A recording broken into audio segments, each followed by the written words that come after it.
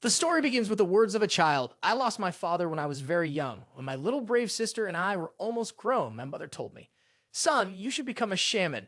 A shaman is a spiritual healer, someone who can communicate with souls." The image of a young boy surrounded by darkness filled my mind. The woman's voice continued. She would always tell me that if you don't walk this path, a terrible rage will fall upon you one day.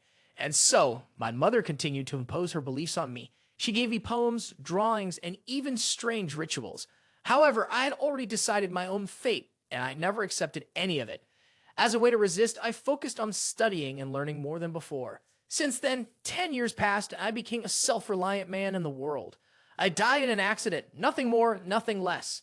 My finger touched the road, my body lying there, receiving each drop of rain. It was hard to believe. Was this the rage my mother had spoken of? What was even harder to believe was that I was reborn.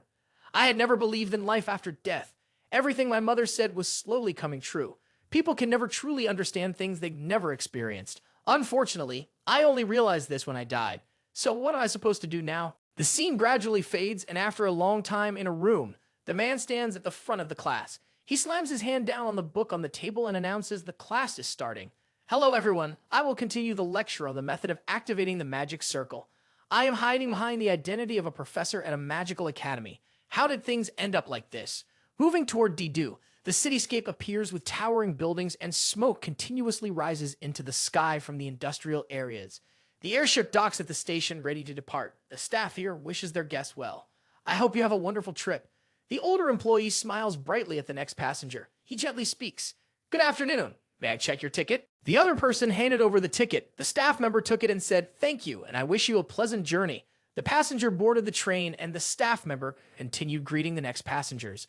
The passenger entered cabin 403, which was the third room of car number 4. Looking up, the sign above clearly displayed 403, so this must be the right place. Inside, a middle-aged man was reading a newspaper. When he noticed someone had entered, he looked up. "Oh." Then he politely greeted, "Nice to meet you." The newcomer was a young man, tall with bright blue eyes. The train moved forward, releasing puffs of black smoke into the sky. The wheels turned steadily as the train passed by rows of lush trees, all blanketed by a thin layer of fresh snow. The train sped through countless trees and snowflakes, creating a beautiful wintry scene. Inside, the man and the young man sat facing each other. They quietly read their newspapers. The young man looked up, his attention caught by the headline on the man's newspaper. The civil war in the kingdom of Utah has ended. The victory belongs to the princess's faction.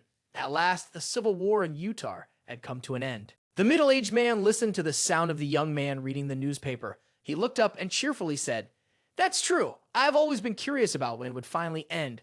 The young man smiled, feeling as though just yesterday the prince's side was still doing everything they could to gather energy. "Thankfully, it's all over now. I apologize for my rudeness. My name is Ludger Cherish." A middle-aged man with silver hair and a beard introduced himself as well. "Gerrard, I don't have a last name. You must be a noble." Ludger Cherish didn't hide it and replied casually, "Yes, but from a family that's past its prime, so you don't need to worry about it. There's no need to feel uncomfortable being around me." Gerrard understood the person sitting across from him a little better. "Ah, I see." Ludger Cherish then asked, "Where are you headed?" "Mr. Gerrard." Gerrard answered, "I'm on my way to Lindebrunn, the capital of the empire. I've heard it's very popular with tourists." Ludger Cherish continued sharing what he knew. The Exilian Empire is known as a prime destination for tourists because of its advanced magical technology. My final stop is Rebirth. I've just been accepted into the Ceoren Academy of the Exilian Empire. Gerrard was impressed. Oh, wow. He was really surprised when he heard that Ludger Cherish was about to enter the Ceoren Academy. "You're still so young. You must be really talented." At that, Cherish scratched his head and smiled awkwardly. "Ah, it's not that impressive. I just barely met the requirements." Even so, Gerrard still expressed a lot of respect for Ludger Cherish. He sighed in admiration. "Well, a lot of people can't even meet the requirements. You should be proud of yourself." Ludger Cherish smiled brightly. "Thank you for the compliment. Speaking of the civil war in Utah, had you heard the rumor? The key to the princess's faction's victory wasn't some brilliant sorcerer or high-ranking knights, but rather a wandering mercenary named Machiavelli." Gerrard raised an eyebrow when he heard what Ludger Cherish just said. "Really?" Ludger Cherish sighed. He put on a cute expression, hoping to lift Gerrard's spirits. Come on, you're being a little too indifferent there." Gerrard smiled, then explained, "It's just that I think it's probably just a made-up rumor." "No, not made up. Machiavelli is one of the many names I've used while traveling the world searching for something. Breaking away from his thoughts, Gerrard called out, "Cherish, are you really going to start teaching at Ceoren Academy?" Ludger Cherish politely responded, "Yes, I've been assigned to the second year." Gerrard asked, puzzled, "You're starting with the second year?" He seemed very surprised. "You must be even more talented than you've let on." Ludger Cherish fell silent, contemplating. Gerrard, curious about the young man's reaction, asked, "What's wrong?" It was as if he suddenly realized something. "No, wait, something's..." Suddenly, there was a loud explosion. The whole train shook. Ludger Cherish and Gerrard were both confused about what was happening. Ludger Cherish thought, could the engine have exploded? But Gerrard didn't think so. No way. This magical engine train is very well protected. Gerrard glared, another shockwave exploded. An ambush. Ludger Cherish asked, could it be the train was attacked? Gerrard shared his thoughts. It's probably the work of a band of thieves targeting merchants or nobles. If that's the case, one of them is likely a witch. He told Cherish, "We should either hide or get out of here."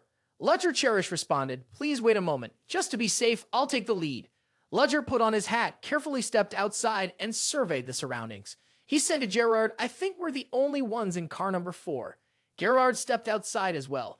"Do you think the other passengers are huddling in their compartments?" Ludger Cherish replied, "Each compartment has its own protective spell." But Gerrard wasn't convinced. "That's not likely. The outside of the train is also protected by similar magic, which means the compartments are no longer safe." Ludger Cherish asked, doubtful, "The explosion. It sounded like it came from the last car, didn't it?" "It seems to have been, in car number 3. Gerrard turned around and said, "Right next to us. Why do you think they haven't reached this car yet?" Ludger Cherish proposed a theory. "If I were a thief, I'd target the first car first because the wealthier passengers will be in first class." Gerrard responded, "Well, I guess we're lucky. We should take advantage of the time we have to get to the next car. Just hold off until the guards up front arrive." However, neither of them noticed a masked thief sneaking into the car through the window. As soon as he entered, the window shattered, and the two were immediately shocked. Ludger shouted at Gerrard, "Get back!" But it was clear the thief wasn't in good shape. His cold, piercing eyes and the scar by his eye made him even more terrifying. Gerrard noticed this. "Wait, he doesn't look so good." The intruder rushed forward with a knife, attacking both of them. Ludger Cherish put all his strength into it, knocking the thief back. The man only managed to scream before collapsing, motionless. Gerrard, stunned, asked, "Did you kill him?" Ludger Cherish replied, "No, I just temporarily paralyzed him." He walked over to the man. Gerrard urgently warned him, "It's too dangerous, Ludger." Ludger Cherish reassured Gerrard, "It's fine, I just want to question him a bit." Ludger Cherish lightly kicked the man lying on the floor to wake him up. Then he ordered him, "What was the purpose of your attack on this train?"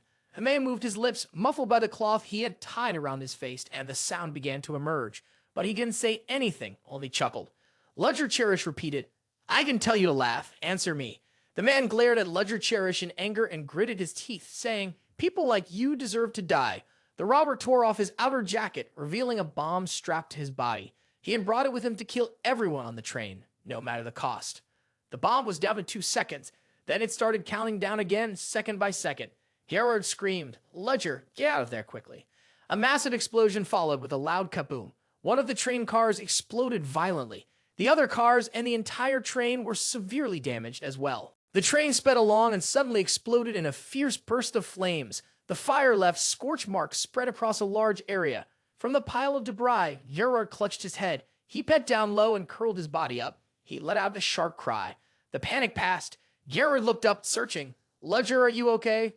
Gerrard's eyes widened in disbelief as he stared ahead. In front of him was a scene of smoke and destruction, with small fires still crackling here and there. Gerrard walked forward, calling out continuously, "Ludger!" He raised his hand to his face and realized that a layer of skin had been torn off. Gerrard frowned in displeasure, raising his eyebrows and letting out a frustrated hiss. "I spent so much money on this." Gerrard ripped off the remaining piece of skin from his face, revealing that it was nothing but a mask made of human flesh. In reality, a person introducing himself as Gerrard doesn't have that last name. He's not a middle-aged man with gray hair, rather a young guy with fairly long hair, a handsome and youthful appearance, as charming as Ludger Cherish. I don't have some great reason for using the fake name Machiavelli. I just wanted to use the name of someone famous from a past life. I spent a lot of time traveling and got involved in all kinds of things, which forced me to change my identity multiple times. Machiavelli was also one of the identities I once had. Back then, a lot of things happened. It brought unwanted attention to someone who could reveal their real identity. But luckily, the royal princess's army was still fast asleep from their victory, so I seized the opportunity. They weren't paying attention to me, and I managed to change my identity. At that moment, I was on a magic train heading to Lindebrunn, and then the man from earlier side. Really, he wandered through the ruined train car. It feels like wherever I go, there's an accident waiting to happen. What's going on?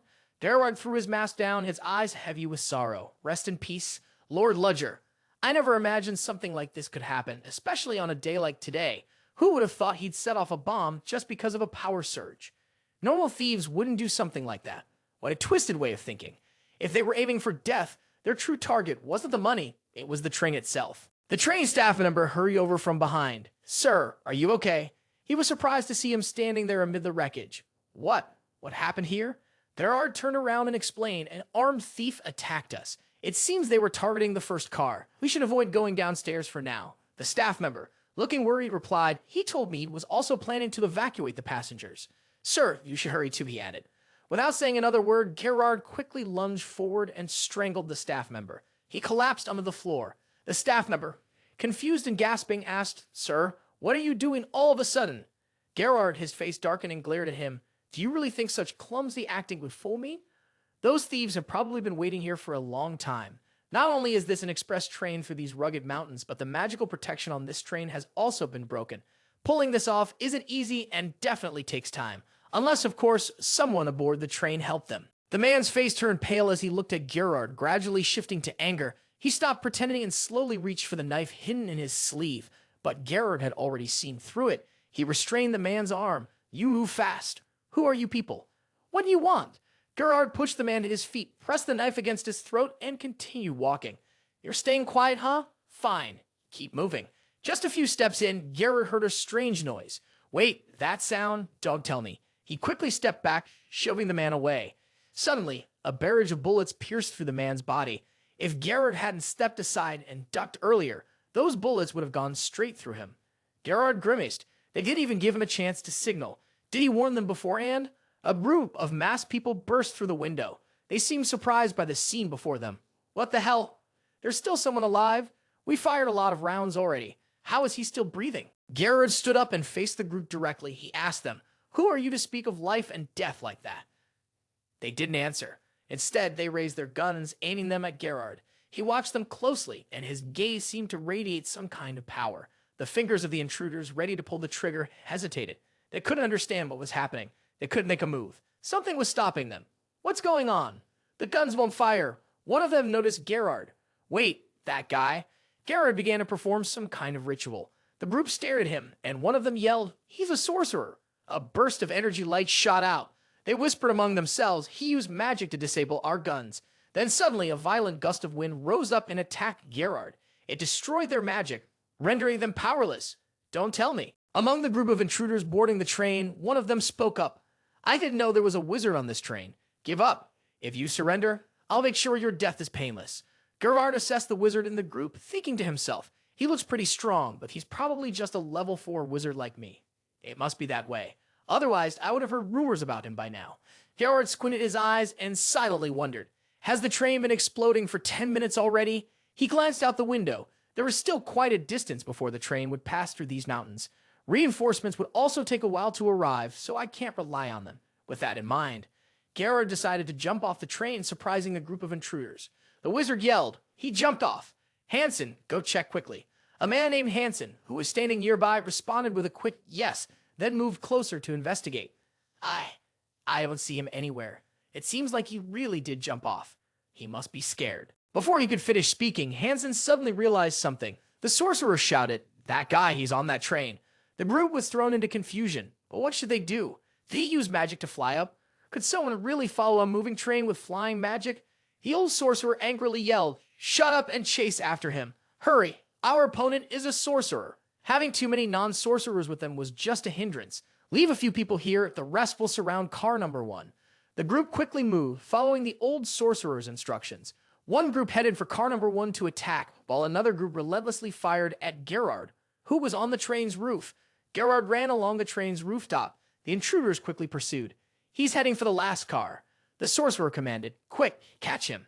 They ran up and reached the door. As soon as the last car door opened, flames erupted, spilling out from inside. A trap? Is this a trap? They couldn't believe it. No way. How could this be set up so quickly? The wizard glared, utterly shocked. What the hell? Compared to the wizards I've encountered in the past, he's completely different, scarily different. His movements are so practical and effective. He looks more like a hunter than a wizard or even like a mercenary. The group quickly found themselves distracted by another surprise. They didn't know what they had just seen, but suddenly they froze, eyes wide. A moment later, the wizard reacted first. Damn it, that guy broke off and ran. He ran while thinking to himself, damn it, I should have noticed sooner. He didn't even need to fight us. The way forward was clear, with a bridge connecting the two train cars just ahead. The sound of the engine hummed and then faded, disappearing into the snowy landscape. The train had split into two parts. Now the group stood there watching the separated cars move farther away. They were furious. Damn it, we've lost him. We can't just give up the whole train because of that guy. The sorcerer spoke up. I've memorized what he looks like. We'll find him and kill him. Before he could finish speaking confidently, a powerful surge of energy suddenly hit, making him panic. What's going on? What is this powerful mana wave? Where is it coming from? Could it be? The sorcerer turned, and just as he caught sight of a figure, Gerrard had already used his magic. Was he attacking the sorcerer from the intruder route? The sorcerer couldn't believe it. How could he be here? Could this be another trap? Gerrard moved in. The strong wave of mana rushed toward the sorcerer, who desperately tried to dodge and fight back. The sorcerer yelled to his group, "Run now!" The force from Gerrard immediately overwhelmed everything. The sorcerer was engulfed in a blinding light. Gerrard waved his hand. He stared at the pile of ashes, silently wondering, is it over? But no, the sorcerer was still alive, though badly beaten. One of his arms was severed, blood still pouring from the wound. The mask he used to hide his face had been burned away. Now his face was fully exposed to Gerrard, and Gerrard thought to himself, so, you survived after all? The broken, half-mad sorcerer struggled to ask Gerrard, why? Why did you kill us? Don't you feel any guilt for what you've done to us? Gerrard's face remained expressionless as he looked at the man before him. The sorcerer continued, those who sacrificed their power for us, the ones you killed. Gerrard barely moved his lips, then spoke. You're beyond my imagination. Your madness is beyond anything I could have ever imagined. The sorcerer gritted his teeth, his appearance now grotesque, his bald head and the side of his face burned and disfigured. He couldn't accept what Gerrard had just said. What? Gerrard's face darkened as he continued. Weren't you the ones who tried to kill me first? How can you say that? You still dare to ask for sympathy after everything that's happened? You want to stand there, spouting nonsense in front of the people you killed, in front of the one you tried to murder me, and now you have the nerve to accuse me? Gerrard stroked his chin and said, of course, I was planning to run at first. Now Gerrard seemed more intimidating than ever, but you've already seen my true face. And I know that if I try to run, you'll definitely chase me. If I kill you all now, I'll feel much more at ease later. The worn-out wizard, filled with anger, shouted, You! Who the heck are you? Suddenly, there was a swift slash, and the wizard was split in half. Gerrard was surprised as a confident-looking woman walked toward him. She asked, Are you okay? The wizard's body was still lying nearby. The woman walked over and checked on Gerrard. I'm sure you've been worried, but now you can relax, she said proudly, introducing herself. Because I, the Knight of Cold Steel, have arrived. Meanwhile, on the train, the remaining intruders were struggling against the group of knights. Damn it, they came so quickly.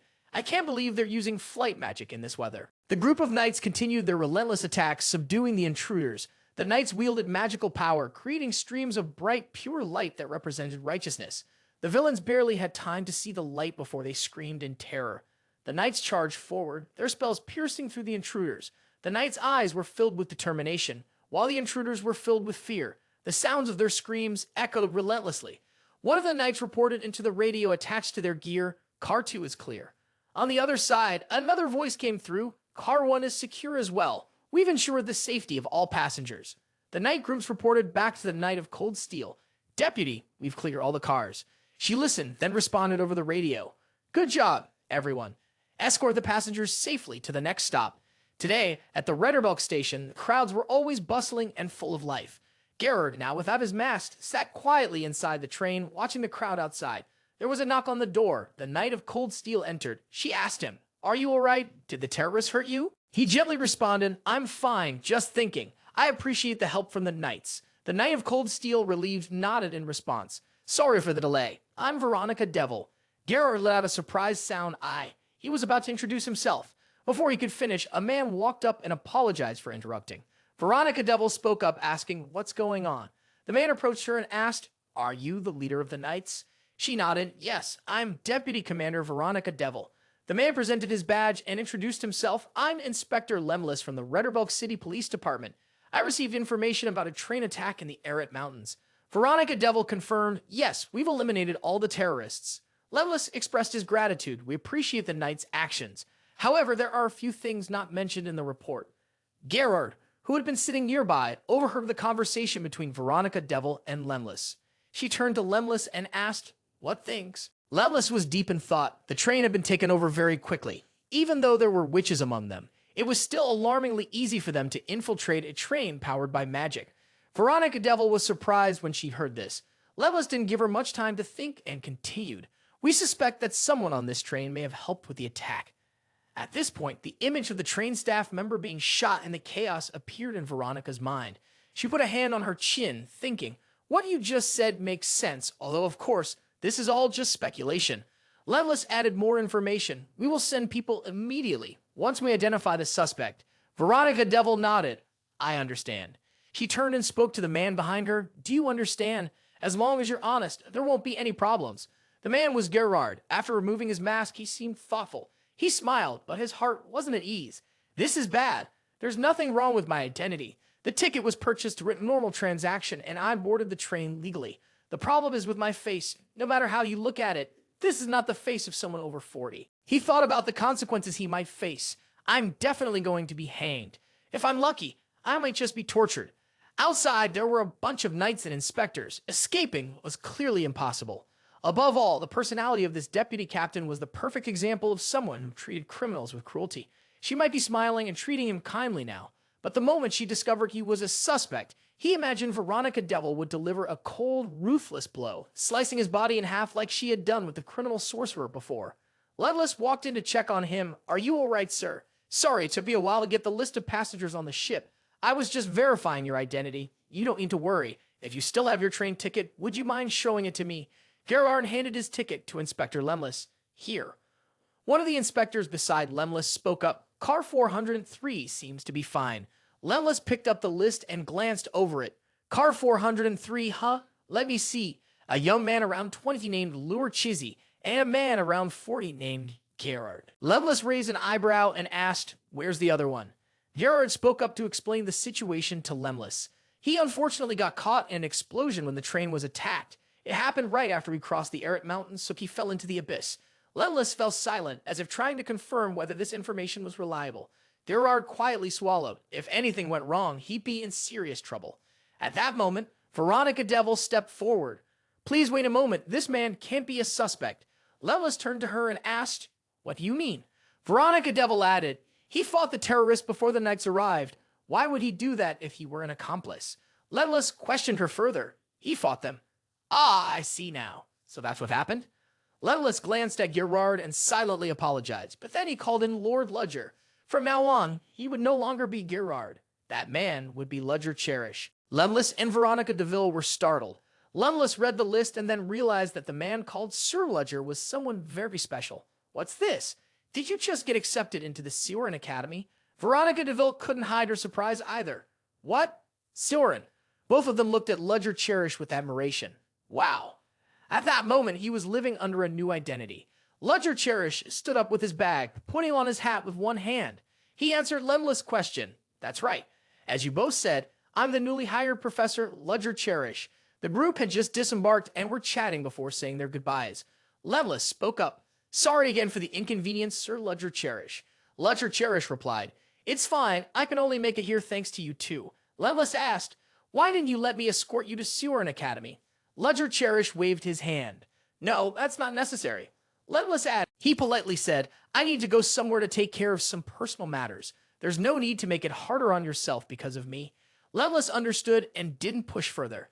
"If you say so, Lord Ludger, I wish you a safe and pleasant journey." Ludger Cherish turned to bid farewell to Lemlis and Veronica Devil.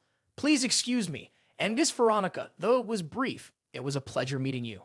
Veronica Devil happily replied, "Yes, Lord Ludger, I hope we can meet again." Lemlis and Veronica Devil watched as Ludger Cherish walked away for a while before they left. After walking a short distance, Gerrard and Ludger Cherish's disguise sighed in relief. I did it. I did it. I'm sorry, Ludger, but you saved me. He thought to himself, I'm lucky that photography isn't advanced in this world. It would be hard to tell me apart from the real Ludger just by a photo. Everything should be fine once I manage to get out of this mess. I just need to escape quickly while finding a new identity. He took a few more steps before a voice called out to him, Lord Ludger Cherish. Gerrard, the identity of Ludger Cherish, was momentarily taken aback. The man continued speaking. So, it really is you. I saw you talking to the group of knights. The man bowed respectfully to Ludger Cherish and introduced himself. I'm an employee of the Ceoren Academy. My name is Wolford. I was sent to pick you up after hearing about the train bombing. It's a relief that you're all right. Please allow me to take you to Ceoren Academy. Ludger Cherish pressed his lips together. So you can't go and find a new identity right now, can you? Ludger got into the carriage with Wolford and they headed towards Ceoren Academy. As they traveled, he sat quietly, deep in thought. Wolford rode on horseback outside while Ludger pondered, this is bad. I didn't even think they'd send someone specifically to pick me up in him. The man who came for me isn't just a regular employee. Aside from his muscular build, I couldn't sense his presence when he approached me. He must have been a knight at some point. If I try to make a run for it with some ridiculous excuse, he'll definitely be suspicious and keep an eye on me. For now, he had no choice but to play it safe. It was definitely better than running away. Gerrard had already been confirmed dead. Right now, he was just a ghost. No matter where he was taken, no one would notice. Honestly, it would be better if he had a solid identity. It seemed like playing the role of Ludger Cherish while waiting for the right moment might be his best option. The carriage came to a stop. Mr. Wolford turned to him and said, We've arrived. Ludger looked around amazed. What? This whole place is the Ceoren campus. It's even bigger than I imagined. Wolford said, I'll take you to the office. You can leave your luggage with me. The Ceoren campus was truly enormous. Ludger Cherish followed Wolford to a grand castle-like building. Wolford stood outside while Ludger went inside alone. Once inside, he introduced himself. I'm Ludger Cherish. I come at the summons of your invitation. The distance between him and the person sitting across from him was quite large. She rested her hand on her face, a faint smile playing on her lips. Then the woman spoke. I've been expecting you, Mr. Ludger. I'm Elisa Willow, the headmaster of Ceoren Academy. In an office at Ceoren Academy, the headmaster checked in on the new professor. Are you all right? I heard you were involved in an assassination attempt. Ludger Cherish politely replied, It's not that serious. I was rescued by a knight just in time. The principal smiled and clapped her hands. That's great news. Our academy would look bad if our newest professor got hurt.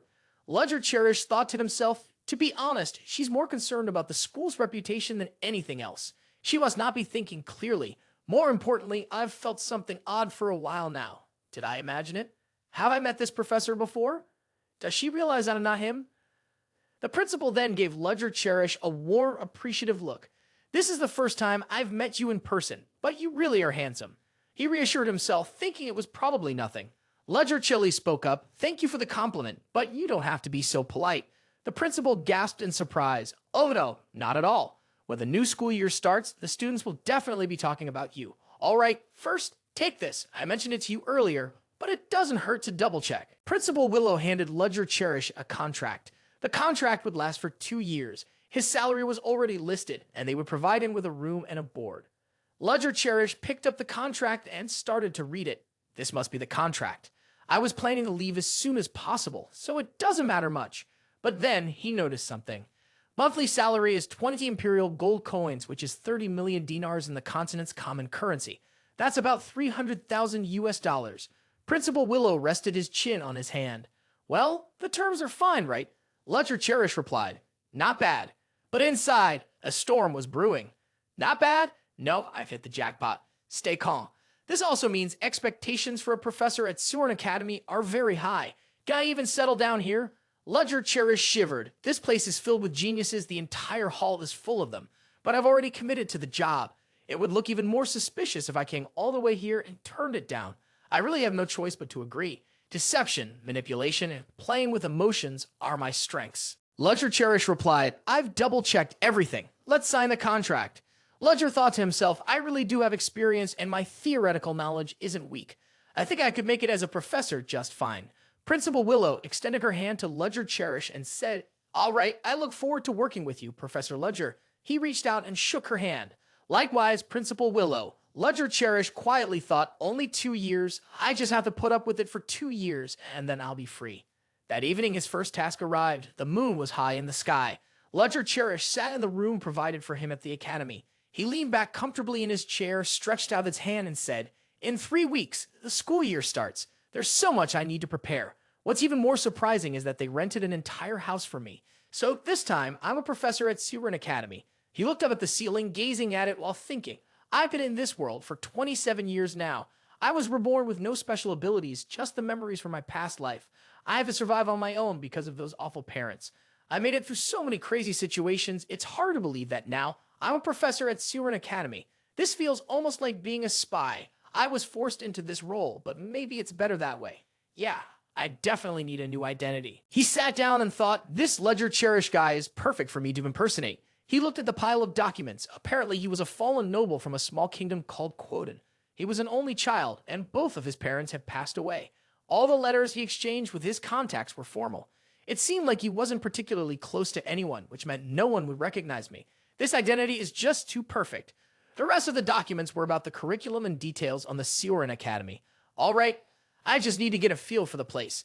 Ludger Cherish sat down again, his stomach growling. I just realized I haven't eaten since the train accident. I guess I'll start fresh tomorrow morning. He paused and thought, where did they say the restaurant is? As night slowly gave way to the dawn, Ludger Cherish sat in the restaurant, going over the documents while sipping on a cup of coffee. It had been over 2 weeks and time had flown by. He'd managed to complete most of the necessary tasks, and the preparations for his classes were going smoothly. In a week, the school year would begin, and all that was left was a bit of practice. Another guest entered the restaurant. Ludger Cherish thought, looks like it's getting busy. I should head back and prepare for the orientation.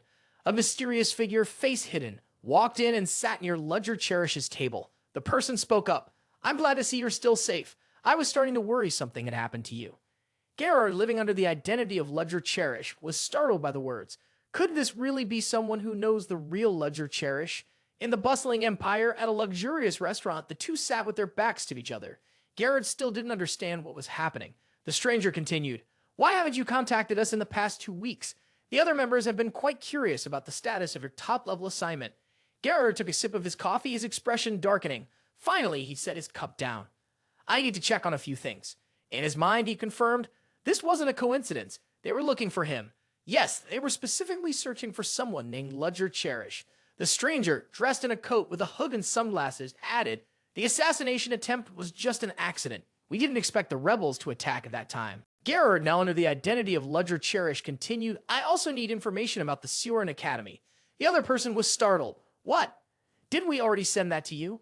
Ludger Cherish, maintaining his cover, calmly explained, I need to verify if that information is accurate. The other person didn't question it further. Ah, I see. Inside, Gerrard cursed himself. Damn it, do you even understand what's going on? Right now, I need to go along with this to avoid suspicion. He asked again, have you taken care of everything on your end? The one insignia Rojan, a member of the Black Dawn organization, replied, of course. Before I came here, we assassinated all the key figures at the Ceoren Academy and identified the traitor in the organization. From what I've heard, their limbs were torn off, shoved into their own mouths, and then thrown to wild dogs. Do you think that suits those traitors? He listened in silence, his expression grim. That's terrible. At that moment, Ludger Cherish gently lifted his coffee cup. Stay calm. Suddenly, Sidina Ron startled and quickly apologized, saying, I should have checked first before reporting. Ludger Cherish stayed calm on the outside, though he was unsure what was going on inside. He cautiously replied, It's fine, but why did you suddenly come to see me? Setner Rogan explained, It's been nearly 2 weeks, and the level ones came here, but we haven't heard anything yet. He responded, So, you decided to act on your own during such an important time. Setner Rogan looked flustered. Oh, I'm sorry. He grew angry and snapped. Your suspicious outfit has already been annoying enough. Slamming his coffee cup down, he continued, Do you want to look even more suspicious?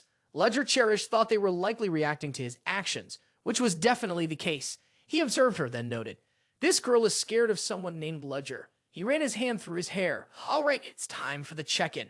How many people have gathered so far? Sedna Rojan reported, 31 level 2s and 7 level 3s have successfully infiltrated. The other level 1s arrived earlier and have stabilized according to the plan. Gerrard, in the identity of Ludger Cherish, said, It's all set. I know. I've already checked. Stand up, said Nairobi, right? Yes, I understand. For the next meeting, just go to the prearranged location. He asked sharply, you want me to go there? Segnarogen tensed up, sweating. He turned around, angry. You, a lowly person, are giving the orders? Segnarogen trembled and tried to explain that's not it. I don't want to hear your excuses. He stood up and instructed, I'll decide the meeting place. I'll only meet when called by someone of equal rank or a superior. Segnarogen clutched the fabric on her knee, shaking in fear. Someone higher. Are you talking about Zero Order? Gerrard, still in Ludger Cherish's persona, answered, yes, unless it's from Zero Order. Don't bother me with trivial matters. His figure grew more distant. Segnarogen remained sitting there. He cursed to himself, damn it. Those guys are more dangerous than I thought. Gerrard wondered, assassinating key figures from the Ceoren Academy. And what do they do to traitors? This is crazy. I need to get out of here now. Suddenly, Segnarogen called out to him, wait, please, just a moment. The man's expression darkened. He stopped and asked, what's the matter? Segnarogen wanted to know when he would contact them and how he planned to do it. Gerrard stayed silent for a moment. In fact, he hadn't thought that far ahead. After a while, he did respond directly, but instead asked her, do I really have to explain everything to you? Segnarogen stammered, no, sir. Safe travels. After Gerrard returned, he sat down and began reviewing all the information about Ludger Cherish, a fallen nobleman. He had no family. He was the fastest to reach level 4 and was a professor at the Ceoren Academy. Gerrard sat on the bed, gritting his teeth and muttering to himself, "Tan it, I should have suspected something sooner." The initial reason Ludger's situation seemed so perfect was because it had always been a fabricated identity for this very purpose. He couldn't use his real identity to infiltrate Ceoren Academy. All the letters he sent and received under Ludger's name were just coded messages. Gerrard put his hands on his head, feeling helpless. Damn it. He lay on his back on the bed, the expensive light fixtures above still shining brightly. But Gerrard didn't care. He grabbed his ear and thought to himself, I'm done for. I can't believe the rushed path I chose led me to this atomic bomb of a situation. Gerrard walked over and sat at the desk. He flipped through the pages to review them. He's sending and receiving signals in quoting. I suspected it because the sentences here are all over the place. But the real issue is, Gerrard focused on an important page. Level 1, infiltrate Ceoren Academy under the guise of a professor and trusted member. Further instructions will be provided depending on the situation. He thought Ceoren Academy isn't the only thing I should be worried about. At this point, Gerrard was using the identity of Ludger Cherish. He squeezed his eyes shut and rubbed his forehead deep in thought, but the more he thought about it, the harder it was to believe. What kind of high-level secret society gets caught up in a botched assassination on a train and ends up dead? At that moment, Gerrard remembered Ludger. He was high-ranking an organization that had planted numerous spies within Ceoren Academy. Someone like that should have survived. Gerrard thought about Ludger Cherish and laughed bitterly, so much so that his shoulders shook. Haha, what's the point of criticizing someone who's dead? Anyway, there's one more thing I'll never get to know about myself. No one except the people here, and even those I haven't met yet. Ceoren Academy and the Secret Society. Maybe it would be better to reach out to them today. According to the girl I met earlier, the Secret Society has 4 levels. Level 0, Level 1, Level 2, and Level 3. I have no idea what Level 0 is, but I'm just glad it exists for now. The most important thing right now is, who is the remaining Level 1? If he's a friend of Ludger Cherish, he'll soon realize I'm a fake. For now, priority number 1 is not getting caught. The ideal scenario in my head right now is for Ceoren Academy to just wipe them out for me. Ceoren is so powerful. As soon as those guys make a move, no matter how strong the Secret Society is, they won't be able to take them down. He lightly tapped his forehead. Of course, I should provide matching information so I don't get stuck between both sides. Just thinking about the tightrope I have to walk to keep both sides calm is giving me a headache. Living as Ludger Cherish, Gerrard had once again put himself in a difficult position. He exhaled deeply and thought, 2 years. No time to relax now. In the morning at the academy, there were many professors and students of Ceoren chatting in the lobby about the new school year. In the lecture hall, students were gossiping among themselves. Hey, did you hear? The new professor for the theory of charms and elemental decoding class is here. Another student, surprised, responded, wait, a new professor for the second-year class? They must be really good, huh? I don't think it was planned, one student added. The previous professor suddenly resigned. I mean, the professor was actually rejected by the students, right in front of everyone. A girl approached and whispered to her friend Flora, they're talking about you. Flora Lumos was a second-year student at Ceoren Academy. She spoke up, oh my god, what did I do to make them say that? As a student, I just wanted to point out that the professor's magical technique was wrong. Her friend laughed awkwardly, yeah, that's exactly it. The murmuring of other students continued. They were talking about the new professor, whose background seemed impressive. I heard he wrote a lot when he was in the military. Then he must be a really good person, right? Not your average guy. But did you know? He's a fallen noble. The other students were surprised. Really? Then it must be easy to get a good grade. Flora Lubas tilted her head. Is that so? What a disappointment. Outside the door, the tip of the man's shoe barely touched the floor of the classroom. He stepped inside. The new professor slammed his hand onto the desk, making a loud sound to remind the students to be quiet. He introduced himself. Nice to meet you all. I'm your new professor, Ludger Cherish. Ludger Cherish squinted at the students below him. He continued, since this is just a trial class, I won't dive straight into the material. Instead, I'll share a few things first. I'll be teaching you all about spells, but the way I teach will be different. My focus will be on practical application. I'm not just going to teach theory, and this class won't be for second years only. First years can join too. The students started whispering. Ludger Cherish raised his hand to signal for silence. I understand your concerns, but I'm not going to make the class easier. So please don't try to negotiate. A student raised their hand and asked, could we know why you're allowing first-year students to join this class? The person raising their hand was the third princess of the Exilian Empire. Her name was Elendin von Exilian. Gerrard, currently in the role of Ludger Cherish, looked at the student and thought for a moment. He felt like he had seen that face somewhere before. He regained his composure and answered her question. As an educator, I believe it's my responsibility to teach equally. Even though you're in different years, I understand that my class differs from the usual standards. Elendin von Exilian wanted him to elaborate. Please explain more, Professor. I still don't quite understand. Ludger Cherish replied, if I explain everything now, there wouldn't be any fun left. If you're curious, you're welcome to join my next class. However, I must warn you, if you think that taking my class and getting a good grade will be easy just because I'm a new professor, you will regret it. Though he said this aloud, inside he quietly hoped, please don't come to my class. Of course, Gerrard had thoroughly prepared for his classes, but he thought the fewer students, the better. He added, with a light smile, and besides, who would want to take a class that's hard, especially when I've already said so? He announced, that's everything I've got. Any questions? The students below exchanged glances and whispered, is it because he's from the military? His presence is really impressive. They say he's the youngest to achieve level 4. Is that true?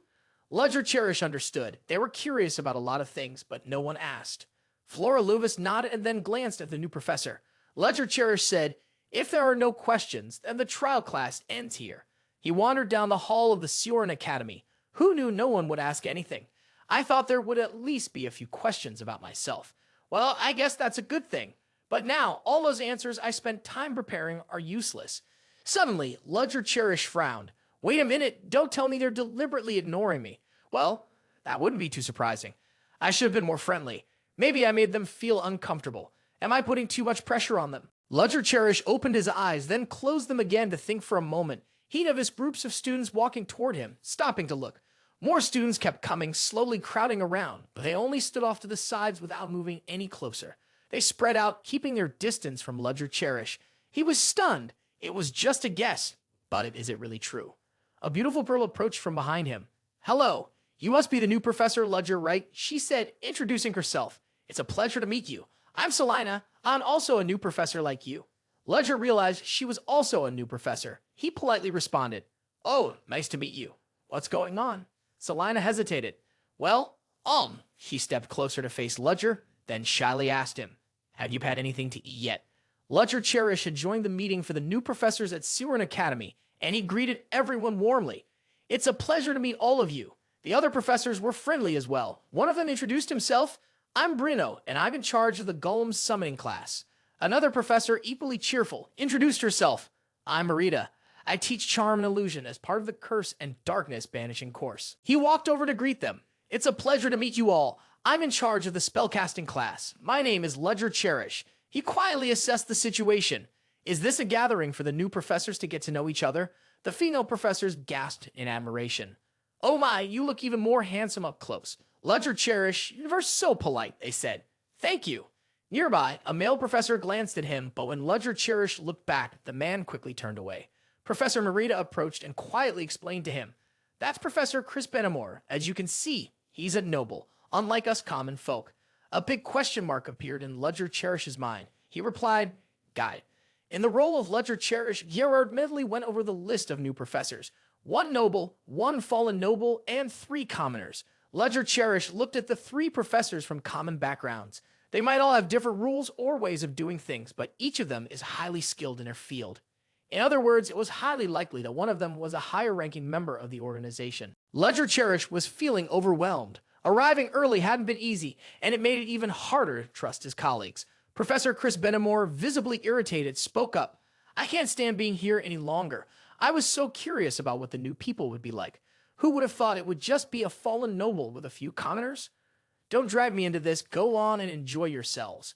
Chris Benamor pointed at Gerrard, who was in Ludger Cherish's form, and bluntly said, especially you, don't get too full of yourself just because you're a fallen noble. Professor Narita looked visibly upset. She turned to me and said, I know he's a noble, but how can he treat us like that? Don't mind him, Professor Ludger Cherish replied. I'm fine. Anyway, if he's not joining, why don't we go eat without him? Professor Salina didn't object. Ah, okay. Professor Brito happily agreed. Sounds good to me. So the four of them went to the restaurant. As Ludger looked around, he thought to himself, right now, I should just be glad that I'm not eating alone. Night had fallen, covering the academy in darkness. In a corner of Ceoren Academy, a message popped up on the system from a female student discussing something with a stranger. The people nearby were chatting with each other. One person asked, have you heard about the new Professor Ludger Cherish? He's said to be the youngest to reach level 4 and even has military experience. I heard he was involved in hunting mysterious creatures too. People say he even wrote his name on the magic tower as a freelance wizard. Is that true? Saying Erogen kept typing away. She was spreading information about the new Professor, Ludger Cherish. Segina thought to herself, I can't let this first-level class of his be ruined. Holding up her sunglasses, she told herself, I need to get as many students as possible to attend his class. Other students sat in front of their screens reading the information with curiosity. Even first years can join. One student hummed, then thought for a moment. The others seemed intrigued. That sounds interesting. I might give it a try. The next morning, Ludger Cherish strolled down the hallway. Today was his first real class. He wondered, how many students will actually show up? He had clearly warned that his class was like hell, so he figured no one would want to attend. If anyone did, it was probably because all the other classes were already full, and this was their last option. At most, there would probably be 30 students, no more. The students were chatting among themselves. Yeah, you saw that post too, right? The male student gave a small "oh" in response. Yeah, I saw it last night. Ludger Cherish walked into the lecture hall. As soon as he stood in the doorway, he was taken aback, shocked. The reality was completely different from what he'd expected, and he couldn't help but feel stunned. How could there be so many? He thought. All 80 seats are filled, and there are first-year students here too? How is this possible? The students looked up at the professor with admiration. Wow, just stepping into the room and the professor already set such a strong tone. He must have been in the military before, right? But inside, Ludger Cherish was struggling with a wave of confusion. Isn't it supposed to be easier to be in a class with upperclassmen? It felt like someone had pulled the strings behind the scenes to trick him into this situation. Ludger, Chili didn't really know who was pulling the strings behind this, but there was no one else but Sidney Erogen, the student who was always cheering from the sidelines. Go ahead, Mr. Level 1, you can do it. Ludger Cherish rubbed his face, trying to calm himself. No, I must have underestimated the academy. Ceoren Academy is where the best students from across the continent come together. I should have pushed their competitive instincts harder. Ludger Cherish stood above them, feeling the weight of nearly 100 pairs of eyes locked on him. He let out a breath, thinking to himself, there's no turning back now. He spoke. Since we have some new students attending for the first time today, I'll introduce myself again. I am Ludger Cherish, and I'm teaching the course on the overview of spellcasting processes. I'll do my best to teach to the best of my abilities. A male student raised his hand with a question. Sir, I have a question. Does the overview you mentioned cover all 4 specialties? Ludger Cherish glanced at the student. Questions are only allowed when I give permission. I'll let this one slide since it's your first time. The student, a bit confused, didn't say anything else. Ludger Cherish announced the rule. From now on, anyone who interrupts the class or challenges me as a teacher will lose points. Of course, there will also be opportunities to earn points, so make sure to work hard. The students, hearing this, automatically reminded themselves to take the subject seriously. Ludger Cherish looked at the male student from earlier, the one who had asked a question. He continued, but since you asked, my answer is yes, I will teach all 4 main specialties. These specialties include release, elemental possession, superpowers, telepathy, and reinforcement. These are the corresponding names. Flora Loomis lightly tapped her fingers on the desk, thinking it's already hard enough to teach just 2 specialties, but he plans to teach all 4, even though he's just a new professor. It feels like he's exaggerating. Ludger Cherish tapped the board, then said, since today is our first lesson, I'll show you this to spark some interest. A small red swirl appeared. Ludger Cherish explained, this is a level 3 fire elemental charm, the flame vibration. It uses release as its base to burn, oxidize, condense, expand, diffuse, and accelerate. So, these 7 components will work together to form a unified role. Next to Ludger Cherish was a flickering circle of flames, appearing like a complex yet captivating spell. He added, what I'm showing you is a way to cast spells 3 times faster. The other students, except for Flora Lulos, either didn't react or looked on with surprised interest. He's cutting down the time it takes to cast spells. Can that really be done? He must be lying, one student whispered, turning to ask the person next to her, Flora, do you think he's telling the truth? Flora Lumos rested her chin on her hand. I can't say for sure. I don't think it's possible, unless the fundamental structure of the spell changes. There are methods like using leather sheets to record spells in written form or reflecting them from memory, but each has its own limitations. Flora thought for a moment, then added, if he's going in either of those directions, I'd be really disappointed, Professor. Ludger Cherish replied, what I mean is that it will be performed faster. The next moment, a female student raised her hand and asked, I'm Dahlia, a first-year student. Does that mean you will adjust the technique? Ludger responded, no, if you mess with a perfected technique, it's like casting a different spell altogether. What you're seeing is a way to speed up the casting without altering the original spell. This time, Flora Lumos raised a question. She raised her hand. Professor, that's impossible. Ludger Cherish didn't immediately explain. Instead, he looked more closely at the student who had just spoken, giving her a bit more attention than the others. The female student introduced herself. I'm a second-year student, Flora Lulos' professor. The other students turned around in shock to look at her. No way, they whispered to each other. Flora's finally speaking up. That professor is done for. Ludger Cherish quietly observed this student, who was different from most of the others. He spoke. I've never allowed someone to speak without permission, but this time I'll listen. Why are you so sure it's impossible? Flora Luos voiced her opinion. Based on the current methods, the only way to shorten casting time is through regeneration ability. He's talking about an achievement that no genius has ever reached before, so I can't trust it. At that moment, he raised his hand to his chin and responded. Instead of saying it can't improve, what if it can't improve? The others were shocked. What? Professor Ludger Cherish continued. Magic is stagnating because it's too focused on historical traditions. Meanwhile, science is developing steadily to the point where it could threaten the position magic has held for so long. I'm not saying science is superior to magic, but rather that magic still has a chance to evolve. So, your judgment is wrong, because no one has ever tried to improve it. I'll be the first to do so. Flora Lumos was stunned mixed with some irritation. She wondered if the professor really meant what he was saying. Deep down, Flora thought to herself, what the hell? He's so arrogant, he doesn't even have the decency to be ashamed. Ludger Cherish continued explaining, saying it would be hard to understand just through words, so he would demonstrate it for them. You said your name is Flora. Do you know how long the average casting time for Firebolt is? Flora Lumos replied, it depends on the person casting the spell. If it's a third-year witch, it takes about 10 seconds.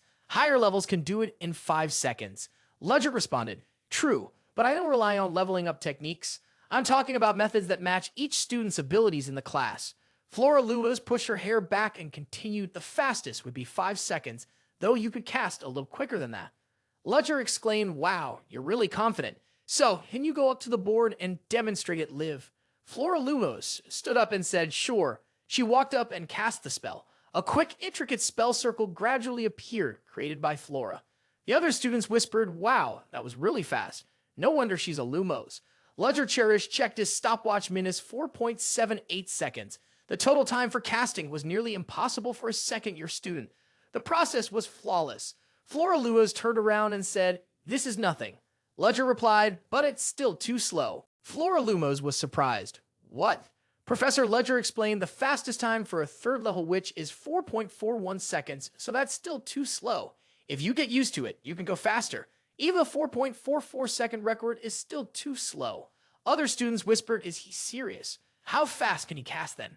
Ludger Cherish extended his hand and said, watch carefully. This is how you use Fire Flash. Ludger began casting, and Flora Lumos was confused. What is he doing? That's not the Fire Flash technique. But Ludger's next actions left the entire lecture hall stunned. Flora and the other students stared, unable to believe what they were seeing. What just happened? The spell was finished in an instant. No, it took at least a second to complete, Flora thought. That definitely wasn't the Fire Flash technique. There was no spell process at all. Ludger Cherish asked the students, did you see that? I'll do it again for those who missed it. Ludger extended his hand again and repeated the movement. This time, Flora and the other students had completely different expressions than before. Ludger said, "See? Your expressions have all changed." He picked up the stopwatch and looked at it. The lightning flash spell I just cast took only 0.24 seconds, an enormous difference compared to the current record. However, you might notice something strange about it, because this is the first time I've chanted it. The technique I used isn't exactly a lightning flash spell, but the end result is the lightning flash spell. More precisely, I use one spell to cast another. The students were given a new topic to discuss. What in the world is a technique to cast one spell with another spell? Ludger continued explaining, "So as soon as I paid for the item, a unique design appeared. You can think of it like this. Through the biological hardware of a witch, using something called mana and following a program called a technique, we activate software called magic. I call it the source code."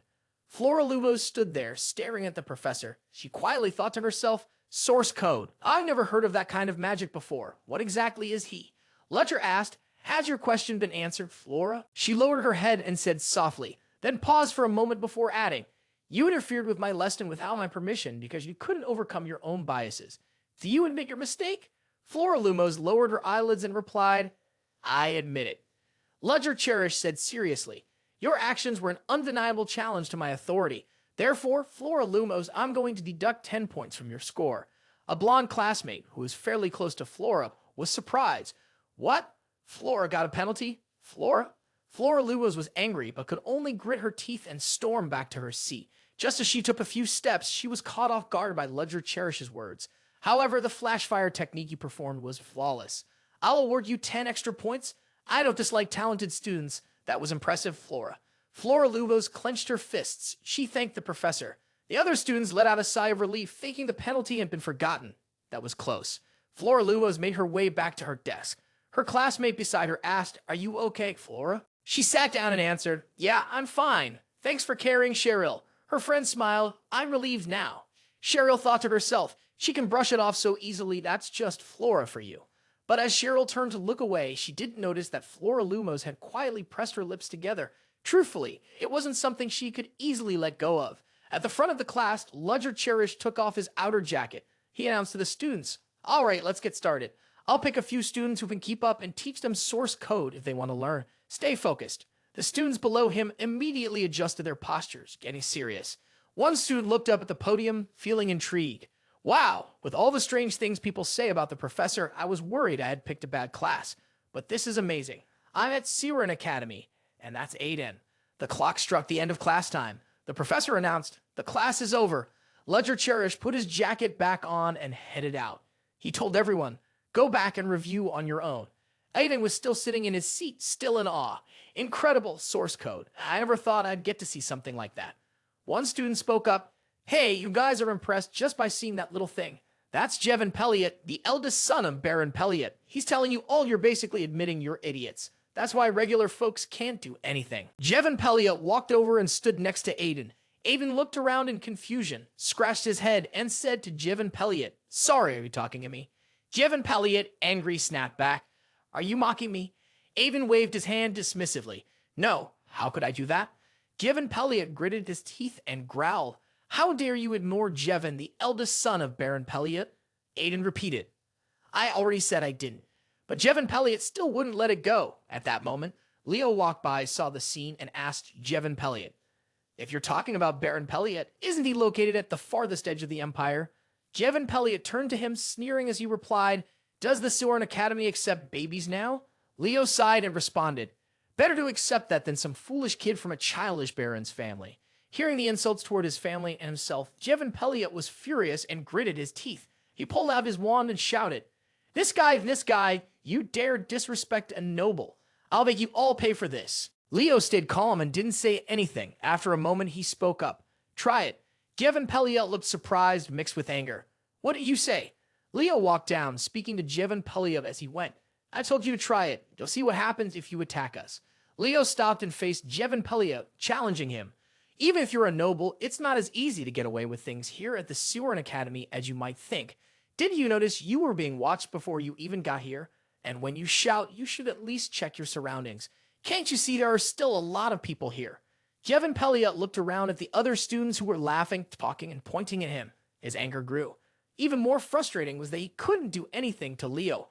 With a frustrated glare, he walked off. You'll regret this. Aiden let out a sigh and turned to the person next to him. Thanks for the help. I'm Aiden. The young man introduced himself. I'm Leo. No need to thank me. I just can't stand it when someone causes trouble using their noble status. Aiden's face lit up and he complimented Leo. You're really kind. Leo felt a bit uncomfortable. He turned back to Aiden and asked, Did you even hear what I just said? Never mind, I'm leaving. Aiden's surprise replied, Oh, I'll come with you. Leo raised an eyebrow. Do you even know where I'm going? Aiden said to Leo, The book you're holding is an alchemy textbook, right? My next class is also about alchemy. Leo gave Aiden a quick glance and replied, It's up to you. Leo added, Also, it would be a lot better if you stopped giving off those signals. Aiden asked curiously, What signals? Leo responded, Those are tacky, low-class signals that show you're not learning magic the proper way. Leo's words hit Aiden like arrows. He hesitated. Oh, is that so? I didn't know much about that. Leo told Aiden, You should know about what's going on around Ceoren Academy, especially from the second year onward. There are a lot of students with exceptional achievements. First is Flora Lumos, a second-year student who even took the podium during class. Her personality is really terrible, so it's best to stay away from her. There's even a rumor that the professor who taught her magic left because of her. Then there's Princess Eileen von Exilian, the third princess of the Exilian Empire. It won't end well if commoners like us get involved with a high-ranking noble. Aiden suddenly remembered. Ah, she's in this class too. I think I saw her in the middle of it. Leo said exactly, and last but not least, the leader of the largest noble faction in second year, Frudenwolberg. Aiden asked again, You mean one of the 3 Duke families? Leo replied, Yeah, they look down on us commoners like we're bugs, so it's best not to get involved with them. Fortunately, it seems like he's not in this class. Leo continued, That idiot from earlier is also part of the nobility. He's always going on about how nobles are and commoners are. Aiden thought for a moment, Ah, so that means I've already been marked by them. Leo sighed, Huff, there's nothing I can do about it. Anyone else? Leo told Aiden, I don't know if you're brave or just stupid, but there are still a few others. I'll tell you on the way. Aiden got excited. Great, want to grab a meal together? Leo asked, Why would I do that? Neither of them knew, but from a corner, a female student was watching them. She smiled mysteriously to herself. Ludger Cherish walked down the hallway, thinking to himself, That reaction was better than I expected. I wasn't really expecting much. The basic time frame of this world seems to be around the 19th century on Earth. Even though you have to consider the power of magic, there's still a lot lacking compared to the rapid advancements of 21st century science. That's why I integrated science into magic this morning in the source code. Honestly, I never imagined the reaction would be this intense. When I first saw what I created, it wasn't bad at all. Just saying that much, I didn't expect much. It can use magic quickly and precisely. But the ultimate limit is third tier, and the creative process is incredibly complex. I can't keep relying on the source code. If I don't want to get caught, I'll have to prepare a lot more. Ludger Cherish looked up at the sign above. He wondered, Is this my office? He opened the door and stepped inside. The principal, Willow, was standing by the desk. When the principal saw him, she was surprised. Oh my, hello, Professor Ludger. How's it going? The interior is pretty nice, don't you think? It was actually Ludger who was the one taken aback. Then, both of them walked over to the table and sat down to chat. Principal Willow introduced him, saying, Ceoren Academy provides each professor with their own private space. You can do whatever you want here. Ludger Cherish understood. Oh, I see. But what brings you here? Principal Willow asked in return. Did I come to a place I shouldn't be? Ludger Cherish explained. I was just a bit curious and, to be honest, feeling a little pressured. Principal Willow chuckled. Because Professor Ludger is now the Academy's invaluable speaker, oh my, you're so straightforward. As the principal, of course, I have to pay special attention to you. Principal Willow of Ceoren Academy stared directly at him. Ludger Cherish slightly lowered his head, thinking to himself, What's going on? Every time our eyes meet, I feel a little uneasy. Principal Willow teased him. But your expression is a bit cold. I was expecting a look of surprise from you. But Ludger Cherish apologized and said, I have to admit I am surprised. Ludger Cherish gritted his teeth, silently cursing in his mind. This is nothing compared to seeing a ghost at midnight. I just opened the door, and how come you're here? Principal Willow continued. The other newly appointed professors were also surprised. Professor Ludger was the last one. Ludger thought to himself, Aiden, she also came from other professor offices. Why am I the last Aiden? Ludger looked at Willow. Aiden, unless she's starting to notice something, even if it's a secret group. Anyone who becomes principal can easily pick up on the small changes within Ceoren Academy. Could she suspect me? No, but this is really unfair. Aiden, I don't belong to the secret group, but my duties are tied to it. Willow said, then asked Ludger, I've heard you accept new students and let them join your classes. He replied, yes, I don't intend to draw a strict line between the years. Principal Willow waved her hand. I'm not criticizing you. In fact, I agree with your method. Some first-year students are very talented. You mentioned one of your students uses uncommon magic. Willow seemed surprised. Is that so? I've only seen the student attendance forms. But since the princess is involved, please be careful about any issues that might arise. You don't need to pay special attention to her, but it would be really difficult if complicated matters come up. Ludger was surprised when he heard Willow mention the princess. Willow smiled at him and said, I have high expectations for you, Professor Ludger. At that moment, she stood up and said, anyway, I'm glad you finished your first class smoothly. The student evaluations aren't bad, so my worries have eased a bit. He said to Willow, you should have a cup of tea before you leave. Principal Willow responded happily, oh, thank you. She walked toward the door, then turned and smiled at Ludger. I really appreciate your kindness, but I still have a mountain of work to get through. Ludger said to Willow, please take care of me. Principal Willow closed the door behind her. Wolford was waiting outside. As soon as Willow walked out, he asked, so, what do you think? Is Ludger trustworthy? Willow didn't answer immediately, but her expression was no longer as cheerful as it had been while talking to Ludger in the room. Principal Elisa, Willow, and Wolford walked down the hallway talking. He said, honestly, I'm not sure. Elisa replied, I'm keeping an eye on the person who is the biggest suspect, but I can't make a conclusion yet. He chuckled and said, is that so? If the principal is investigating personally, I'm sure there will be progress soon. She smiled slightly and said, you're right. In fact, even after facing my enchanting magic twice, I'm still surprised that he wasn't affected by it at all. She thought to herself, if he were at level 4, he definitely wouldn't have been able to avoid it. The fact that he had no reaction after looking into my eyes twice means he resisted it purely with his willpower. The image of Ludger briefly crossed her mind, along with a comment, what an interesting person. Elisa quietly reflected on the recent train bombing carried out by a group of fugitives hiding within Ceoren. I can't afford to miss even the smallest details. What if that attack was just a smokescreen and Ludger changed in the chaos? With that thought, she turned to Mr. Wolford and asked, what do you think about this? He simply smiled and replied, I can't say for sure, but I believe he is certainly not an ordinary person, even if that's just the feeling of an old man like me. His humble words made her laugh. She knew his ability to judge people was reliable. However, if she wanted to trust Professor Ludger, she would need to observe him a little longer. While the two were chatting pleasantly inside the room, Ludger sighed in frustration. He gritted his teeth in frustration and muttered to himself, meeting in private was just an excuse. No matter how you look at it, she came to interrogate me. But still, I haven't done anything that would put me in a tight spot. I'll just keep doing what I've been doing.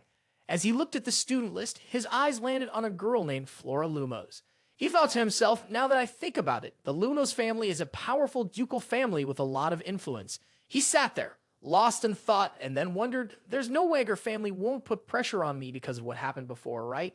The more he thought about it, the more nervous he became, forcing a half smile while sweating. No way, she wouldn't still care about that, would she? I even gave her extra points as a way to make peace. And besides, just like the principal said, this place has a lot of talented kids, ranging from those who have been supported by magic to even the princess of the empire. Then Ludger's attention shifted to the picture of a boy wearing glasses. Is this the kid with the unusual magic ability? But why does this kid look so familiar? I'll figure it out later. Still, I can't let my guard down. The way she looked at me clearly shows she doesn't fully trust me yet. He placed the list on the table and thought to himself, Aiden, will it be better to side with the secret group? The girl who called me first order earlier. Aiden, he smiled, relieved. Aiden, I'm glad you're still safe. Aiden, first order? He wondered. Aiden, there's no way she didn't recognize Ludger when he boarded the ship. Aiden, that meant she was completely unfazed by Ludger's changing appearance. Aiden, if Ludger really is skilled in disguise and infiltration, then Aiden. He quickly shook his head, dismissing the thought. Aiden, no, of course not. I know how this ends. Even if I'm caught, there's no guarantee they'll come to my rescue, even after I've contributed to the organization. Aiden. At this point, the only choice is to do my job as a professor well. Suddenly, a knock on the door broke his train of thought. He responded and opened the door. A young delivery man stood there. Looking embarrassed, he said, Hello, Professor Ludger. I'm here to deliver this item. He looked at the item and raised an eyebrow. A patrol certificate? The delivery man quickly replied, Yes, because today's your shift, Professor Ludger. He glanced at the certificate and thought to himself, Aiden, come to think of it, the contract did mention this Aiden. While he stood there thinking, the delivery person quickly left. Anyway, I've already handed it over to the right person. I'll excuse myself now. He sighed in worry. A patrol certificate? Nothing's going to happen, right? Over by the classroom, a girl with blonde hair known as Miss Wynema was loudly scolding another student. "What did you say? Repeat that to me." The student, serious, responded, "I said there's no reason for me to leave. This place is open for everyone to use. If you're uncomfortable, why don't you leave instead?" The girl's name was Lynn, a commoner.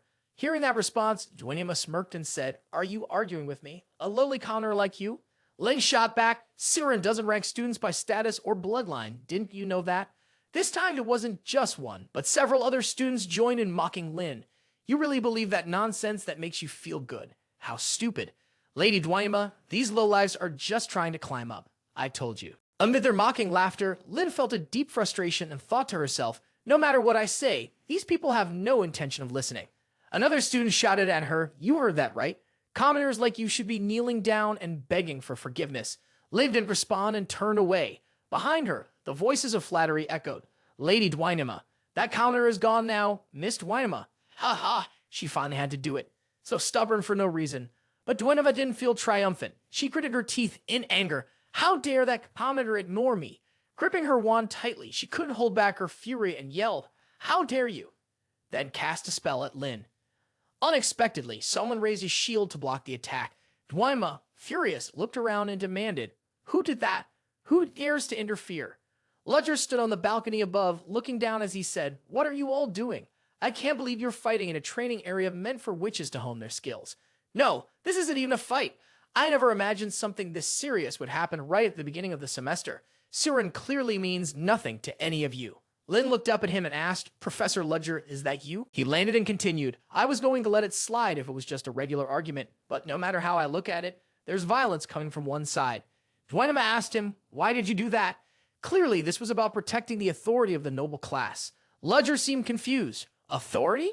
Then he asserted every student at Ceoren is equal. He looked at Dwynema, who was fuming, and added, "Your bloodline, no matter how noble, doesn't matter. That's why I can't let this go. Come with me now." Dwynema was truly angry. She couldn't hold it back and shouted, calling Ludger a corrupt, lowly noble. After yelling, she immediately realized she had gone too far. The other students around her looked worried. Ludger turned sharply to face her and asked, "What did you just say?"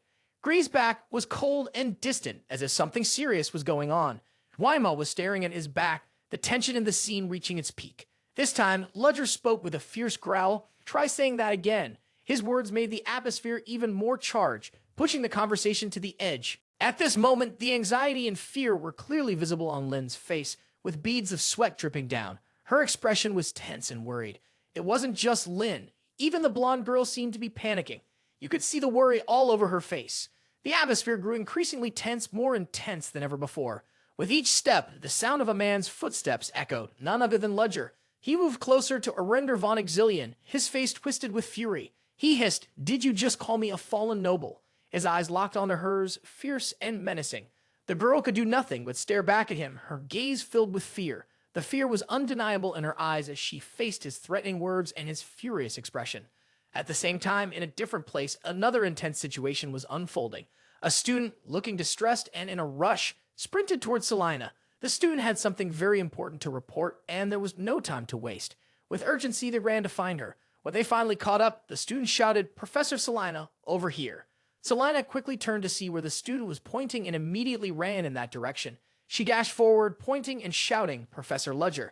The tension only grew stronger. A large hand reached out to grab the blonde girl, and once again, fear was written all over her face. No one else. That hand belonged to Ludger. He said to her, "Yes, exactly as you said."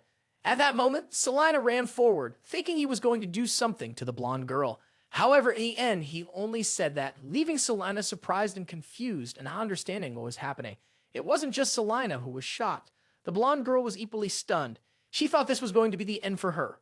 The surprise and confusion were clearly visible on her face, with a lot of question marks floating in her mind, and her voice trembled with fear as she asked, "What? What do you mean?" Ludger answered her question, still with his cold and intimidating expression. "Exactly what you said. I am indeed a fallen noble, but this is Ceoren, and I am a professor here. What you just said is a bold act of challenging the authority of a professor." The blonde girl remained anxious and frightened after hearing Ludger's words. Not stopping there, he asked her, "Am I wrong?" The blonde girl, still confused, lowered her head, too afraid to speak. Ludger continued, "But you're still a student. Adjusting to a completely different environment must be really difficult for you. So I'll let this slide as a warning for what you said. Of course, you'll still face appropriate consequences for what you did to your classmate. The blonde-haired girl seemed to realize her mistake and felt embarrassed for being forgiven. After this, she would definitely not make the same mistake again. After addressing the blonde girl and giving her a punishment, Ludger turned to check on Lynn. Lynn, are you okay? You're not hurt, are you? Lynn was a little surprised by his concern, but she quickly responded, No, I'm fine. Ludger nodded. Good, then I can relax. Now the rest is up to you, Professor Salina.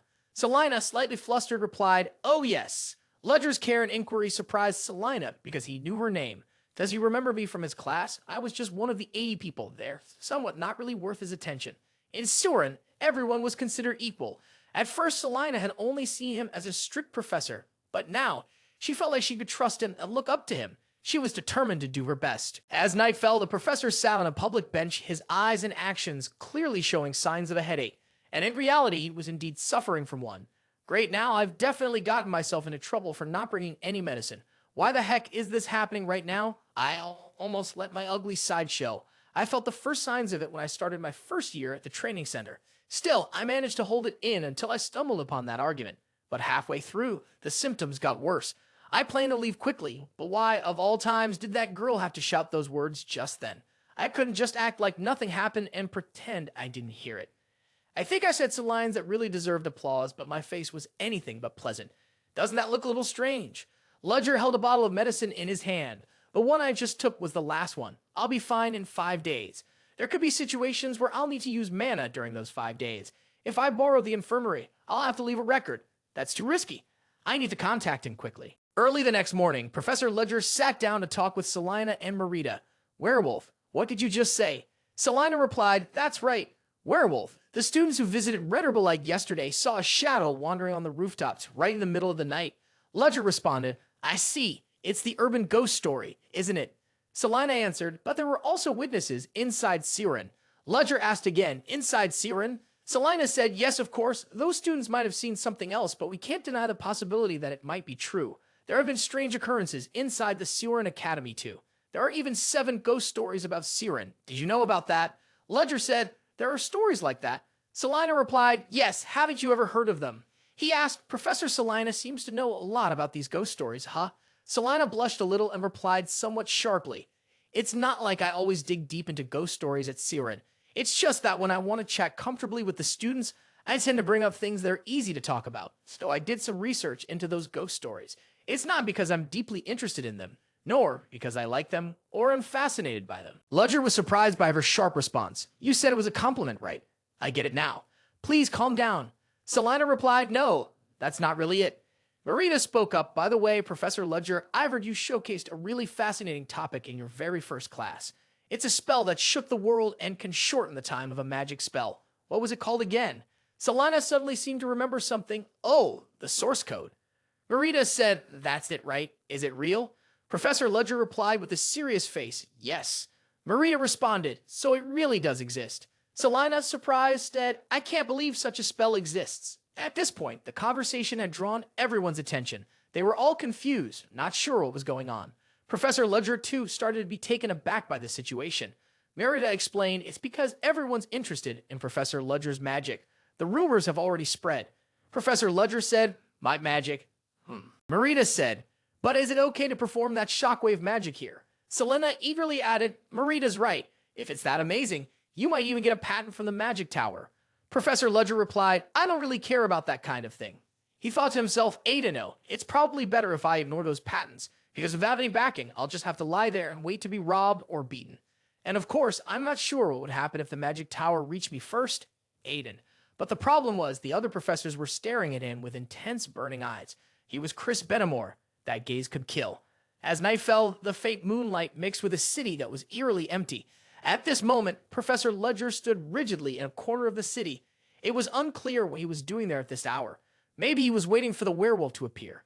Just then, he suddenly spoke, It's too late. I really just wandering around. Yes, exactly. The werewolf had appeared and attacked Professor Ludger. The creature swung its claws at him, but it couldn't defeat his formidable strength. Ludger looked at him with clear disdain and said, I was wondering why you're so late. Turns out you were just waiting to pull off this little scare tactic. The werewolf, who had been knocked down with a slap to the tongue, shot back at Ludger. "Damn it, you think I should stand still and act surprised? After all this time, still the same hub, big brother?" Ludger stood tall, his posture serious, and replied, "Yes, it's been a long time." Under the quiet moonlight, their conversation echoed through the night. He still acted like such a nuisance, exactly like before. What was this now? A voice interrupted, and a hand reached up to cover a face, clearly frustrated. "Damn it, do you think I enjoy this? How was I supposed to know some random woman would hug that dog and then chase after me?" The person's face looked like a friendly house dog's, but his body was that of a battle-hardened werewolf. Hans was seriously struggling with the situation. Ludger didn't offer any comfort. Instead, he held back a laugh and tried to act serious, saying, "Han, you were just born funny." Hans shot him a furious look as he saw the slight smirk at the corner of Ludger's mouth. He was clearly laughing at him. Hans yelled, "Don't laugh, just because it's not happening to you. At this point, it feels like I'm cursed." Han is a person with a very unique ability. Whenever he's bitten by an animal, he absorbs its genes. After that, whether he wants to or not, he transforms into that animal. Right now, for example, he's in the form of a Pomeranian. Setting aside the fact that he's laughing at me, he carefully asks, "Do you have the medicine?" He pulls out a syringe with a blue liquid and says, "Yes, it's here." Han takes it and injects it into his arm. "Phew, thanks, I wouldn't be able to move around looking like this." As the liquid flows into his bloodstream, the fur on Han's body disappears. "Without you, I'd be stuck like this for days." Hans' limbs gradually shrink back to their human form. Watching Han, he's reminded of the first time they met. "It's just like when we first met. I had a mission to take down a cryptid, but then a huge Chihuahua commander appeared and shocked me." Thinking back to that moment, Han also feels lucky. "If I hadn't crossed paths with you, I might be long gone by now. Thank God everything got sorted out, or I'd be dead." Suddenly, he remembered something and called out to him, "Wait, it's Ludger. Ludger Cherish." Now that he thought about it, that name seemed to be written on the letter. He was a professor at Ceoren Academy. After Han received the injection, the effect that had kept him part human, part beast was completely gone.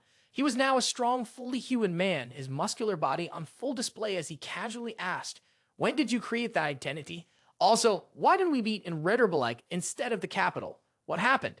In the quiet of the night, his laughter echoed, loud and unrestrained. After hearing his story, Han couldn't stop laughing. "You're unbelievable.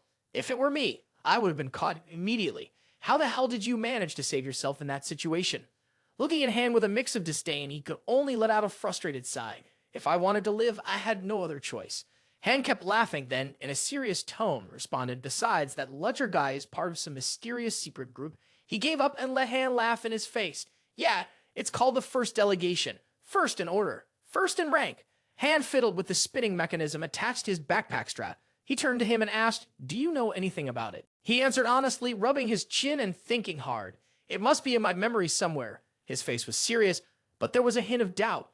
"Recently, a few people have appeared in the underground world calling themselves some sort of order." Hearing this, something clicked in his mind. He was sure he knew who they were. "Still, what's the name of their group?" Han replied, "They're called Black Dawn." He described their symbol, a drop of water at the top, with rays of sunlight above it, and an elaborate eye beneath. "You might survive by luck, but one wrong move could get you caught." Ludger closed his eyes, leaning against the wall. Calmly, he repeated, "Right, so I need to be prepared. By the way, did you bring the suitcase I asked for?" It was then that Han remembered and handed it over. But Ludger looked at him suspiciously. "You haven't opened it yet, have you?" Han, clearly irritated, shot back, "Am I crazy to open your suitcase? Even if I wanted to, I couldn't." He nodded in agreement, saying, "Now that I think about it, Sheridan was waiting for me too. I'm sorry." Han, with a kind heart, let it slide. "Well, no one expected something like this to happen. There's no need to apologize. Anyway, we both rely on the medicine." He opened his suitcase, took out a bottle of pills, and poured 2 into his hand. Still sitting there, he propped himself up on his hand and replied, "What's more important is that we could meet right away because you arrived 2 days ago. Why did you say in your letter that we had to wait?" Han was surprised, not understanding what he meant. They both fell into confusion. He explained again. "What do you mean?"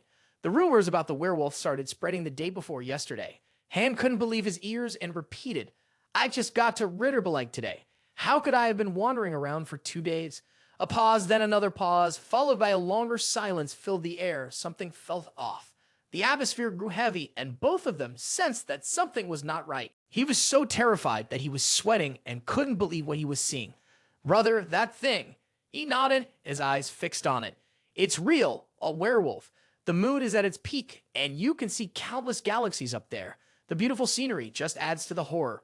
It was sitting on top of the building, its long arms hanging down. Its sharp fangs gleamed, dripping with hunger. Its bright eyes searched for prey. Hans was so stunned that he cursed under his breath. Dan, it's real? I don't think it noticed us. We need to leave quickly. They carefully pressed themselves against the wall, watching it. You rejected the idea, right? No, if we move, it'll notice us. Yeah, I think it's searching for prey. From below, he noticed something shiny on its neck. A silver tag caught the light. Hans, I need to check something. Hans heard him and looked at him as if he were crazy. You want to get yourself killed by that werewolf? How can you be so confident? Hans hurried to stop him, not wanting him to go. Do you want to catch the werewolf? He explained there's something glowing on its neck. Someone must have left it there. He had just handed the suitcase to Han when he pulled out a gun. Han was shocked by the amount of information this revealed. Who would do something like that, he asked. That's why we need to check. He loaded the gun, clicked it into place, and then tucked it into his waist. Watching him handle the weapon, Han felt nostalgic. It's been a while since I've seen you use one of those. The last time was when you were still an active cryptid hunter. He hugged his suitcase to his chest and asked, didn't you have a nickname back then? What was it? Van. Before he could finish, the man answered, Van Helsing. Then, with steady confidence, he walked toward the werewolf. His silhouette was striking, his broad shoulders almost seemed to embrace the galaxy, exuding strength and protection, captivating everyone who saw him. His voice was powerful as he introduced himself. Abraham Van Helsing. The werewolf's senses were sharp. Hearing his footsteps, it turned around. It saw a man, not too big, not too small, but just right, to its liking. Its mouth began to salivate. Without hesitation, the werewolf leaped from the top of the nearby building, landing with a loud crash right in front of him. The creature's breath was heavy, carrying an aura of violence. Its eyes gleamed, scanning the man from above, evaluating him. Just as I thought, it muttered to itself, he's wearing a collar. There's so much I'm curious about, but I'll figure it out one step at a time after I take care of that monster. Suddenly, the werewolf howled and charged at him, swiping its sharp claws in his direction. He quickly dodged. With every step he took backward, he set traps beneath his feet. It swiped at him again and again, but he managed to avoid each strike, all while setting up more traps. When he reached the end of his retreat and his back hit the wall, he showed no fear. Staring at the monster bearing its fangs and claws in front of him, he smiled lightly. The next moment, his traps lit up and vibrated, causing the werewolf to howl in pain and collapse to the ground. What could be on the ground that would make it scream in agony like that? Hans, hiding nearby, noticed the werewolf's strange behavior and wondered, did it eat something wrong? Why is it scream like that? He explained to Hans, I set up a type of super resonance sound around here, something that ordinary people can't hear. Its head must be in extreme pain. As he spoke, he pulled a syringe from his pocket and continued. There's no need to waste an expensive silver bullet. Now, let's see where this thing came from. There he was holding the needle high in the dim moonlight, its metallic surface catching the light. Before he could inject the werewolf, shouts from the other side reached him. The battle from earlier must have alerted the people nearby. The sound echoed from that direction. Everyone, move quickly. His face twisted in annoyance as he muttered to himself, why now of all times? As he thought this, his guard dropped for a moment. The werewolf, having regained some strength, leaped to the top of the building. He yelled no. From his wrist, he shot out a grappling hook, catching it on the edge of the building. Satisfied the hook had a firm grip, he jumped up. His agile body moved swiftly under the moonlight, exuding the power and confidence of a skilled fighter. His eyes were sharp, gleaming with resolve as he silently vowed, I won't let it live. The guards nearby, witnessing the scene, quickly shouted, there's someone on the roof. Capture any suspicious person around here. On the roof, Ludger was relentlessly chasing the werewolf. After a brief chase, he stopped and said, I only meant to defeat you. Hearing his voice, the werewolf turned around, and the two locked eyes, their gazes filled with lethal intent. Ludger held a dart in his hand and continued, but you didn't leave me with any other choice. With that, the werewolf charged at him, and at the same time, the dart was thrown toward it. However, the werewolf didn't show any fear. It kept charging straight at Ludger. Just as the dart was about to hit its face, the creature managed to dodge in time. The dart immediately returned to Ludger's hand. He remarked, sharp senses. I was planning to finish you off with that attack. With that, Ludger pulled out his staff and launched a burst of bright energy toward the werewolf. Before it could react to the pain, another force struck it. While the werewolf was distracted, Ludger rushed toward it. He landed a punch to its stomach, followed by a powerful strike to its head. Moments later, Ludger swiftly drew his sword and decisively chopped off the werewolf's head. Meanwhile, Hans, holding a suitcase, was filled with anxiety. He muttered, I almost got caught. He said he was going after the werewolf, but how long would that take? Just then, something black fell right in front of Hans. He looked confused and said, "Huh?" So that's the head of the werewolf Ludger just cut off. Hans immediately screamed. Ludger jumped down from the roof and asked, "Did I scare you?" Hans jumped, startled. "Damn, you should have given me a heads up before you appeared. I almost dropped my suitcase." Then he looked at the head lying on the ground and asked, "Wait, was that the werewolf from before? Don't tell me you're just leaving it like this." Ludger replied, "I've gathered enough information on it, so I don't need it anymore." Hans asked, "Then why did you bring it with you?" Ludger teased, "I just wanted to scare you." Hans sighed in frustration. "Are you still holding a grudge because I tricked you? If I tricked you, it's only fair." Ludger continued, "Turns out it really is a mystical creature, an artificial one, the product of some kind of experiment. I think we should stick to the original plan." Hearing that, Hans frowned. "Don't tell me the plan." Before Hans could finish, Ludger cut him off. "We should settle here. This place is better than the capital in many ways, and we don't have any other choice but to stay here for a while." Hans responded in Ceoren with an unknown secret organization, and don't forget, those crazies released these creatures. This is a big city, so you can bet there'll be gangs around too. Ludger replied, "That's exactly why it's perfect. All those things will grab everyone's attention, and it'll keep us safer. Let's focus on gathering the important info first." Hans, confused, asked, "Me? By myself?" Ludger answered seriously, "I'm under suspicion right now, so I can't afford to do anything suspicious. Just gather the information and keep me updated. I'll step back after this." Hans smiled and nodded, saying, "Got it, it's my specialty. I'm not expecting everything to go smoothly, though. Even if I can't act immediately, I need to start gathering allies just in case." Well, it's over now. But it's hard to believe you could create a werewolf in this day and age. It has a lab's mark on it. I don't think a regular group is behind this experiment. But that's not important right now. I'm taking care of the werewolves, and I don't want to get involved in any more trouble.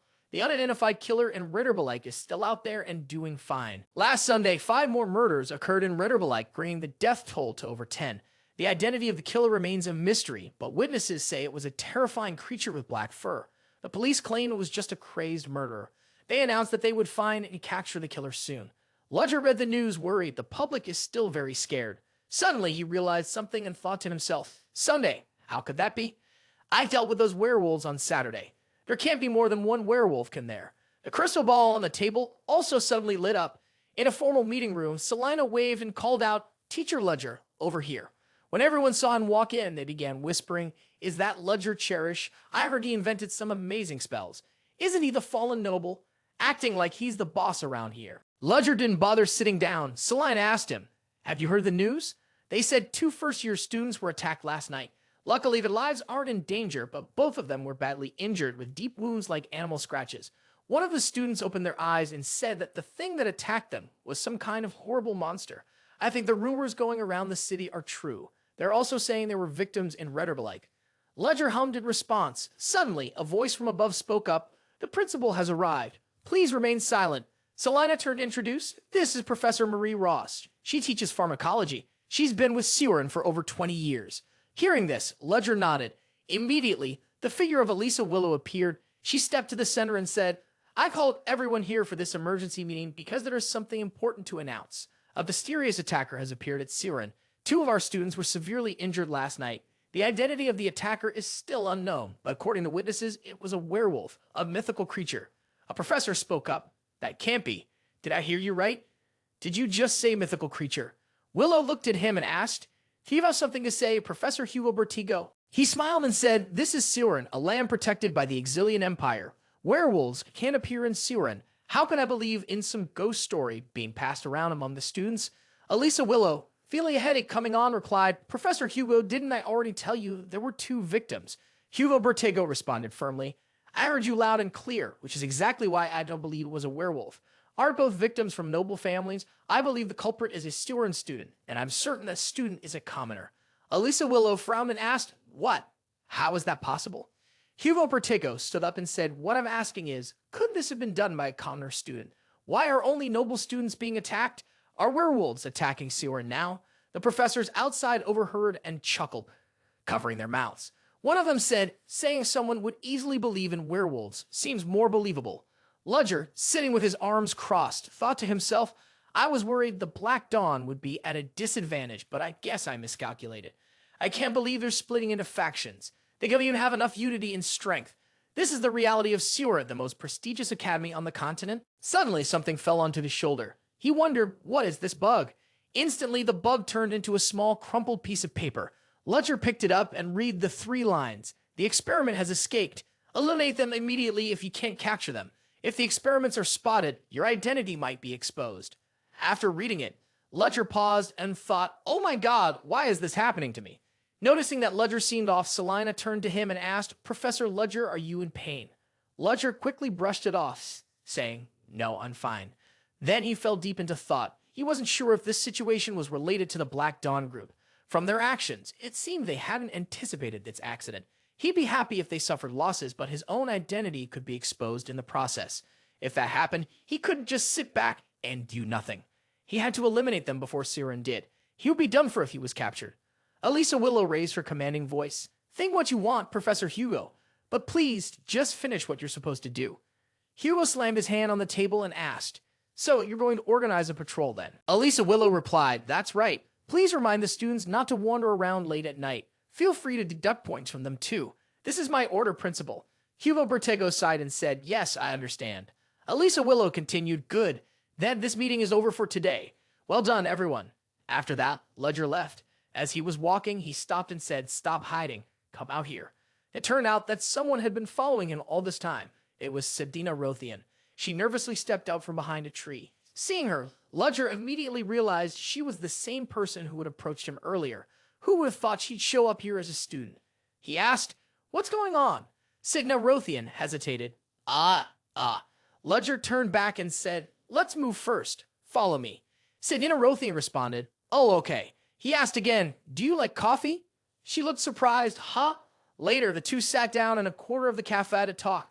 Ludger immediately asked, what's your name? Sedina Rothian introduced herself. My name is Sedina Rothian. Ludger crossed his arms and said, you have a last name. You must not have come in as a commoner. All right, what's your real name? Sedina Rothian's legs shook. She replied, that is my real name, sir. Ludger was surprised and asked, isn't that a fake identity? He continued, all right, I'm guessing you came to talk to me about something. Go ahead. Sedina Rothian looked around, hesitated, and said, well, around here. Seeing her reaction, Ludger reassured her. I've cast a soundproof spell. We're fine, unless someone enters this area. Sedina Rothian jumped slightly and said, oh, first order? Of course. Ludger lifted his coffee cup and said, first of all, change the way you address me. Don't call me first order from now on. Sedina Rothian panicked. How could I be so disrespectful? Ludger replied, are you planning to call me that in front of others? This is an order. Sedina Rothian quickly complied. Understood, sir. Ludger tapped his fingers on the table and asked, now back to the main topic. What's the current situation? Sedina Rothian got to the point. She said, well, the recent werewolf accident in our affiliate organization involved a top-secret experiment conducted by the Dark Wizard at Shamsa's school. Shamsa's school is a group of scientists who were expelled from society due to their unethical experiments. I'm not sure what exactly they were working on, but some of the test subjects managed to escape, and one of them accidentally ended up in Ceoren through the drainage system, and that's how we have victims. Sedina Rothian looked into Ludger's wide-eyed gaze and added, sorry, I've been talking too much. Ludger responded, no, it's fine, keep going. Sedina Rothian continued, well, this is really their responsibility, so we could just blame them for the accident. But first, no, I came here because I heard this involves Professor Lu. He's using that name under orders from another First Order entity, Victor Dreadful. Ludger hesitated and said, I just borrowed the name. I didn't know things would turn out like this. In his mind, he silently thought, Aiden Victor Dreadful, I need to remember this name, Aiden. He shoved his hands in his jacket pockets and said, since it's already happened, we might as well eliminate them as quickly as possible. There are 3 of them, but we should have 2. Sedina Rothian was surprised and said, don't tell me. Ludger just said 2 days ago that he caught someone at Red or Light. Sedina Rothian admired him, saying, that's really Professor Ludger for you. Ludger thought to himself, she contacted me without anyone noticing and even managed to blend in as a student. How is someone this talented still only ranked 3rd? It can't be that she's being ignored. Maybe it's because she's a noble. An antisocial organization like this wouldn't welcome someone from the nobility. She'd be discarded and lose all her value. I just saw a crack in Ceoren, but there's no sign of one at the Black Dawn headquarters anymore. Maybe this accident could be an opportunity for me to get more information from Sedina. Ludger continued, you said they're hiding in the water pipes, that I'll expand the search there first. Ceoren doesn't know about this, right? Sedina Rothian replied, yes, that's correct. but I don't know for how many days. Ludger responded, I see. I understand your situation, said Narothian. If there's a chance, we'll meet again. Said Narothian stammered, yes, at Professor Lur's. And Ludger added, this time you explained it better than when you first met me. It was really easy to understand. Next time, I'll ask you to do it again. After saying that, he stood up and left, leaving behind an awkward silence. She quietly thought to herself, thank you, thank you. Someone outside placed their hand on a lamppost and asked, was that magic just now? The person was Flora Lumos. She wondered what kind of conversation were they having that he had to use magic. What in the world were they talking about? Flora Lumos was sitting in the lecture hall, resting her chin in her hand, deep in thought about the magic she had seen through the window. Just from its color, she could tell it was a soundproofing spell. Ordinary people wouldn't be able to recognize the color or taste of magic, so why were they talking like that? The professor at the front of the room closed his book and said, today's lesson is over. Trust the strange rumors, but don't wander around too late. If you're caught, you'll receive penalty points. The students were chatting nonstop. Hey, have you heard about the werewolf? Of course, right? Sounds interesting, huh? So, what if we tried to catch it? Didn't you hear the announcement at the start of class? If we get caught wandering around, we'll be punished. Well, as long as we don't get caught, it should be fine. The city's even offering a reward for catching it. Leo was listening to their conversation from below, crossing his arms. He turned to Aiden and asked, what do you think? Aiden, who had been focused on taking notes, looked up and said, what? The rumor about the werewolf. Well, getting caught means discipline, so we should probably stay away. Leo sighed and replied, yeah, I figured you'd say that. Aiden asked, what about you? Leo answered, I don't like acting on impulse. There's already been a victim. We should leave it to the professors. Suddenly, a red-haired girl came up and slammed the table in front of them. Aiden, smiling, said, hey, Tessie, good morning. The girl, looking annoyed, snapped, what's really good morning? Leo said, hey, you lost last time. Shouldn't you just let it go? Tessie responded, fine, it's a draw. Also, can you stop sticking your nose into my business with Aiden? Then the two of them locked eyes in a silent standoff. After a moment, Tessie pointed at Aiden and said, anyway, let's have another match. No holding back. Aiden, surprised, said, huh, I didn't think I could. Before he could finish, Tessie snapped, why not? Aiden shook his head and waved his hand, saying, because I still have this morning's session. After dark, we can't move because of the werewolf. Tessie scoffed, what? Are you planning to back out with that excuse? Are you scared? Both Leo and Tessie turned to look at him, waiting for his answer. Without hesitation, Aiden replied, yeah, let's say that. Tessie, frustrated, said, if we can't fight, we'll settle it another way. Aiden asked, huh? What do you mean? Tessie's expression darkened as she said, the werewolf. Whoever catches the werewolf first wins. How about it? Leo spoke up from the side, I don't think. Okay, you're wrong.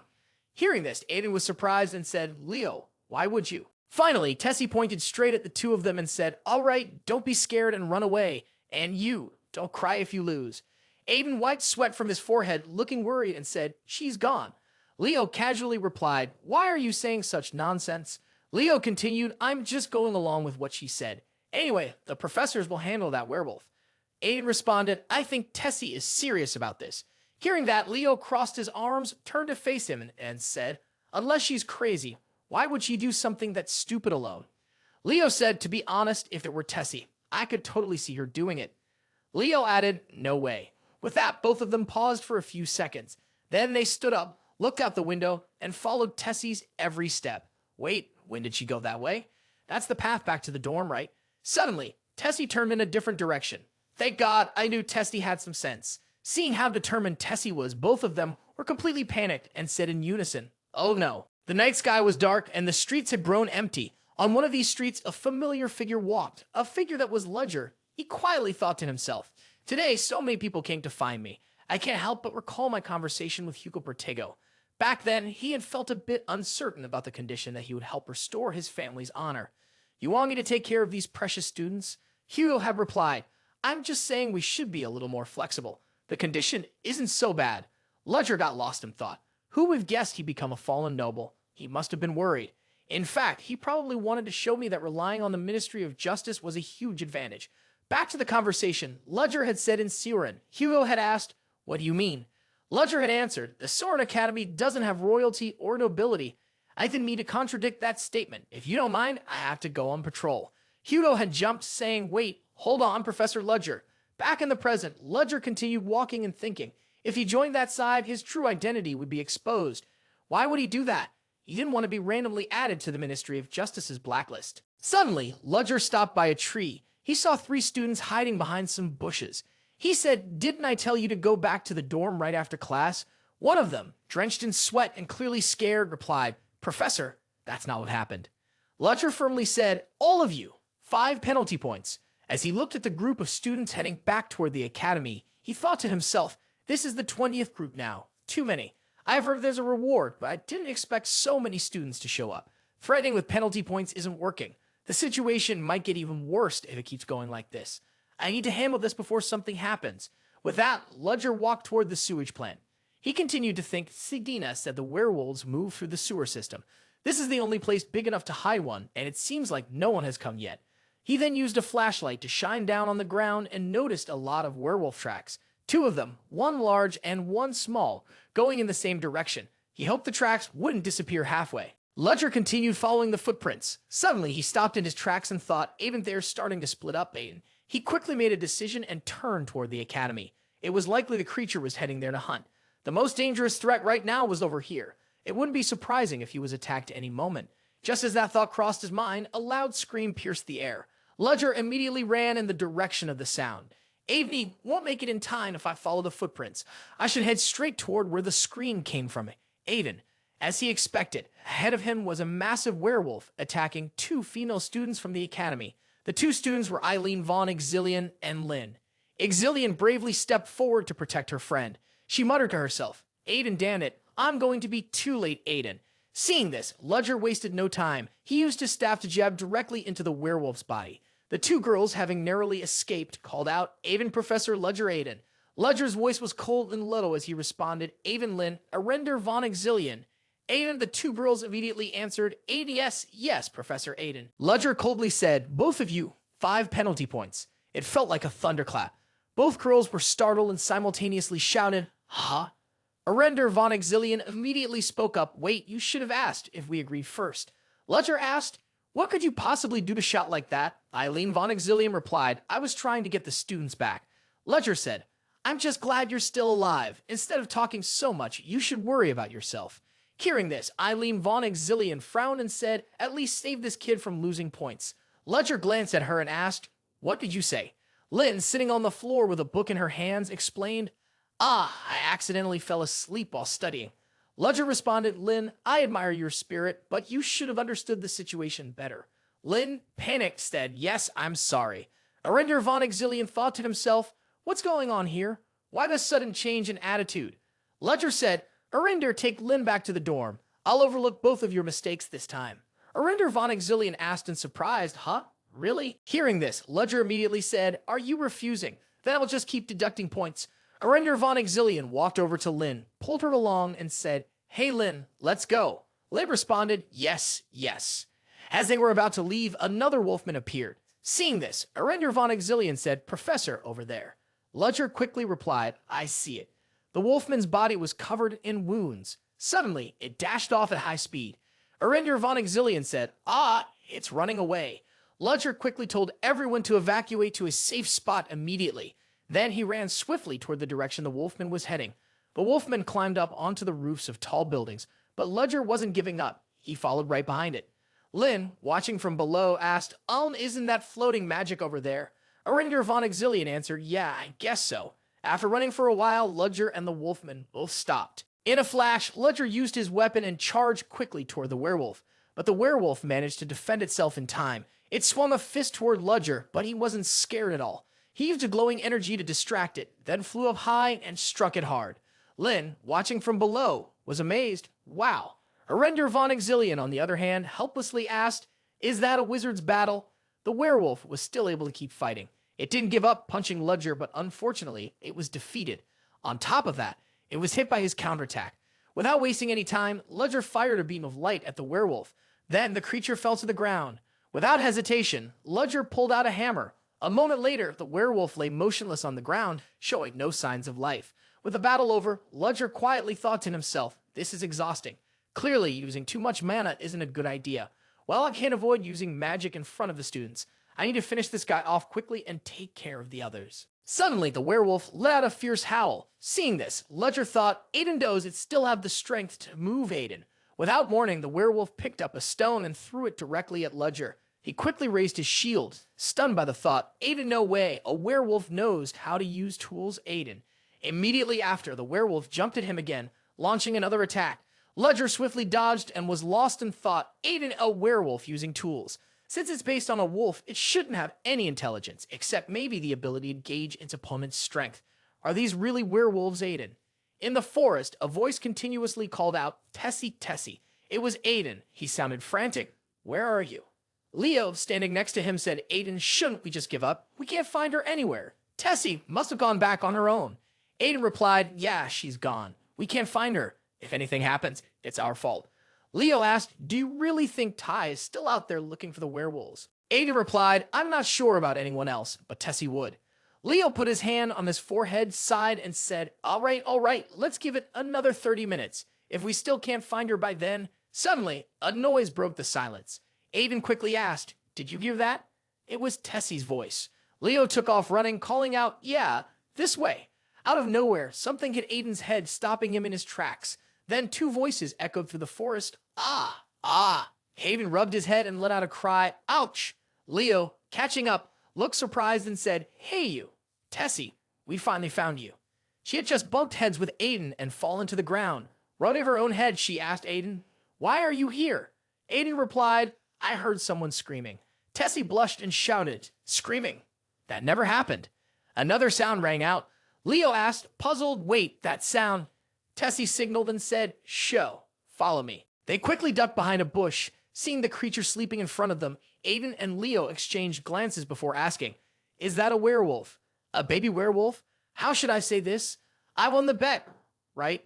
Leo stayed silent, not saying a word. He had just found it. The bet was about catching it. Without hesitation, Tessie said, all right, then I'll catch it right now. Aiden stopped her. Wait, Tessie. Tessie frowned. What's wrong? I thought you didn't want to lose. Aiden replied, it's not that. I think it's injured and can't move. That's why it's hiding under the leaves in such a hard-to-find spot. Do you think it could hide like this on its own? Tessie froze, her eyes wide. Are you saying there's another werewolf here? Aiden thought for a moment. I'm not sure, but if someone is helping it. Suddenly, Aiden noticed something glowing. Do you see that? What is that? There's something on its neck. While all three of them were focused on the werewolf in front of them, out of nowhere, another wolf appeared behind them, silently without them even noticing. Suddenly from behind, it bared its teeth and let out a loud growl. Leo noticed it and quickly called out to Aiden. Aiden, hearing Leo's shout from behind, also felt a surge of fear. Then the creature began to slowly advance, but Leo took the hit for Aiden, taking a devastating blow. He was knocked back, flying through the air. Tessie watched in disbelief. A real werewolf, right in front of her, and it made her start to tremble with fear. Tessie tried to calm herself, telling herself to stay composed. She slowly pulled out her wand, determined to take control of the situation. I have to stop it to protect the family's honor. Just then, the werewolf attacked again, but Aiden suddenly appeared out of nowhere, diving in and grabbing Tessie. Tessie asked, Aiden, are you okay? Why are you helping me? Aiden answered, weird, right? Suddenly, the werewolf slowly stood up. Tessie, terrified, stepped back and hid behind Aiden. He reassured her, don't worry, it's just angry because it thinks its child is in danger. Aiden looked deep into the werewolf's eyes and said, am I wrong? It's okay, we're not going to hurt your child. You don't have to worry. The werewolf seemed to understand something in Aiden's words. It turned away and walked toward its child. Aiden turned to his friends and said, don't worry, it's definitely just angry about its child. Leo and Tessie, standing next to him, were still puzzled. Can't really understand what Aiden said. How can we know it won't go crazy again? Aiden turned back and said, I know what I'm saying might sound hard to believe, but please, trust me. After saying this, Aiden slowly walked toward the werewolf and said, it's okay, your child won't be harmed. Aiden carefully pulled a vial of medicine from his pocket and continued, your child is hurt, right?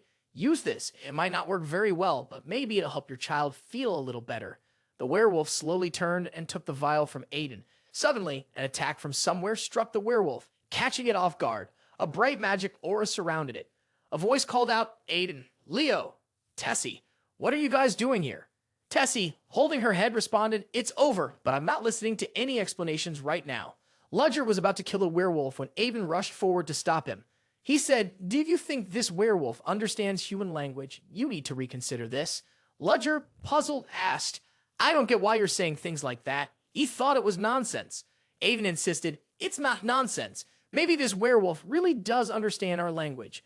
Just then, Ludger noticed that the werewolf was slowly preparing to attack. His gaze sharpened, and Aiden was pushed aside. Loser's fire magic began to take shape, with flames erupting and pushing toward the two werewolves, setting them on fire. At that moment, a voice echoed, "You'll have to take responsibility for this mistake tomorrow. Go back to the academy now." The next morning, the three of them were called in for tea. Leo groaned loudly, feeling frustrated. "Oh my gosh, why did Professor Ludger have to catch us like this?" Tessie felt regretful about her thoughtless actions. She glanced at Aiden, her face full of emotions. The principal walked in and said, "You've been waiting a long time, haven't you?" The three of them sat frozen, startled, and quickly stood up when they saw the principal had arrived. She told them, "Please, just sit comfortably." This was bad. The fact that the principal was here in person probably meant this was a serious punishment. Ludger spoke up and asked, "Do you three know why you were called here?" Leo replied, "Probably because we're being punished for what we did." The principal nodded. "That's right. You need to understand the seriousness of what happened yesterday. Even the smallest mistake could have cost you your lives." She tried to comfort them. "You don't have to feel so down. And Ludger, please stop scaring him like that." Ludger firmly said, "This can't be treated lightly." The principal smiled. "It's over now. The kids have already explained everything in detail." She turned to Aiden and said, "I heard you risked your life to save Tessie. You probably realize by now that your actions weren't the best. So I'll deduct 10 points from each of you as a penalty, but I won't criticize you too harshly.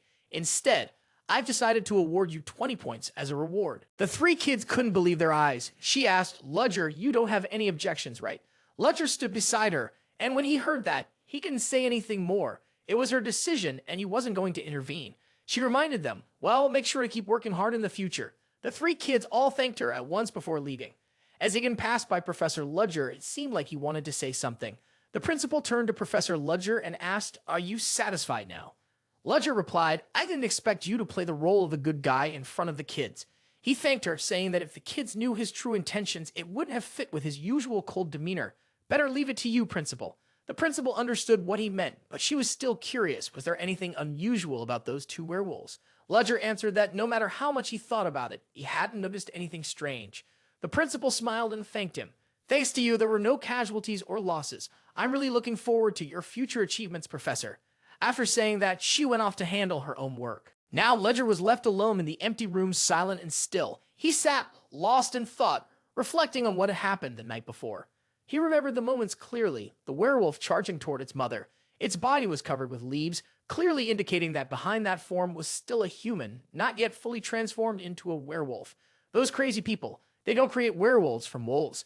They captured humans and turned them into werewolves. He didn't regret the decision he made back then. If he had let them go, he would have been the one in danger. Besides, they were harming others too. They had to face the consequences of their actions, even though he didn't want things to end that way. Ludger sat in silence for a long time. Finally, he took out his communication device and called Han. He said he had a proposal. Meanwhile, Leo, Aiden, and Tessie sat nearby, quietly passing time. Tessie asked Leo how his body was feeling, and Leo replied, "Still fine, no problem." He added, "I'm good, just need some rest to recover." Looking over at Aiden, Ludger noticed his face still seemed troubled. Tessie asked Aiden, "Something on your mind?" Aiden replied, "Not exactly, but do you remember those two werewolves? There was something strange around their necks. The reason I stopped Ludger earlier was because I wondered if they were artificially created." When Leo heard the word artificial, he immediately thought of the group of people hiding in Ceoren who might be involved in this. Tessie asked, "Is Aiden suspicious of Professor Ludger?" Aiden replied, "I don't want to be suspicious either, but Ludger's expression was a bit strange. When I think back to that day, he definitely saw something." Tessie asked, "So, does Professor Ludger have something he's hiding?" Aiden thought to himself, asterisk, he only did it because he's a professor at Ceoren. But what if my suspicions are right? There's no reason for a Ceoren professor to act like that. What if he's involved in those rumors after all, asterisk? Tessie stood up and said, "Leo and Aiden, stop talking. Don't you remember what the principal said? She said he explained everything. If he were like that, he wouldn't be able to do what he's doing for Ceoren. On the outside, it might seem different, but he really cares about us. And you two are going to doubt him." After Tessie spoke, both Leo and Aiden started to think things through. Aiden said, "I'm hungry. Let's go have lunch." Tessie, surprised, asked again, "What? Are you serious?" Aiden replied, "Only your friend would ask me to go eat." He then added, "Aren't we already friends?" Tessie felt both embarrassed and really happy. Then the three of them went out to eat together. Even though Tessie seemed to enjoy it, she only said she was going because she didn't want to refuse. It was a bit awkward to watch. Back with Ludger, Han asked, "Have you looked at the documents they sent?" Ludger had already gone over the list of missing people. Han mentioned that a lot of people had been traveling around a nearby abandoned factory. "I'm guessing that's where they're doing their experiments. I'll also check the information you asked me to find," Han added, "about the workers who left the city recently." Ludger asked, "Is there a family of 3 involved?" Han confirmed, "Yes, there's one case where a family of 3 disappeared together." Ludger said he understood and would head there soon. The scene shifts to an abandoned factory. In front of it, 2 guards were standing watch. One of them said, "My legs are going numb from standing here so long. I don't know how much longer we have to stay." The other guard replied, "2 more days and we'll be free soon." But how did those werewolves manage to escape? The kid didn't have enough of the sedative, so they forced another shot into him and he kept screaming. Things got chaotic when the kid's parents tried to take him, and it all turned into a mess. The person next to me casually said, "So your parents turned into werewolves, and you still care about your kid? They were the ones who caused all this chaos and then escaped. But now everything's like this because of that kid." While we were chatting, the 2 guys heard a noise near the gate. They exchanged a cautious look and quickly drew their guns. But before they could do anything, 2 bullets pierced their heads without them even noticing, and they both collapsed right where they stood. A mysterious figure in a cloak walked in. That gaze, it could only be Professor Ludger. An hour earlier, Han had asked Ludger, "You're going alone." Ludger had replied, "You want to come along?" Han said, "I can take out a few of them. You must be bored. How about I go alone and check how many there are?" "Where are they?" Ludger responded, "Around 40 of them. They're about to leave, so if you're late by even a few days, it'll all be for nothing. You better be ready, though. Everyone's armed. 2 of them have resistance to magic, and there are 2 witches, too. You can go through the drainage pipe if you want. Just be careful, bro." Before leaving, Ludger now asked Han about the situation with the 3 people's family. "How old is the child?" Han paused and then replied, "The child is only 7 years old. He's still very young." Ludger, recalling the memory, couldn't help but exclaim, "Those bastards." As they moved further inside, the sound of gunshots and desperate screams echoed through the air. The people present were lying dead all over the floor, with blood everywhere. Behind Ludger, a strange bee had been flying around his back the entire time. Inside, the others were busy packing up their things. A guy with blonde hair and another one with a shaved head were watching. When they noticed a mouse had entered, a shaved head guy thought it was one of the security team and ordered everyone to stop. The blonde guy quickly said, "It's not. He's not one of the security team." Meanwhile, the brood with guns kept firing, but no bullets were coming out. They began to panic. Ludger had blocked all the bullets. One of them said, "You're an idiot. You'll die by our swords." Just as he finished boasting, before he could even try to show off, he was struck by a bullet to the head. Ludger now said, "Stop being so full of yourself, got it?" The other men standing nearby saw their comrade go down like that and thought that Ludger's bullets were magic spells. A heavy, ironclad footstep sounded as someone stepped forward and told the others to move aside. "No matter how strong you are, one of my bullets will send you straight to the afterlife." After saying that, he fired his massive cannon at Ludger and asked, "How does that feel?" Wade his eyes. He's been hit by a reverse skill. Ludger easily blocked the bullet with his bare hands. The man realized his attack was based on metal and alchemy. He cursed under his breath. His electrical power is insanely strong. There's no way I can fight back. Suddenly, a burst of light hit the vial behind the armored man. He turned around, startled by the unexpected turn of events. A loud explosion followed by a scream rang out, with smoke and dust filling the air. Counting quickly, Ludger saw he'd taken out 20 of them, leaving 20 more to deal with. As he was counting, Ludger turned and shot down the insect that had been spying on him. He thought to himself, surveillance through insects? Could they be related to them? They're pretty famous in the underworld. Looks like they're preparing a welcome gift for me. Ludger stepped forward, and with it, a wave of magic surged, causing the bees that had been following him to scatter and fall to the ground. The blond man noticed immediately that the tracking signal had been cut off. He felt a magical disturbance in the air, wind magic. He used both wind and metal magic himself. This could get complicated. "Get the big ones ready," he muttered. Varen prepared to move. The man with the shaved head was getting ready for action. The people in the hall focused on the map. He would definitely come here. Let's make sure to welcome him when he does. Suddenly, the lights went out and the whole room was plunged into darkness. "Maybe he's just messing with us," one of them said. They waited, but no one said anything. Turning around, it was clear that the man couldn't speak anymore. The blond man stood frozen for a moment, then shouted, "Damn it!" He snuck in and turned off all the lights. A centipede crawled out of his sleeve. The blond man noticed a shadow charging toward him. Ludger swung his staff to strike, but the man managed to dodge the attack, clearly lucky to escape it. He shouted, "Keep your distance, no matter what." It was all carefully calculated.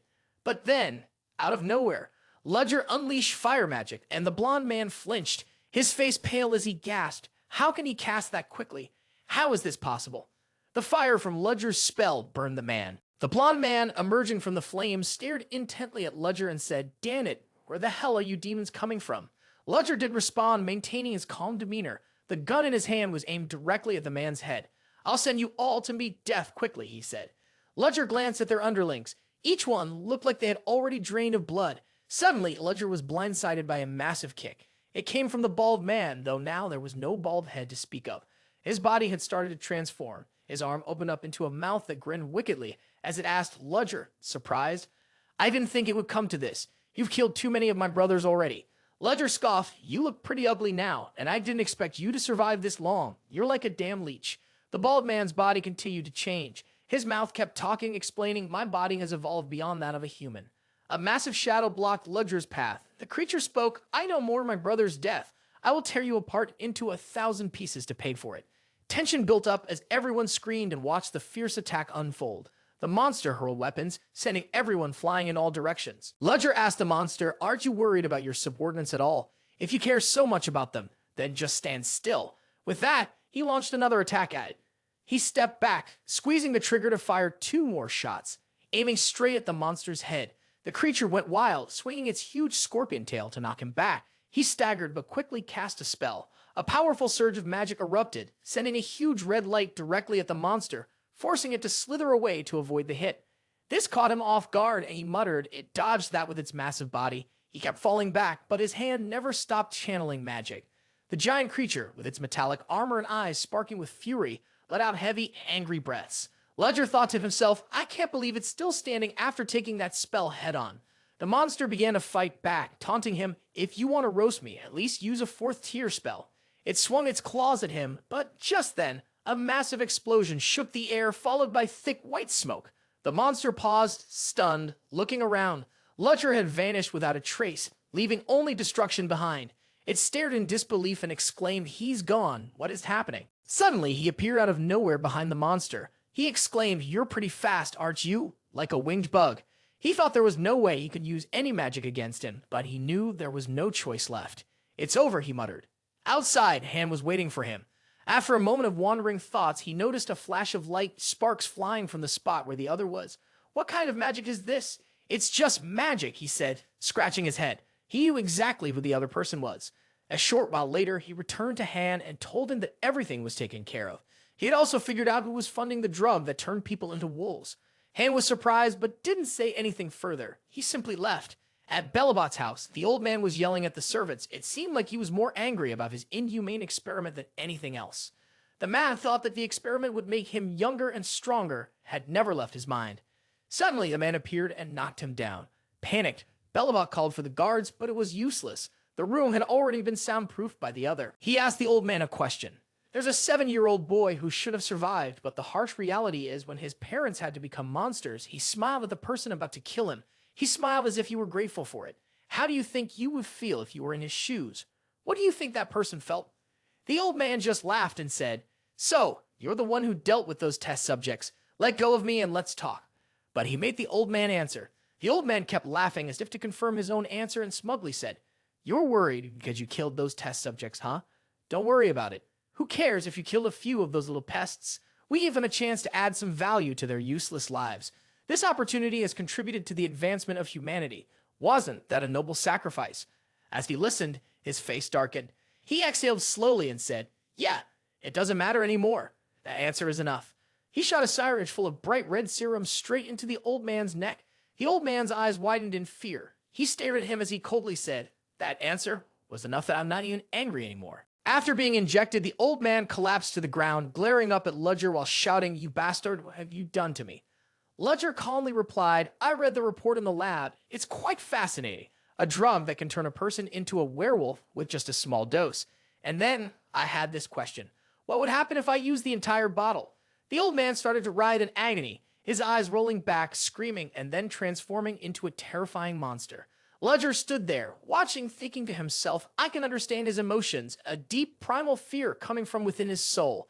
Because of that, one should also understand the fear of others that you've caused. Then he used magic and disappeared. Moments later, the hurried footsteps of the guards echoed through the hallway. What was that noise? It came from Lord Belobot's room. When they opened the door, they screamed, Lord Belobot. But before them stood a monster. They screamed in terror, a monster. Where did this thing come from? Take it down first. If you can't use magic, find Lord Belfor right away. Then they split into two groups. One group fought the monster, while the other went to find the old man. They couldn't defeat the monster immediately. As they fought, they yelled out, This is insane. Damn it, is it still alive? Don't stop, we need to use all our mana. Increase the firepower. Cut to the hideout, Hen was surprised by what Ludger brought back. Wow, what is this? Ludger replied, Take as much as you need and use it for your work. He then hid it carefully. Han asked him, It took a lot of effort to find this hideout. Why don't you take a look around? Ludger, walking away, answered, Maybe next time. I'll be back anyway. By then, I'll use a different identity that fits better with this underground world. Han didn't understand and simply said, Okay, then you rest. With that, Ludger walked outside. He went to the riverbank, clenched his fists, and stared into the distance. The next morning, a large group of reporters gathered right outside the mansion's gate. They were in disbelief, shouting, Really? The billionaire Rickson, he was eaten by a monster? By the time security arrived, there was no sign of Rickson. Only the monster left behind. It seemed the rumors that Rickson had used forbidden magic were true after all. Another reporter asked, What about the monster?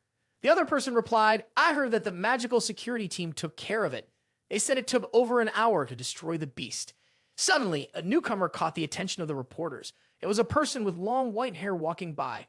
They quickly realized it was the security team, along with the Dark Knight squad. The leader of the group was Sir Tyranna Lionhowl, the captain of the Knights.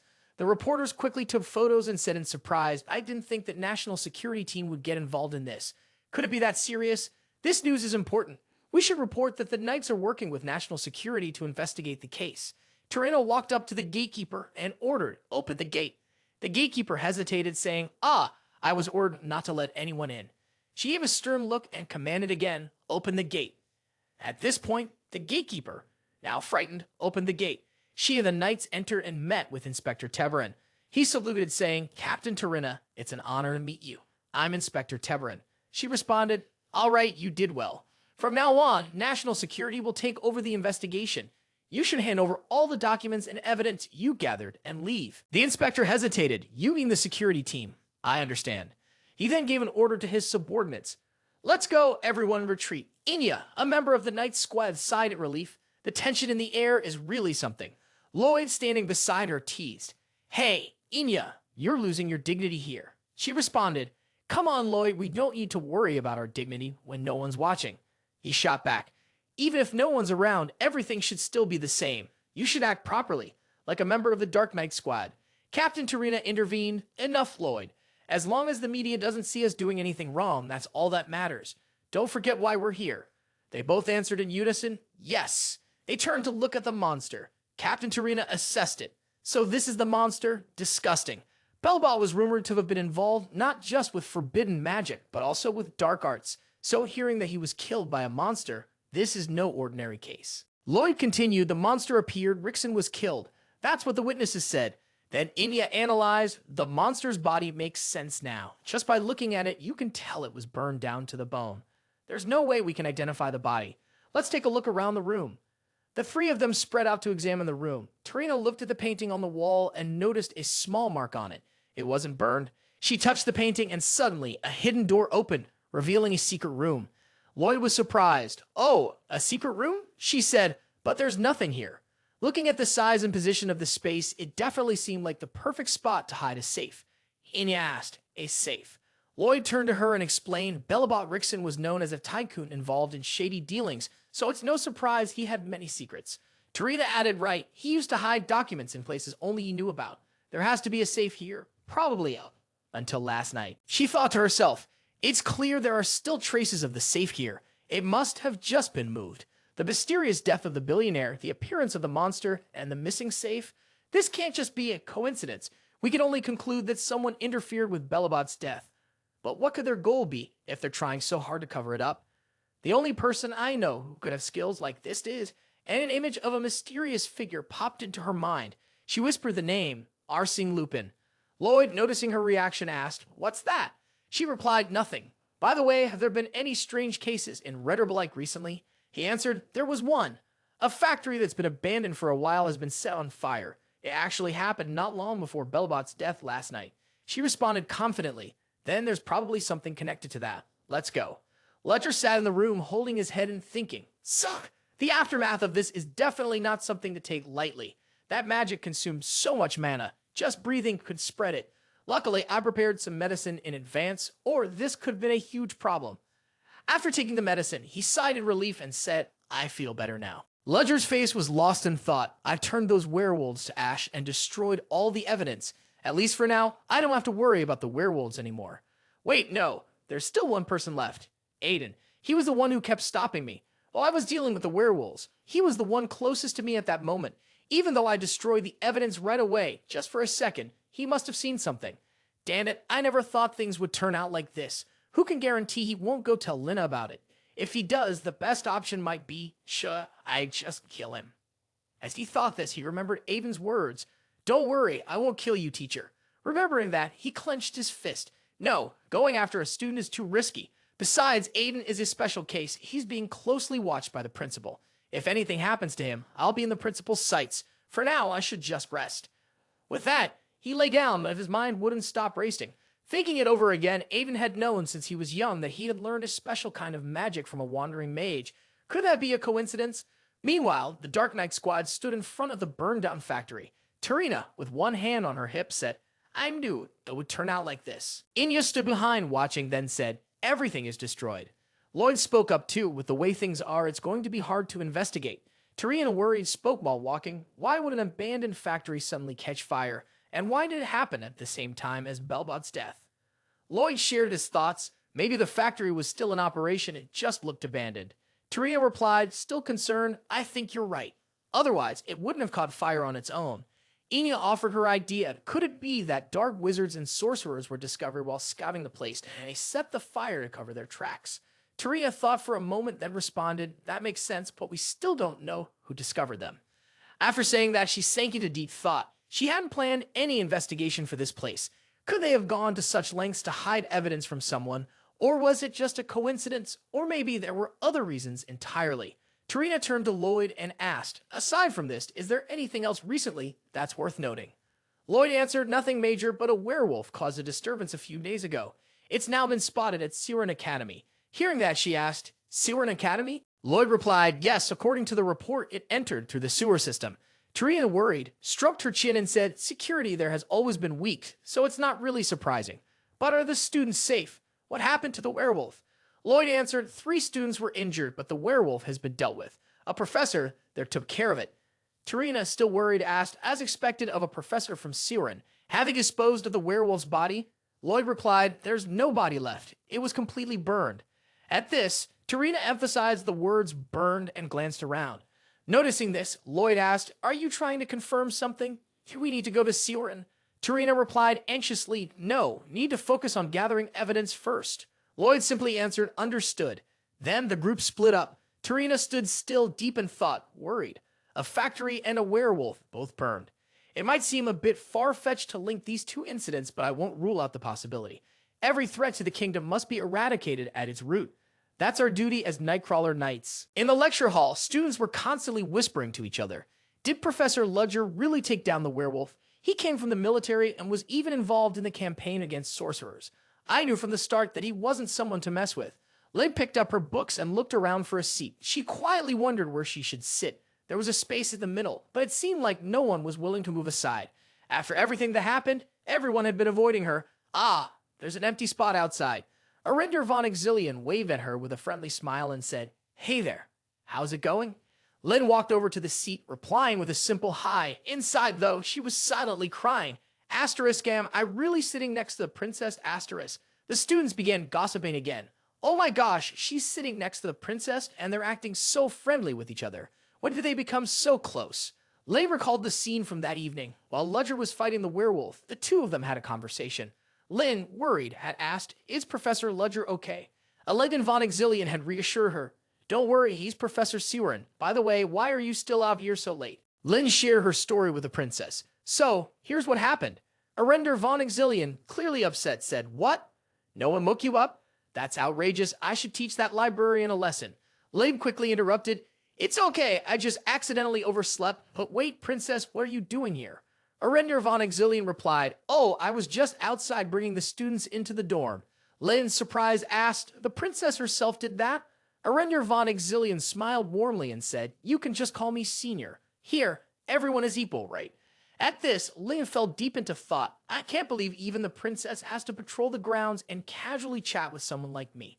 But sitting next to her makes me nervous. One wrong move and I'm done for. The classroom door opened. Today, Ludger had his hair tied up and stepped up to the podium. He said, "Class is starting." Ludger used magic to send papers to each of the students. He continued, "Today, I'll be teaching about manifestation traits, the basic principles, and the rules of attribute elements. Attribute elements are one of the 4 manifestation traits.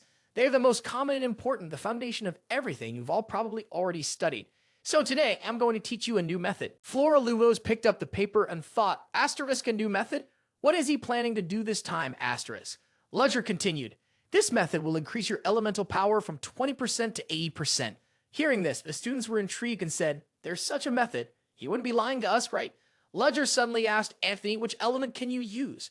Startled, Anthony replied, "Water, ice, and wood." Ludger then said, "All right, some of the element you're most confident with." Anthony tensed up and answered, "Yes, sir." With that, a burst of energy appeared from his hand. Ludger watched and commented, "It's acceptable." Anthony quickly responded, "Thank you, sir." Before he could fully enjoy the moment, Ludger added, "What I mean is there's nothing special about it," making Anthony feel down and cry inwardly. Ludger extended his hand and said, "Look closely." As he spoke, a wave of power radiated from his hand, not a small orb like Anthony's, but actual freezing snow. Tessie, watching from below, exclaimed in shock, "What? Is this really the same kind of magic?" Leo, equally amazed, sighed, "This level is on a whole different scale." Ludger spoke up, and it seemed like the students were all interested. "Now, I'll explain the theory first." Flora immediately focused her attention on Ludger. In the lecture hall, Ludger continued with his teaching. Because elemental properties have such a long history in the field of manifestation, they were once considered the foundation of all forms of pure magic. They are also a part of manifestation. At that moment, 4 powers appeared in Ludger's hands. He continued, "These are the 4 primary elements. If you compare them to the more than 10 elements we have now, 4 seems like too few and they're quite simple. Now, does anyone know why elemental magic has developed the way it has? I'll give 5 points to anyone who gets it right. Let's use fire as an example." The students all raised their hands and began speaking. "It's because fire is used to drive away darkness." Wrong. Next. "It's used to burn and clear forests." That's too broad. Next. One student emitted a threatening aura. The dark-haired boy said, "It's used to erase the primal fear in humans, darkness." Ludger replied, "I think you'd be great at writing poetry." Another hand shot up. "Yes. Flora Lumos." She answered the question, "To burn and kill people." Ludger nodded. "Exactly." At that moment, all the students began murmuring in amazement. Ludger continued his lesson, burning with fire, drowning in water, cutting with wind, and striking dead with electricity. War and slaughter are the reasons magic developed. However, in the biting cold that seemed to cut through flesh, fire became a symbol of life rather than destruction. Water powered the water wheels, wind turned the windmills, and electricity was used to light the darkness. The purpose of the elements could always change depending on human action. Fighting for a better world. This is the mindset you must have before learning about the elemental properties. Now let's begin the lesson. Everyone, create an elemental sphere. The practical session immediately began. Joseph focused on the flow of magic. Although he was a second-year student, the magical power he produced was surprisingly lacking in experience. Joseph nervously responded, "Yes, sir." Ludger looked at another student and said, "Irina Karoman, you call that an element? It feels like a rotten leaf falling on the ground and lay on. Think of it as a young tree just sprouting from the earth." Hearing this, the student regained her composure and replied, "Yes." Tessie was up top, completely focused. Seeing Ludger like that, she thought to herself, he's really strict. Everyone was paying close attention, but only one person remained seated, not practicing at all. Noticing this, Ludger looked at him and thought, Leo, sitting next to him, turned to Aiden and asked, "What are you doing?" When there was no reply, Ludger became lost in his thoughts. This kid, what's his deal? Is he trying to defy me because of the incident with the werewolves? Aiden, equally worried, thought to himself, "I don't think that's what's going on." Ludger then spoke up, "Don't you have any experience with elemental magic?" Aiden awkwardly replied, "Yeah, I'm not good at it." Ludger scratched his head, frowned, and thought, "So that's it. A student who's lacking. Someone special who doesn't even have the basic knowledge. Even though he's been recognized as special, I'm not responsible for someone who can't even follow basic instructions. Letting him fall behind compared to the rest of the class isn't a big deal." But Ludger spoke again. "Tell me, what elemental attributes can you use? You do know that, right?" Aiden answered, Yeah, fire, water, and wind." Ludger immediately said, "Then let's try the fire element." Aiden, confused, asked, "Excuse me?" Ludger explained, I will teach you. I can't just leave a student behind from the start. Focus your magical energy. You should be able to perform the basics, right?" Aiden nodded repeatedly. "Yes." Ludger moved closer and pointed at his hand. "Now think about turning that magic into an element. As I said, fire." Aiden nervously replied, "I'll try." Seeing that Aiden still seemed unsure, Ludger added, "Don't overthink it. Just feel the essence of the fire with all your senses." Aiden shut his eyes tightly, following his teacher's instructions. He focused on the brightest fire he could remember, its shape, sound, smell, and the sensation of it. Everything. Then Aiden sank into a vivid, dreamlike memory. 8 years ago, during a snowstorm, he remembered the bitter smell of wood burning and the scent of charred meat simmering on the stove, the sound of his two sisters arguing and his mother's angry voice, his father's smile when he returned home. There was barely enough food, and the cold winds cut through his worn clothes. It was a harsh winter, but the fire in the kitchen made everything feel better. That warmth was as real to him as if it had happened just yesterday. A voice spoke up. Exactly. That voice pulled Aiden back to reality. Finally, the flame Aiden had been trying to create ignited. Seeing this, Aiden felt a rush of joy, thinking to himself that he had done it.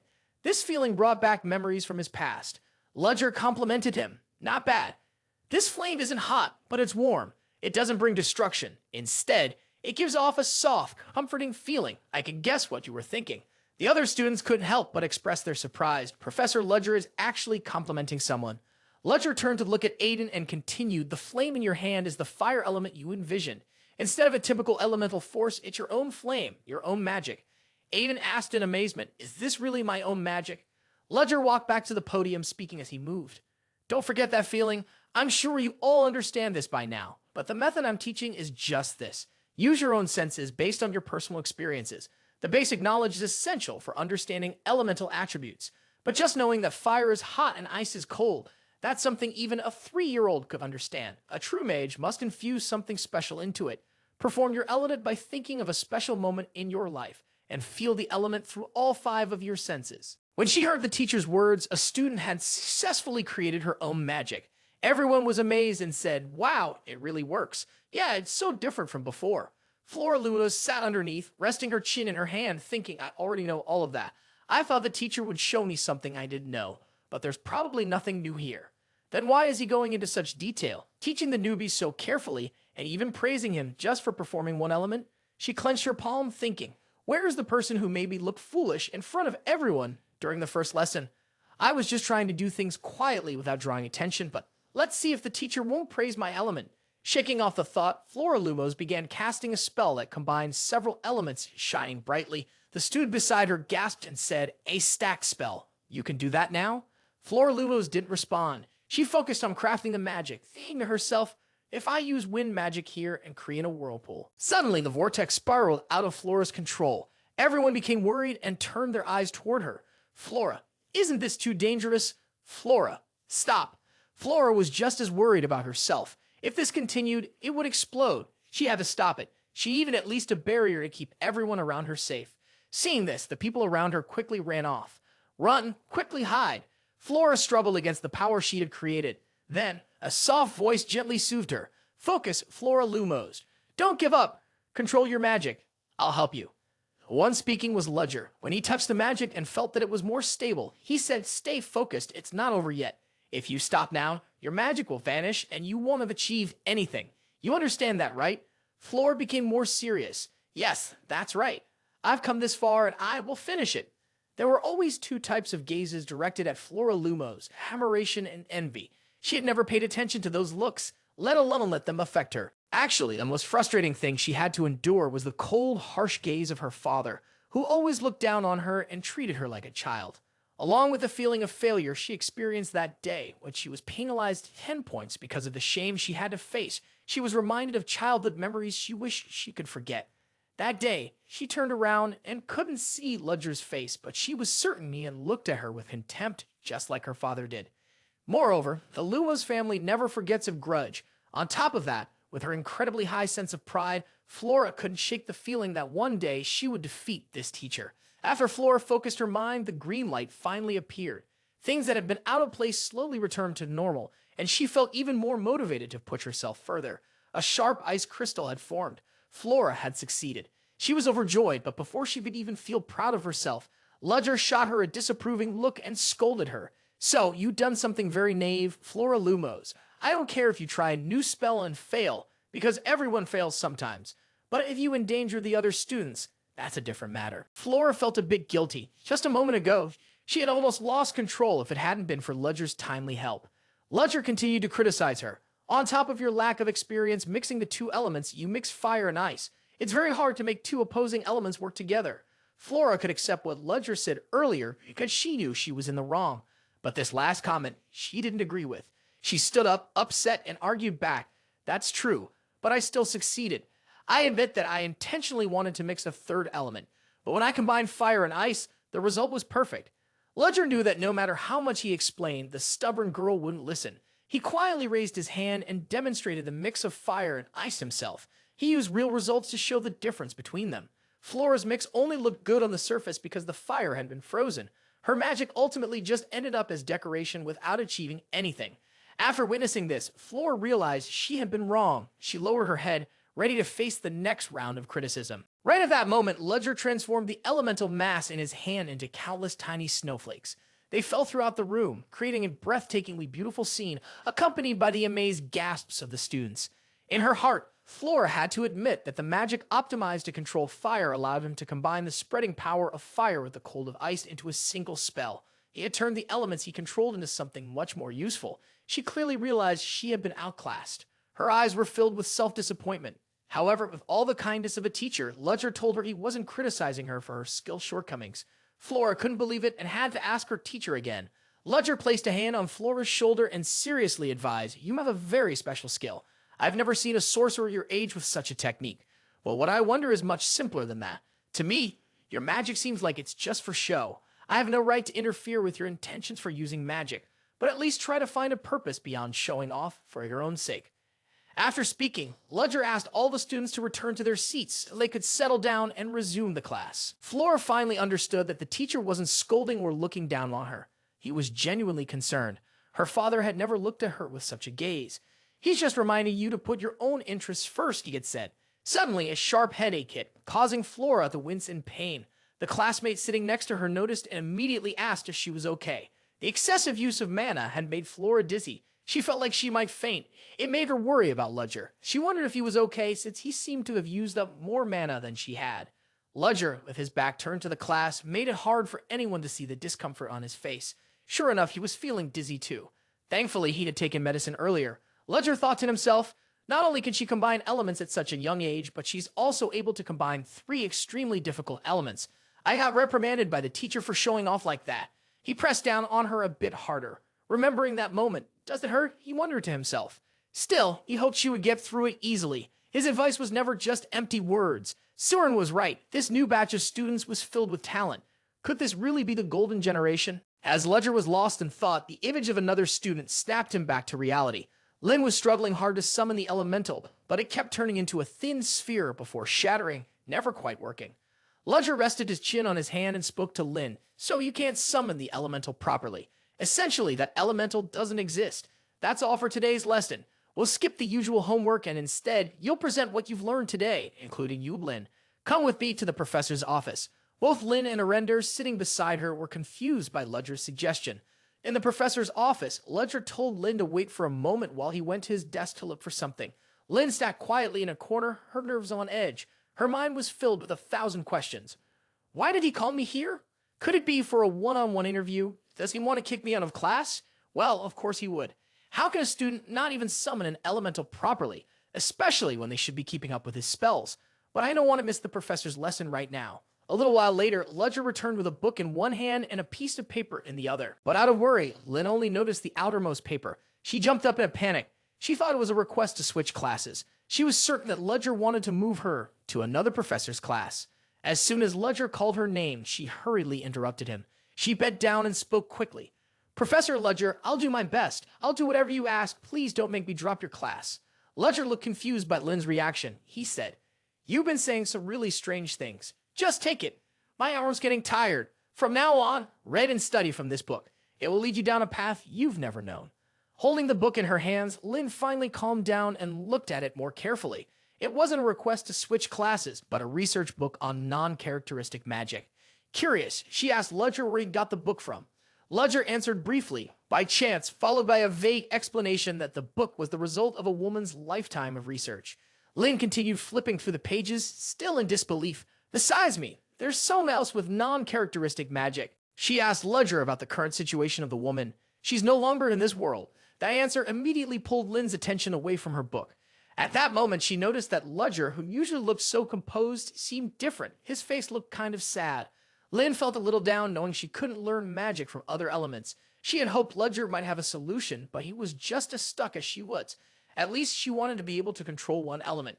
Suddenly, Ludger asked, "What do you think about people who can only control one element?" Lynn hesitated before answering. "Probably useless." Ludger handed her a steaming cup of tea and shook his head. "Not at all. Someone who can control just one element has infinite talent with that element alone. Their magic can only influence nature in a way that shows off their extraordinary skills with their chosen element." "You just heard me explain it." Lynn listened intently to her professor's explanation, still puzzled about attribute-less magic. Literally speaking, it has no attribute at all. Ludger calmly continued, "We're still not sure if attribute-less magic is truly what its name suggests, but for a time, a so-called attribute-less element was grouped together as a part of the earth element." He also emphasized that this was in the past, and now, with the development of science, there are different studies and findings. He advised Lynn not to worry. The world and magic are constantly changing. Anything can happen, which is why I gave you that book. It will help you a lot. After Lynn left, Ludger reclined in his chair to rest. He was indeed surprised that Lynn possessed non-elemental magic, but he hadn't expected to encounter someone with the ability to discern between good and evil at the academy. Those eyes hadn't awakened yet, so Lynn was unaware of them. Ludger never imagined that the book she had written would find its way back to her like this. Could this be fate? The scene shifted back to the academy. The entire class had already left, leaving only Aiden behind to practice. The teaching method Professor Ludger had used was truly effective. He had successfully performed the elemental magic. Aiden thought to himself, when I was casting magic earlier, Professor Ludger's eyes were so gentle yet serious. Maybe I misunderstood him. After all, someone who loves magic this much can't be a bad person. In the grand hall, everyone was chatting lively. A group of noble students gathered around a tall boy who seemed to be someone important. "Oh, who's this?" A mocking voice directed at Aiden. It turned out to be Jevin, the eldest son of Baron Pelliot. He didn't hold back and taunted Aiden. "Aren't you the kid who couldn't even manifest a basic elemental ability, and you're still acting so arrogant? Ha, little brat." Leo, standing beside Aiden, was boiling with anger. He warned through clenched teeth, "You jerk, if you say one more word." Aiden, worried that his friend might do something rash in his rage, quickly stepped in to calm him down. Aiden wasn't angry at Jevin. Instead, he adopted a humble tone and said, "I'm not sure what I did to upset you, but I'll apologize now. Can you leave us alone from now on?" Of course, Jevin was still unsatisfied with Aiden's humility. "Leave you alone? Sure, but on one condition. Get down on your knees." Tessie, the red-haired girl, shouted angrily, "Hey, don't be ridiculous. Aren't you ashamed of yourself? You're a noble." Jevin, on the other hand, continued to provoke her, saying, "Why is someone like you, a washed-up noble, sticking your nose into this? Clearly, you're just poorly raised." Jevin kept insulting Aiden's friends, pushing him to the point where he couldn't hold back anymore. Aiden stepped forward, standing directly in front of Jevin, and shot him a fierce glare. "Jevin Pelliot, you can mock me all you want, but if you touch my friends, I won't let it slide." Aiden's intense presence made Jevin hesitate, but not wanting to lose face, Jevin taunted back, "And what are you going to do about it?" Aiden threw his gloves at Jevin's chest. "You want a game? Fine, I challenge you. A magic duel. But if I win, you'll apologize to Leo and Tessie." Leo and Tessie immediately rushed to stop. The guy named Jevin angrily shouted, "This is a legitimate match. I officially challenged him and my opponent accepted." Ludger responded, "Doesn't seem right for a first-year student to be fighting a magical duel, does it?" This guy wasn't backing down. He argued there's no rule saying a first-year student can't do that. Ludger was starting to get frustrated. He couldn't understand what was going on with this kid. Looking at the crowd still whispering behind him, he began to suspect the issue was with Fruden. He wondered if Fruden would step in and say something to back up the kid. Jevin ignored Ludger's words, and Ludger said, "I won't hold anyone responsible for something that hasn't happened. Go back to your dorms." It seemed like the matter was about to end there, but then Chris Benamor showed up and intervened. He accused Ludger of abusing his power.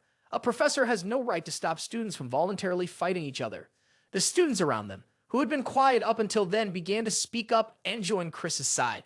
Things were quickly turning against Ludger. Chris then proposed a solution that Ludger couldn't easily refuse.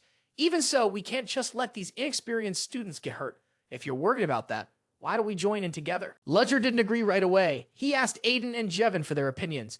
Both of them immediately agreed. At that point, he had no more reason to refuse and accepted Chris's proposal. But Chris's plan wasn't just that. He invited Ludger to place a bet with him, but also added that it wasn't mandatory, since it was a bit funny to bet on a match where the outcome was already known. Ludger agreed to the suggestion.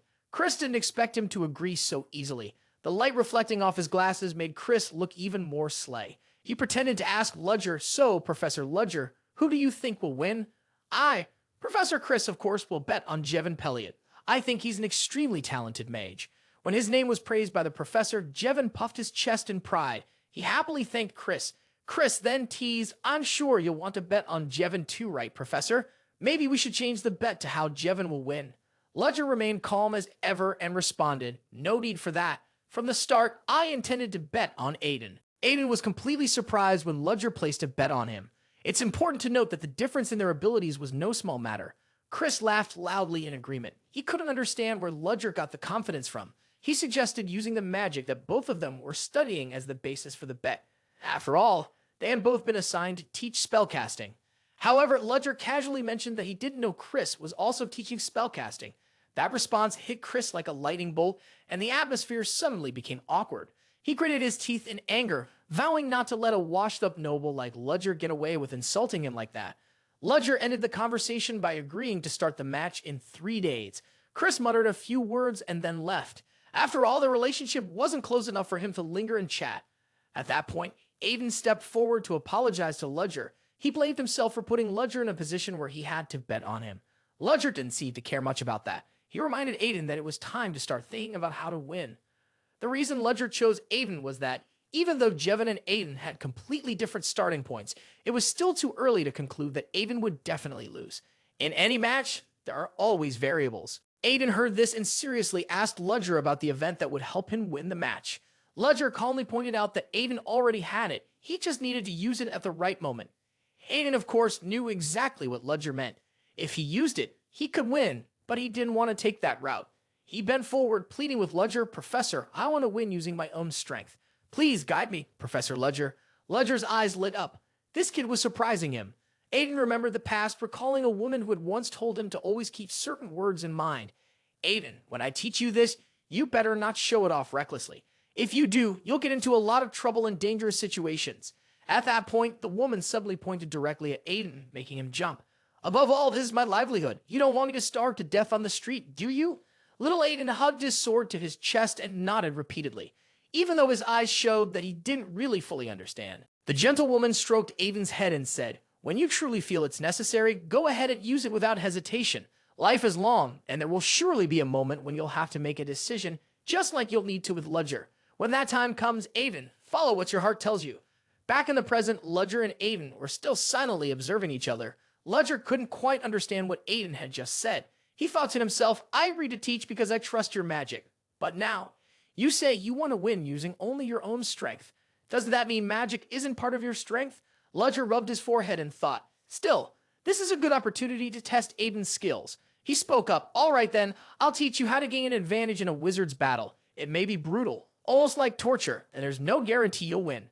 Ludger needed to make sure Aiden understood that the path ahead would be tough. With Ludger's agreement to teach him, Aiden no longer hesitated. He firmly promised his teacher, "I will follow through." Ludger didn't waste any time and called Aiden straight to the training. Although Aiden was a bit surprised by how quickly the training was starting, he immediately followed orders.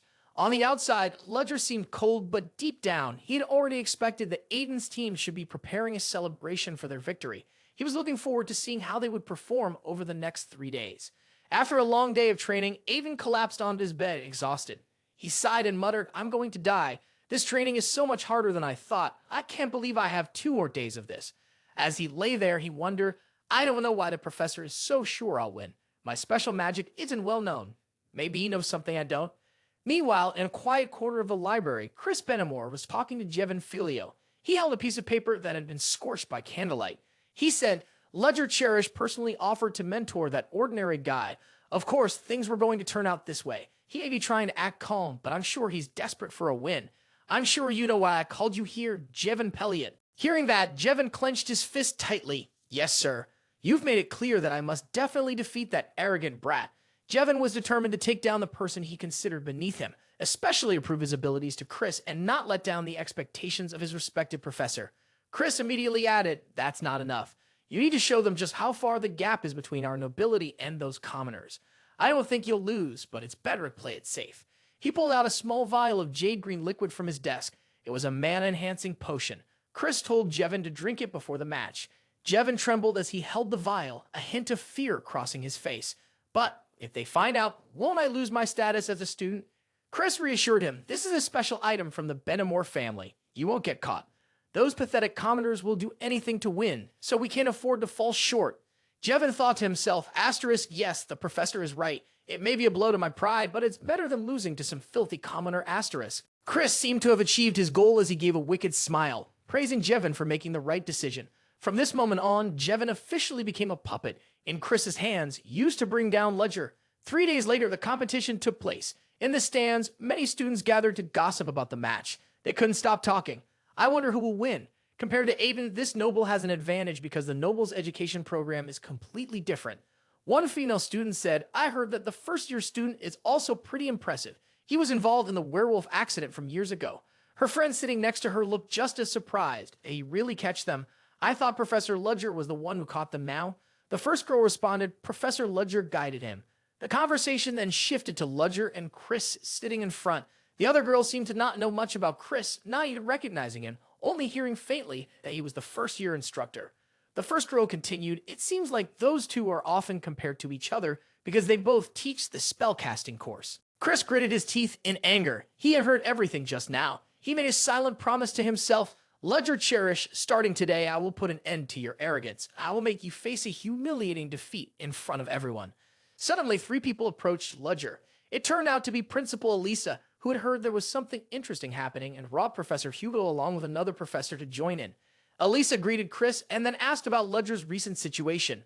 Ludger politely bowed and replied, "Everything is going smoothly, thanks to you." Curious, she asked him, "I heard you made a bet. So, who did the professor bet would win? Was it Professor Chris who bet on Jevin?" Ludger calmly confirmed once again that he had bet on Aiden. Upon hearing this, Elisa covered her mouth and chuckled softly. "I'm really looking forward to this, but of course the safety of the students comes first." The kind-looking professor standing behind Elisa answered slowly, "You don't need to worry about that. The protective magic surrounds their bodies like a shield and will block any attacks." As soon as she finished speaking, the stands erupted in loud cheers. It was time for the match to begin, and the 2 competitors, dressed in armor, stepped onto the field. Aiden's supporters kept shouting encouragements. "Go, Aiden. Break that arrogant kid Jevin's pride." On the other hand, Jevin's supporters were just as loud, shouting, "We believe in you. Show them the pride of a noble." The referee stepped forward to announce that both competitors would be checked before the match started. While the referee was inspecting them, Aiden reminded Duvin not to forget their promise. Duvin sneered and said, "Aiden, win first, then talk." The referee still allowed the use of the sword, though he was a bit curious because it was very dull and had no sharp edges. After the check, the referee announced the rules. The side that runs out of defensive magic first will lose, and then he signaled for the start. The 2 of them cast their spells at the same time, both having the same speed. Aiden used water magic, while Jevin used fire magic. Aiden had predicted correctly, knowing that before Jevin could use his strongest fire spell, his own skills had improved since last time. Moreover, looking at the elemental matchup, Jevin was at a disadvantage. Jevin sneered. The elemental advantage Aiden had only mattered if their magical powers were evenly matched. But in this case, they weren't. Jevin had taken a mana-enhancing potion and his magic surged, overpowering Aiden's. Aiden quickly dodged to the side as Jevin pressed his attack even more aggressively. Jevon's face twisted into a sneer. This is the gap between you and me, you lowly commoner. The tension in the air reached its peak. Neither of them dared to let their guard down for even a second. The worrying part was that Avon was slowly being overwhelmed. Avon himself realized the situation wasn't good. If things kept going the way they were, he was going to lose. In this case, he decided to use what he had learned from Professor Ludger. Jevon, seeing that Aiden had stopped using magic, smirked. He thought Aiden had given up. Chris, who was watching, also thought it was over. But suddenly, Aiden used his sword to unleash a new move and charged forward. Chris was shocked. No way, he couldn't believe Aiden had just used a teleportation spell. How could you use a technique from battle mages? He guessed that Ludger had taught Aiden this spell in just 3 days. What frustrated him the most was how a simple commoner could master teleportation in just 3 days. Aiden kept charging forward, skillfully dodging Jevon's attacks. Jevon started to fumble, unable to understand what had just happened. The foundation of magic was focus, but Aiden kept moving, making it hard for him to concentrate on his incantations. He tried to reassure himself. No, don't get flustered. I've already cast the spell. With this, I can break his concentration. Just when Van thought Aven's technique was starting to weaken, Aiden reached his sword. He landed a solid punch to the face, knocking him to the ground. Aiden pointed his sword at Jevon's face and boldly declared, "Now it's my turn." Jevon was terrified. He pleaded, "Wait," but it was too late. The match was over. The referee raised his hand high and announced the winner, Aiden. Sweat poured down his face as he gasped for air. In the stands, people cheered for him. They congratulated Jevon for the effort he had put into his training. The nobles weren't as pleased. One angry voice muttered that Jevon was dishonoring the noble class. Another, calmer voice replied, "I never expected anything from him. He's just some minor baron who follows us around everywhere, and now he's lost to a commoner. It's laughable. He's a disgrace to the nobility." Jevon was still sitting on the ground, unable to accept that he had lost. He couldn't stop thinking of reasons to blame someone else. There's definitely something wrong here. That commoner must have cheated. How else could he have used magic while moving? Filled with frustration, he stood up, his eyes dark and filled with rage. "I'll kill you," he snarled. Jevon cast a fire spell towards Aiden. The crowd gasped in shock. It seemed like Jevon had completely lost his mind. The referee, who had just helped Aiden take off his armor, quickly ran forward to shield him. He told Aiden to get out of the way immediately. The fire was almost upon them now, and its blinding light reflected off Aiden's glasses, making them shine brightly. Aiden recalled the words of the woman. "Asterisk life is long, and there will be a moment when you'll have to make a choice, a decision you can't avoid. When that time comes, just follow your heart, asterisk." To the referee's surprise, Aiden rushed forward and used his sword to block the attack. With all his strength, he slashed through the flames, splitting them into 2 directions before they disappeared. The crowd in the stands gasped in awe at the incredible sight. Elisa, who had been watching carefully the whole time, leaned on her hand and thought, "Asterisk, did that kid just split the magic in half, asterisk." Ludger let out a sigh of relief when he saw that Aiden was safe. "You're still too stubborn about that, but I have no doubt anymore." Aiden used it at the most critical moment. Chris, sitting next to Ludger, couldn't hide his surprise. He couldn't understand how that awkward guy had managed to use anti-magic, a rare spell that could cancel out magic right after a teleportation spell was cast. Jevon hadn't expected Aiden to escape from the attack so easily. He stepped back, but before he could react, Aiden charged and punched him hard in the face, knocking him to the ground. Aiden was furious. "Jevon, I thought at least you'd have the decency to admit your defeat. I didn't know you were this much of a disgrace." Ferdinand Wolberg sat in the stands, arms crossed, watching the fight. His friend sitting beside him grinned, amused by the loser's pitiful state. "Do you think the same, Froden?" Froden didn't seem too interested. He replied, "I'm not sure. Honestly, I never really cared much about those barons, but I do think I should keep an eye on that commoner Aiden. He might be more talented than some of the nobles, after all." The next sentence, of course, was something Froden only thought to himself, not something he said aloud. The match was over, so there was no reason to stick around. He stood up, called his friend to leave, and as they walked away, he couldn't help but glance over at Ludger. Chris was really angry right now. He pretended to ask Jevon, "Did you know that students can use counter magic?" Ludger shot him a sideways glance. "I don't know why you're so upset. You're responsible for teaching the first years. Have you even checked all the personal details of your students? Besides, counter magic didn't play any small part in her victory." Ludger's words left Chris only able to click his tongue, unable to say anything back. Ludger went on. "By the way, our bet was on the research paper, wasn't it?" Chris held back his frustration and tried to ask what Ludger wanted, but Ludger answered that he didn't want anything. He wasn't interested in Chris's research paper. Chris looked at Ludger, still not understanding what he meant. Ludger stood up and said something very profound. In the end, stealing someone else's work as a bet isn't my style. Everyone had already left, leaving only Chris sitting there, confused, trying to make sense of Ludger's words. After thinking for a moment, Ludger had said, "That's not my style with him, a respectable noble." Chris felt like he might lose his mind. Was Ludger implying that Chris was a lowlife, someone who stole the work of others? In the hallway on their way out, Ludger ran into Sedina. He congratulated him on winning the bet, but she was also worried about the result. She wondered if Ceoren would take an interest in him in the future, and whether that would be a problem. But Ludger thought differently. He wasn't worried at all. In fact, he saw it as a good thing. Segna didn't understand what he meant, so he explained, "Right now, the principal is suspicious of me. She's known about our existence for a while now. Even though I'm a professor, I can't easily escape her list of suspects." Sedina couldn't believe it. Ludger had chosen to be a professor at the academy precisely to avoid suspicion. Ludger continued, "But because of what happened, I've already built a good reputation with the principal. The situation has changed. She can immediately change her opinion about me. However, Sakina, you should cooperate with me as well. It would be too suspicious if I keep meeting with a student who has nothing to do with me. But if a professor meets with an outstanding student, it's completely natural. You need to try harder and show them the image of a model student." Sedina lowered her head. This was the first task Ludger had directly given her. She replied seriously, "Understood. I'll do my best, even if it costs me my life." Hearing that, Ludger replied indifferently, "Whatever." Deep down, Ludger thought to himself, "This girl is somehow becoming a bit of a problem. What happened earlier helped me establish that I'm on the principal's side, and I sent a message to the Black Dawn group that I can't act recklessly, but I can't keep going like this. I should probably form my own organization.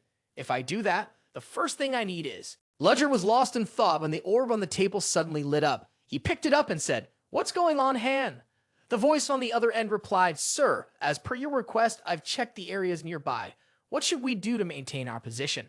I'm not sure about the situation in the dark alley, but..." Ludger interrupted, "It seems it's time for us to use our power." The voice responded, "You really do pick up on things quickly. You're right, it's time for us to use our power." Ludger thought for a moment, then said to Han, "All right, we're heading there now." Han replied, "Aren't you very busy? I don't think this will be resolved that quickly." Ludger answered, "Don't worry. If that's the case, we'll just make sure to finish it quickly." The sky was completely dark by now. Inside a small bar, the lights shone brightly and voices filled the air. Someone slammed their hand down on the table. Damn it. A sweaty henchman beside him nervously asked, "Boss, are you okay?" The red-haired man, angry, snapped back, "Do I look okay to you? That damn Bellabot guy, does he have to profit from our investment before he dies? Now, everything we've put into him is gone." The henchman hesitated, then said, "We still have some money left, right? We could find another way." The boss nodded, "True. That's why I called you all here. Soon, we're going to need to expand our business on a large scale, starting with those bastards." Suddenly, someone opened the door and walked up to the boss. People around them started shouting, "What's wrong with that guy? Hey, we're closed. Get out." The boss also spoke up, "Hey, don't you hear me? We're closed." The newcomer replied, "You're Daughtry, the leader of the Crimson Society, right?" Daughtry, surprised, responded, "I don't know you. Have we met before?" The newcomer walked in and said, "Oh, of course not. I only know because you're quite famous. Sorry, I forgot to introduce myself. My name is James Moriarty." Hearing the name, Daughtry immediately stood up and said, "James Moriarty, the criminal mastermind, the one who controls the black market alleys of the Delicate Kingdom. He's been hiding for years. Why is he here now? Let me check." After a moment of thinking, Daughtry smiled and said, "Professor Moriarty, I've heard a lot about you. I'm glad to hear those words, but Professor Moriarty, I can't be sure if what you're saying is true." James Moriarty spoke up, "You suspect I'm an imposter?" Daughtry laughed and said, "Suck. Well, why would you suddenly show up in a place like this?" James Moriarty replied, "Your reasoning is reasonable, but I don't think you should be pulling a gun." It turned out that one of Daughtry's men was pointing a gun at James Moriarty, not just one, but several others as well. James Moriarty chuckled, turned around, and said, "Oh my, I was right, wasn't I? But unfortunately, it won't do you any good." Daughtry signaled to his men, "Shoot him in the shoulder." The others tried to fire their guns, but nothing happened. Everyone was confused. What's going on? Our guns. James Moriarty, now fully executing his plan, spoke calmly. "That's why I warned you earlier." Daughtry, anxious, asked, "Fire silence. When did he?" Moriarty smirked. Then an explosion rang out. A massive wolf appeared at the door, its teeth and claws sharp as knives. It walked into the room, and everyone inside froze in fear. It's a werewolf. The werewolf stood right next to James Moriarty. The people in the room were shocked. "You have a werewolf?" So those werewolves from before, they were his too. The werewolf's eyes grew even sharper. A flashback played and a voice echoed. Do you arrive? It seems you came here for me to explain things more clearly, right? Yes, let's begin. Han said, the dark alley where we're lying in wait seems to be divided into 4 dark factions. The biggest one is a group of thieves called the Crimson Society. Everything they do is filthy business. Basically, that alley is under their control. Ludger Cherish said, if that's the case, our target is the Crimson Society. Ham replied, that's right. If we deal with them first, things will be easier later. But their numbers are huge. It's going to be hard to defeat them quickly. Maybe we should start with the easiest group. Ludger Cherish responded, no, that's a waste of time. Targeting the head of the snake will be much faster. Once we take down the leader, the rest will fall in line. But now isn't the right time. Recently, they've been working together more closely. After the boss, Belobot, died, this all started to happen, right? Yeah, hold on.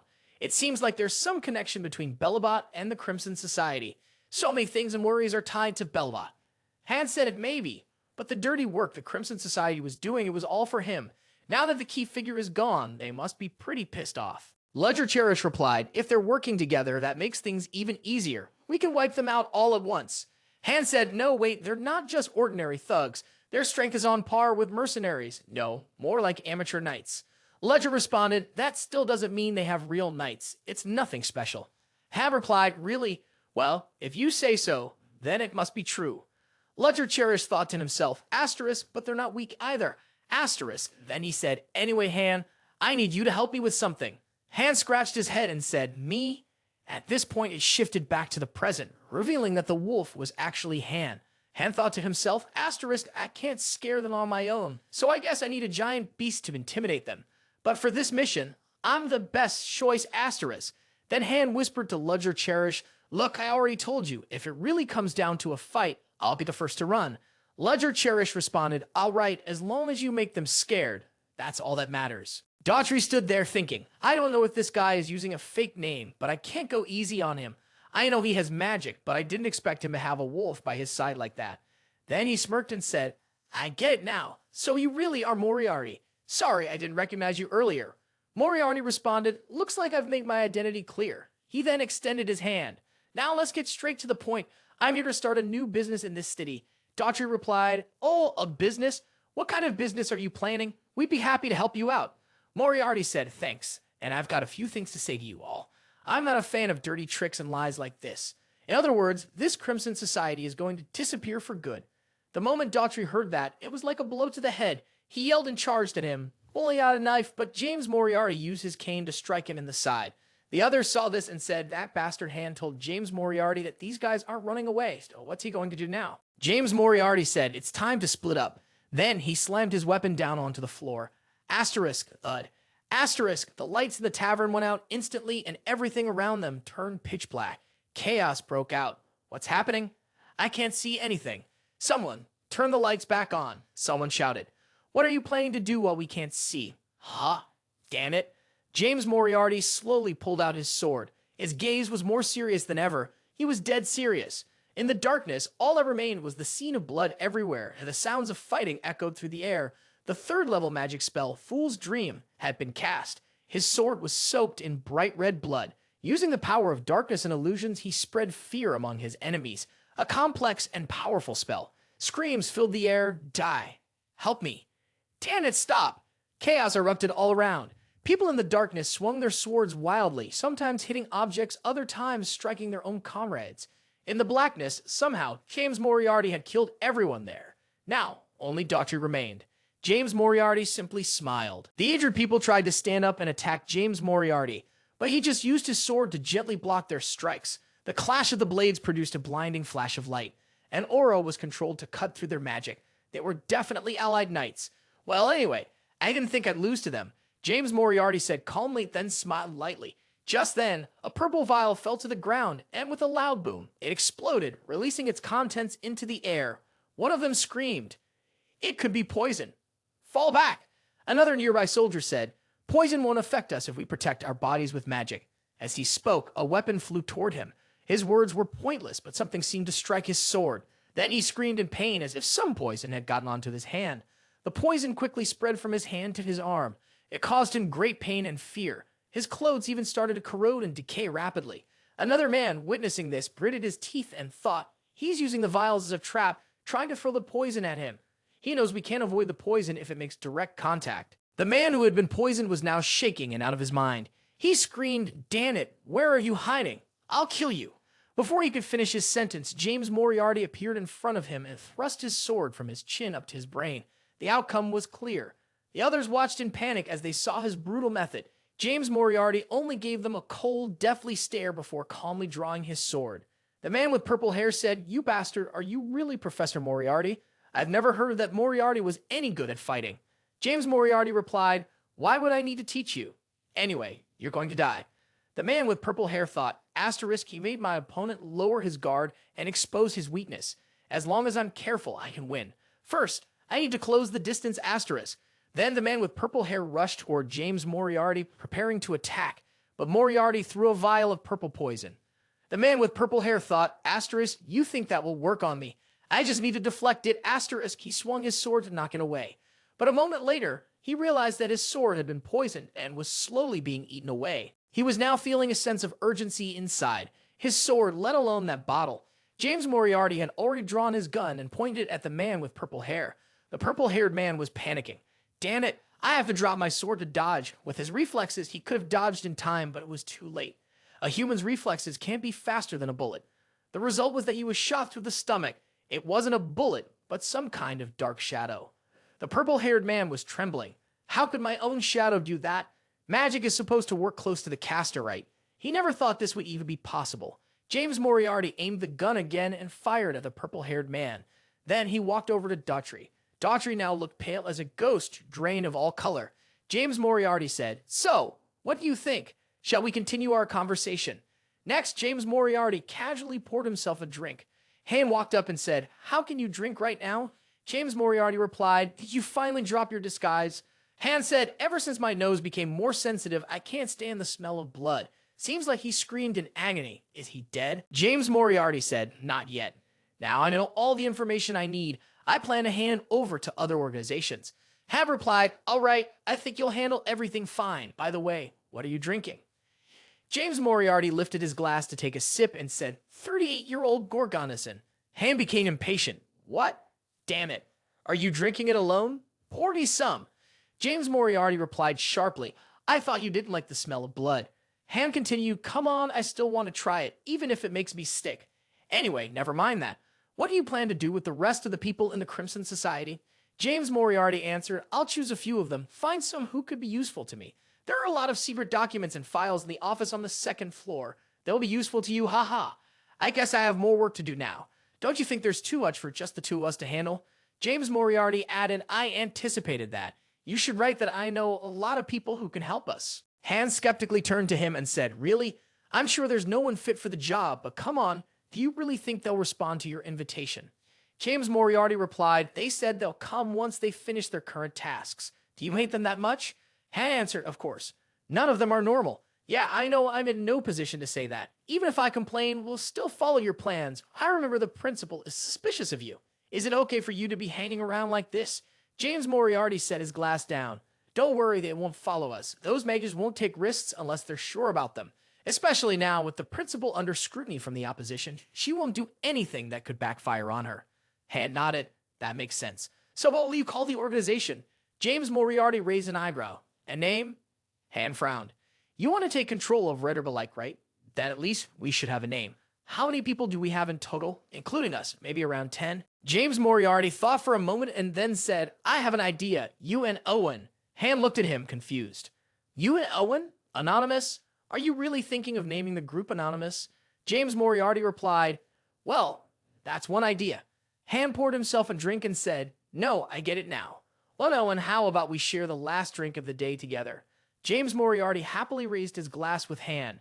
Cheers for the birth of the organization. Then the sound of clinking glasses echoed throughout the bar. Selene asked Professor Ludger Cherish, "Why don't you have an assistant?" Professor Ludger Cherish, who had been about to take a bite, froze, his expression turning sour. He responded, "I don't really feel the need for one at the moment." Selene asked, "But you have 80 students. Don't you feel overwhelmed?" He answered casually, "Not really. It's not that hard."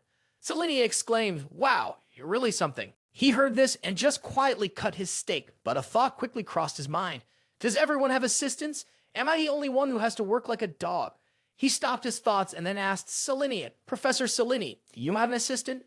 She heard and then replied, yes, but I don't need much help, so I only have 3 assistants right now. He was taken aback and couldn't believe it. He thought to himself, didn't you just say you don't need much help? Some new professors usually have like 10 assistants. He silently glanced over at Professor Benamor, thinking 3 assistants seems like too few for Professor Benamor.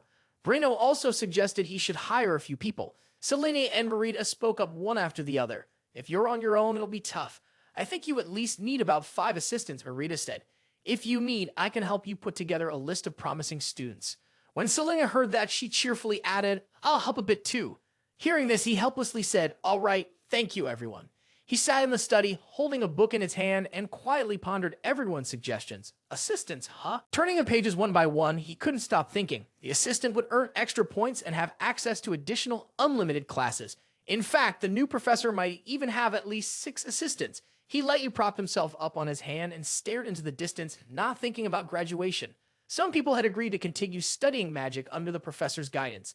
This was basically a 21st century school. He closed the book and glanced at the neat stack of papers next to his desk.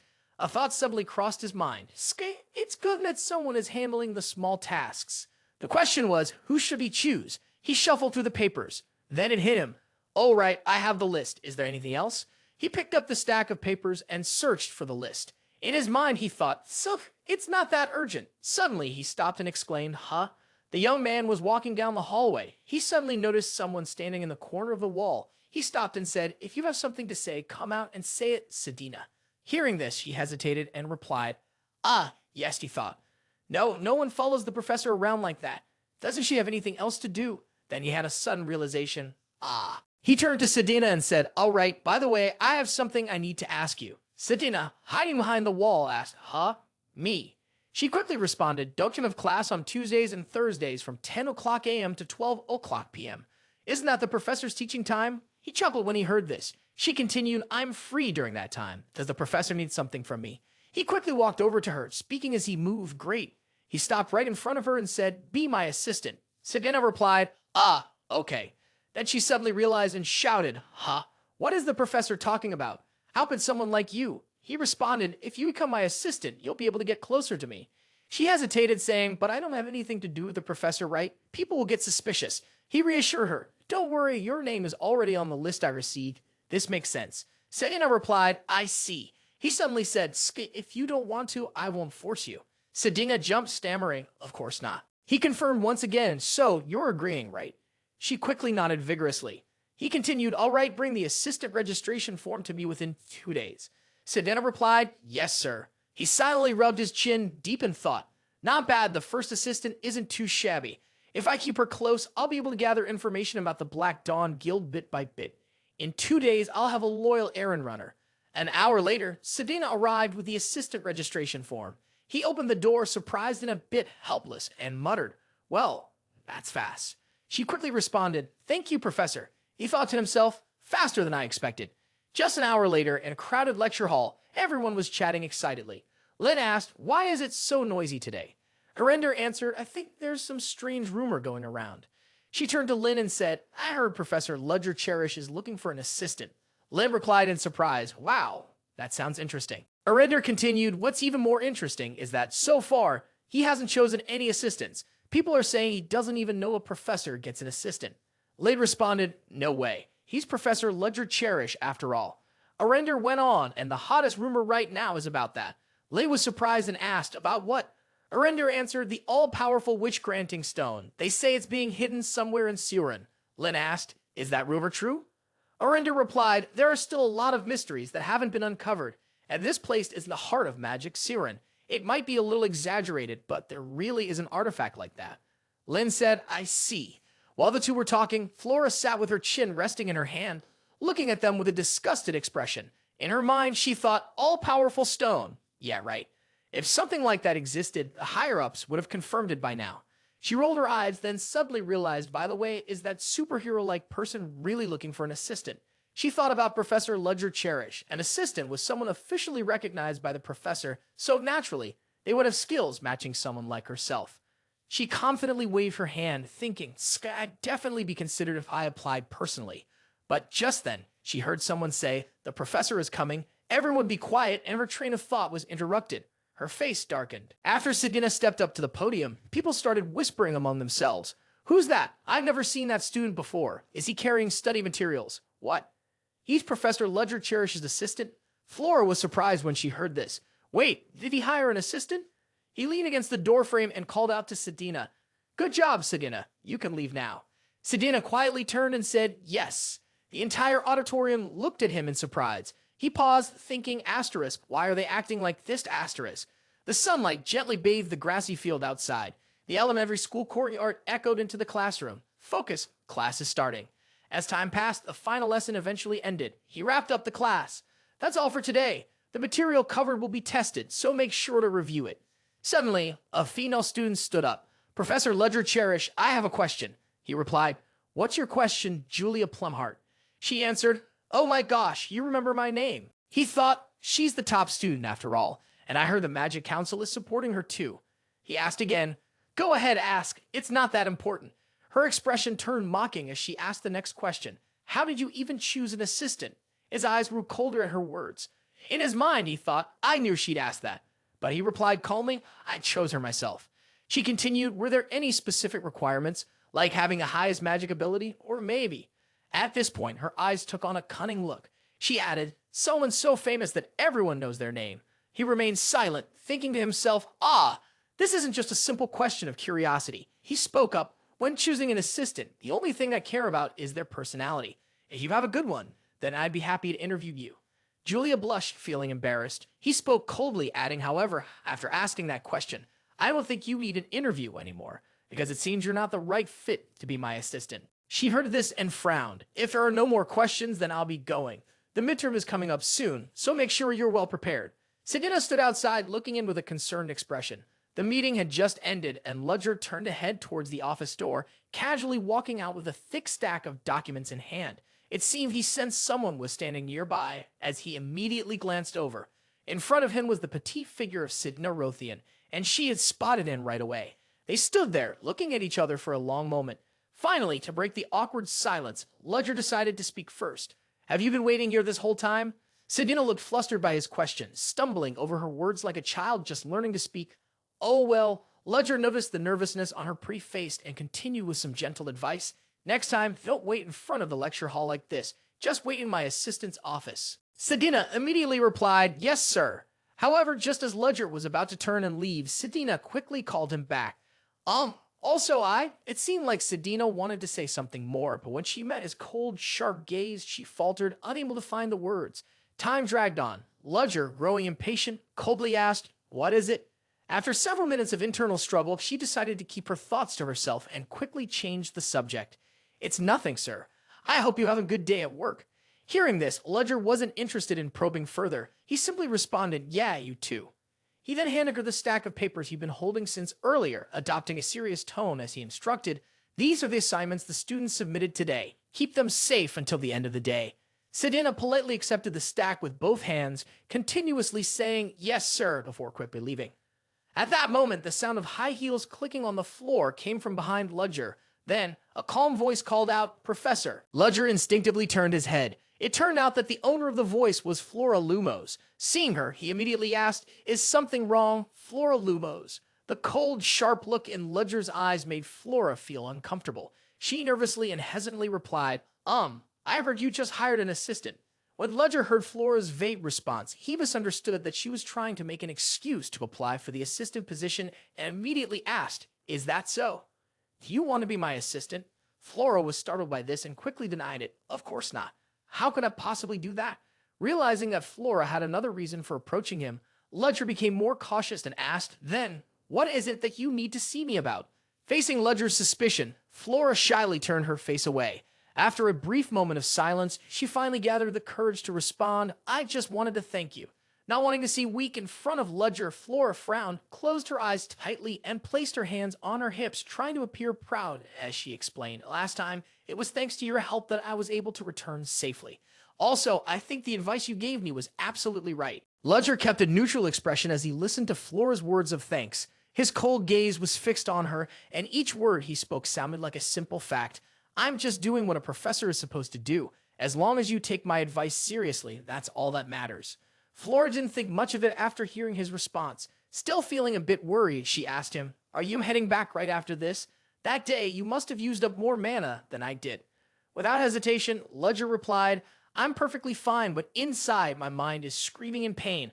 Honestly, I almost passed out." Flora felt reassured after hearing Ludger's response. She then changed the subject and asked, "Professor, how many elements do you specialize in?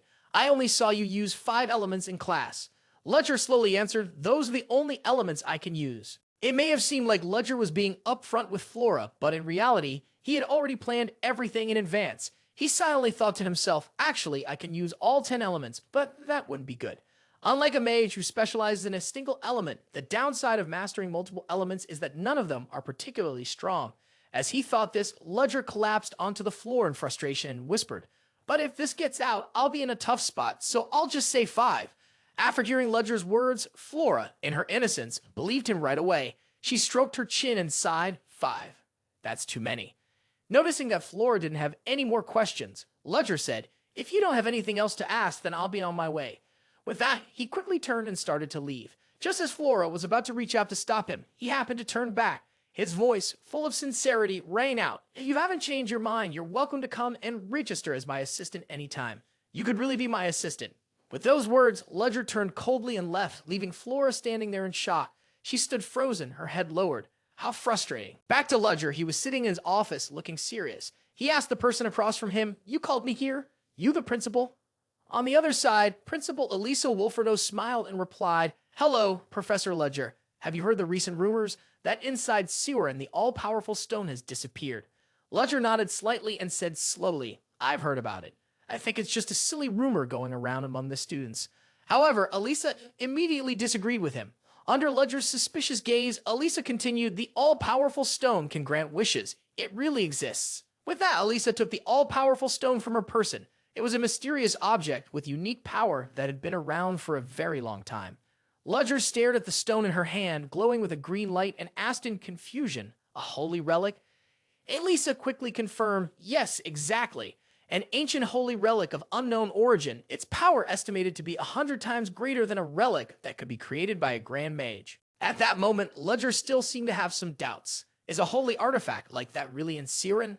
Elisa quickly confirmed, "We've had it in our possession for quite a while." Her face grew serious as she continued, "But that's highly classified information. If there's a rumor, it means the information has already leaked." Not only that, Elisa believed someone had revealed the secret, though there was still another possibility. Since the all-powerful stone had immense power, the area where it was kept followed extremely strict security measures. The information could have been leaked while the storage room's defenses were relaxed during the transport process. With that, Elisa looked directly into Ludger's eyes. "Since this rumor is so unusual, I'm considering asking you to investigate it for me." Elisa's request immediately made Ludger more cautious. On the surface, it seemed like the principal trusted him with the task, but she wasn't the type to trust someone just because they were on her side. It was more likely that she was taking this opportunity to investigate his background. While Ludger quietly thought this over, Elisa tapped her fingers lightly on the table. "Let me know if you have any questions. Also, please help us with the transport of the artifact." Ludger immediately agreed after hearing that. Then he asked, "Is there any other professor joining us?" Elisa looked at him, her eyes filled with deep thought. She replied, "Yes, but all of you have been assigned to different areas, so you won't meet them." At that, Ludger's eyes briefly closed. "I see." Before Ludger left, Elisa reminded him, "There's still some time before the stone transport starts, so for now, just continue with your regular work." As time slowly passed and night began to fall, covering the city, Ludger sat in his office, deep in thought. Could the leap from Ceoren be related to Black Dawn? But that wouldn't explain the lack of any ties to Sedina. Ludger gently pushed up his glasses. "I'm not sure if this is another deal or if there's a different reason behind it, but something will happen soon enough." After thinking for a moment, Ludger quickly pulled a small object from his pocket and examined it. The sacred artifact. "Looks like I found one here too. I've been changing identities while traveling through different lands for a long time. Sometimes I'm a mercenary, other times a professional criminal, and occasionally a merchant. There's only one reason I've been wandering the world under so many different identities, and that's to find the remaining pieces of this sacred artifact.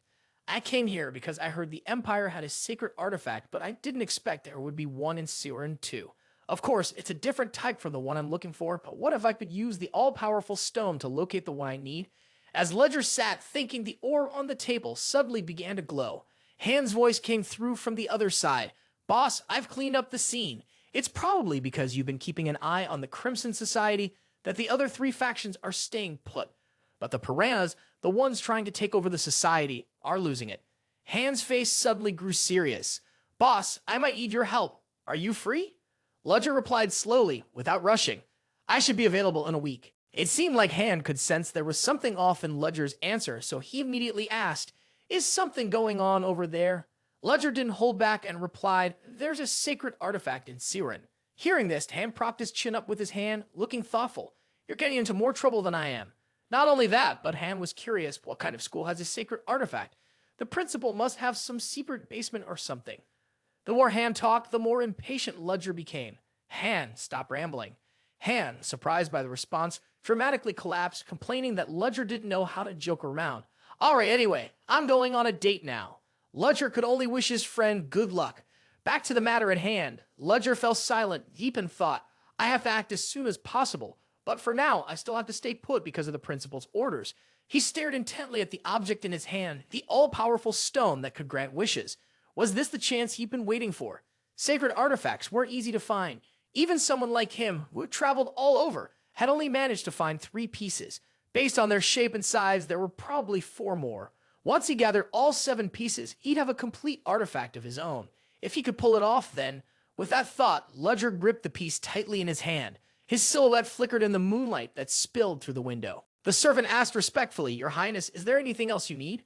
Arender replied, No, you can go inside. The servant obediently followed her instructions. Arender tiredly sat on the bed. She felt like none of the servants would leave her alone for even an hour. She quietly thought to herself, Given my position, I guess I have no choice, but I wish I could live a normal life like any other student. Suddenly, there was a knock on the door, making Arender jump. She asked the servant, Is something happening outside? The servant respectfully answered, Someone has sent a request. Arender asked curiously, What kind of request? It was Terina who had sent the request. She was kneeling to show her respect to Arender and also apologized for coming so late at night, explaining that it was due to an urgent matter. Arender said, It's fine, but she was also curious. What's going on with you? Terina straightforwardly asked, Is it true that there have been werewolves in Ceoren recently? Arender answered honestly, Yes, and one of the professors has already taken care of them.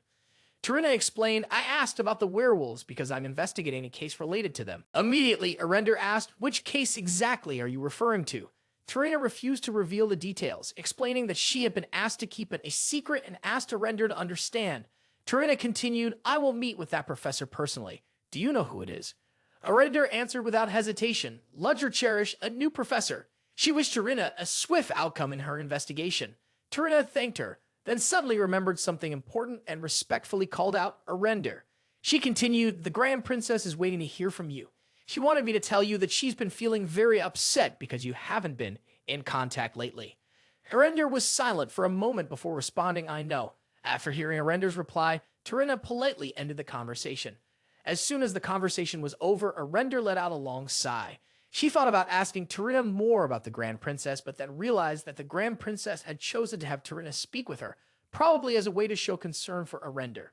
Arender felt a deep sense of discomfort in her heart. After finishing her conversation with Arender, Terina's subordinate asked if something was wrong. She explained that a new professor had dealt with the werewolf situation and that she needed to meet this person as soon as possible. Arender then asked his subordinate Inya for an update on the investigation into the factory. Inya reported that she had analyzed some unburned pieces of paper. It seemed like someone had been researching or developing something, but the details were still unclear. Terina didn't think there were no leads, but she couldn't move forward with anything just yet. She asked Inya if there was anything else. Inya added another piece of information. The Crimson Society, a group that had recently disappeared overnight in Rebirth. Terina was confused. What does the Crimson Society have to do with this? Inya suggested that they should still keep an eye on it. Terina dismissed the idea. There's no need to worry about that for now. She told Inya to stay focused on their investigation and also to gather a little more information in Rebirth before they headed to Ceoren. Both Inya and another subordinate acknowledged the orders. Meanwhile, in the classroom, Ludger was writing on the board while thinking. Over the past few days, more and more rumors had spread. The students were acting in strange ways because of the werewolf incident.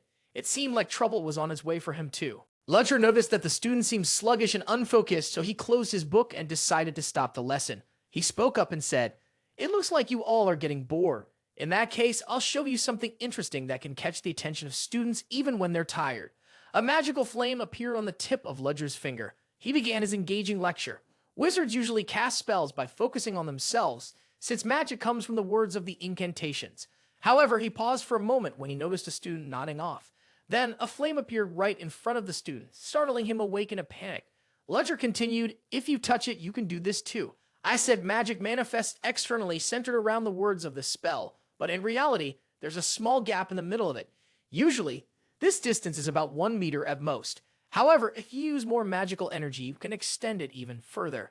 I call this the magical coordinate binding." Flora was completely surprised by the magic Ludger used to mark coordinates, as she had never heard of anything like it before. She was really curious to find out where he had learned this magic.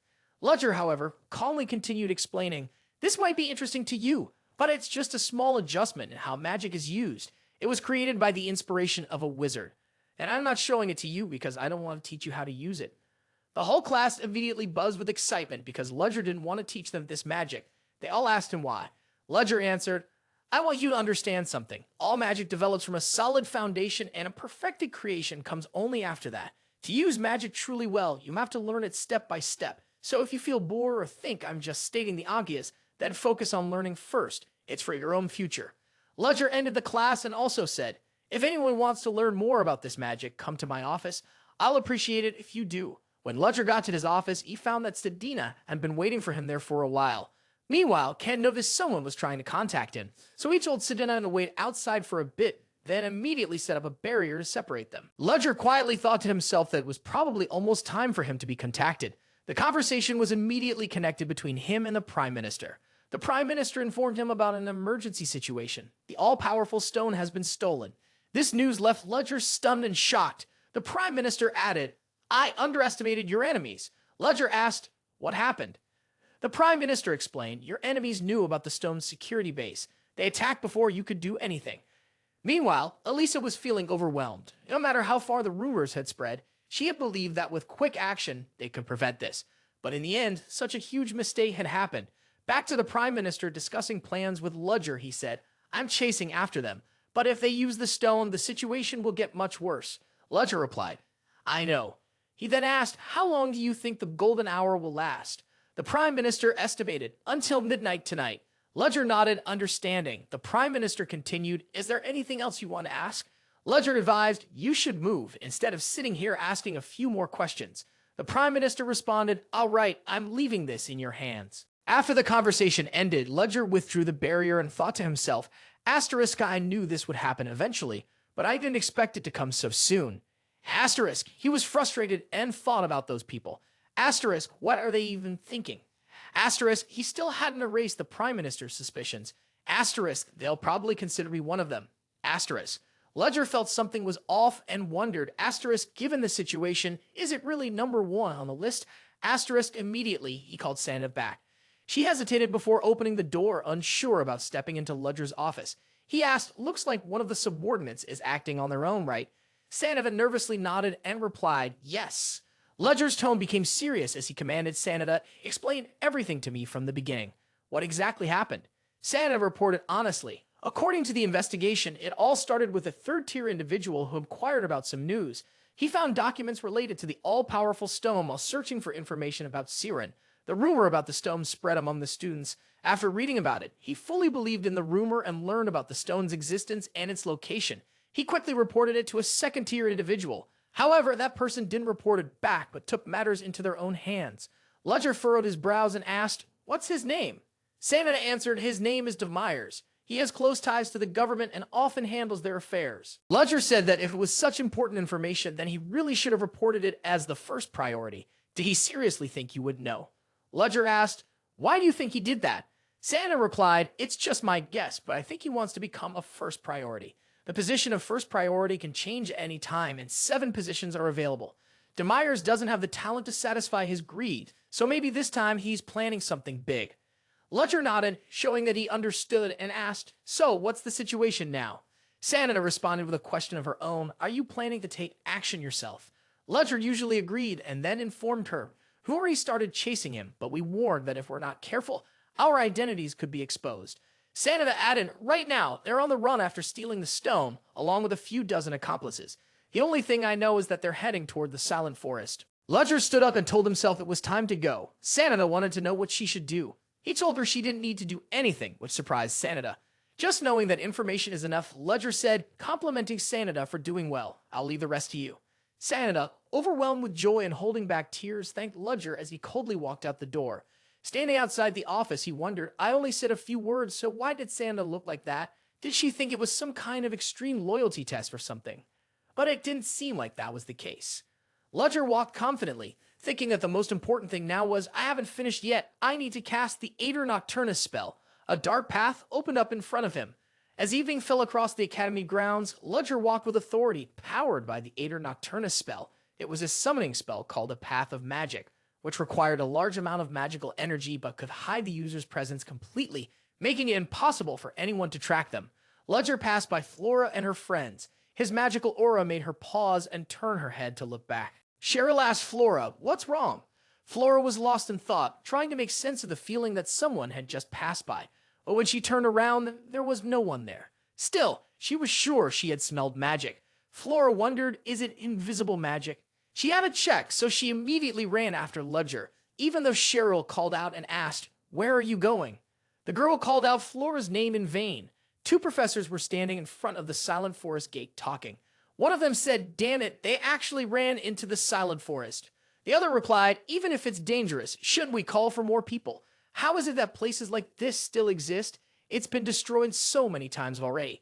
Both of them were so caught up in their conversation that they didn't notice Ludger approaching. He walked straight into the forest, ignoring the professor's talk about the place. But no matter how hard they tried, the forest always grew back quickly, driving those who entered mad. One of the professors said blocking the entrance is the best choice for us. The sounds of painful and frantic screams echoed through the forest. One man yelled at the screaming person, calm down. You want to go crazy like that, guy? Another asked, DeMyers, what should we do? They're surrounded and we can't stay here much longer. DeMyers shouted loudly at the person asking, shut up. He told himself he had a plan for everything, but everyone was left in stunned silence, unsure of what to do. DeMyers was anxious and scared. Damn it, it really is the all-powerful stone, but it's totally useless, he muttered to himself. He trembled as he held the stone, questioning, power coming from the stone is real, but why isn't it doing anything? Suddenly, DeMyers shouted, who are you? His voice startled all of his men. Then, Ludger's voice rang out, is this all there is? I heard there were at least 10 of you. Did the rest get captured or left behind? When DeMyers' men saw Ludger, they froze in fear, trembling uncontrollably. Even DeMyers was speechless. He couldn't say a word. He could only hesitate and barely whisper Ludger's name. Ludger's voice was stern, his gaze cold and menacing as he stared straight at DeMyers. Second in command, DeMyers, do you know why I came here personally? A wave of fear crawled under DeMyers' skin, making him feel like he was about to collapse. He knows everything. How did I end up facing that cold-blooded John Doe? I'm going to die today. Every sense in his body trembled, but it couldn't stop him from calculating how to survive. Skillfully, DeMyers and his companions knelt down, hands respectfully offering the stone to Ludger. This is the all-powerful stone. I present it to you, my lord. Ludger looked at the glowing green stone, then reached out to take it. He didn't forget to praise DeMyers for a job well done. With that praise came a farewell that left DeMyers in shock. Sharp, magical thorns pierced through DeMyers and the others, instantly killing them. Before his eyes closed for the last time, DeMyers struggled to ask Ludger, his breath shallow. First order. Why? There was no need for long explanations. The last thing DeMyers saw was Ludger coldly taking the stone, holding it in his hand and looking at him as his life faded away. With disdain, Ludger spoke. Why? Telling you would only waste my time. Ludger studied the stone in his hand, thinking asterisk. This is the all-powerful stone asterisk, but then something strange occurred to him.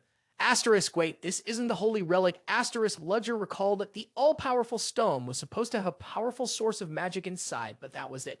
However, the headmaster had once told him. Suddenly, everything froze for a moment as a purple orb appeared in the sky, interrupting his thoughts. From the orb, a burst of light filled with magic shot straight toward Ludger, causing an explosive shockwave. As the explosion subsided, beautiful petals from the blast floated gently in the wind. Where Ludger had been standing moments ago, only a fake, all-powerful stone remained on the ground. Elisa bent down and picked up the stone. I really fired it with all my strength, she marveled. It's hard to believe there's not even a crack. Under the moonlight, Elisa said, it's all over now. Standing in the center of the explosion's epicenter, shaken by the shockwave she had caused, Elisa thought about the fake, all-powerful stone. With just a little more bait, the big mouse she was after would fall into her trap.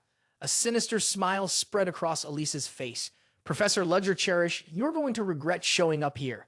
Behind a tree, far from where Elisa stood, Ludger sat leaning against the trunk. He felt uneasy. Just moments ago, when the beam of light had struck toward him, he had used Aether Nocturnus to escape. At this moment, Ludger was sitting and resting, thinking about how his incantations were essentially the same as magic.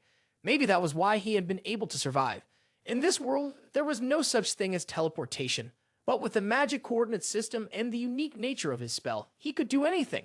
Ludger realized that the person who had attacked him was a 6th-tier professor, Elisa Wolferdo's strength. He wondered, why didn't Elisa ask me to do this, but why did she come alone? Moreover, the all-powerful stone was also fake. Ludger suddenly thought, could it be that Elisa discovered my true identity and is trying to trap me? A sharp headache suddenly struck, making Ludger wince in pain. He knew that the teleportation spell had drained his magic, so he immediately took some medicine to replenish it. Once he started feeling stable again, Ludger continued to think Elisa wouldn't choose such a complicated path. So from the beginning, she must have acted alone, not even telling her allies to maximize the effect.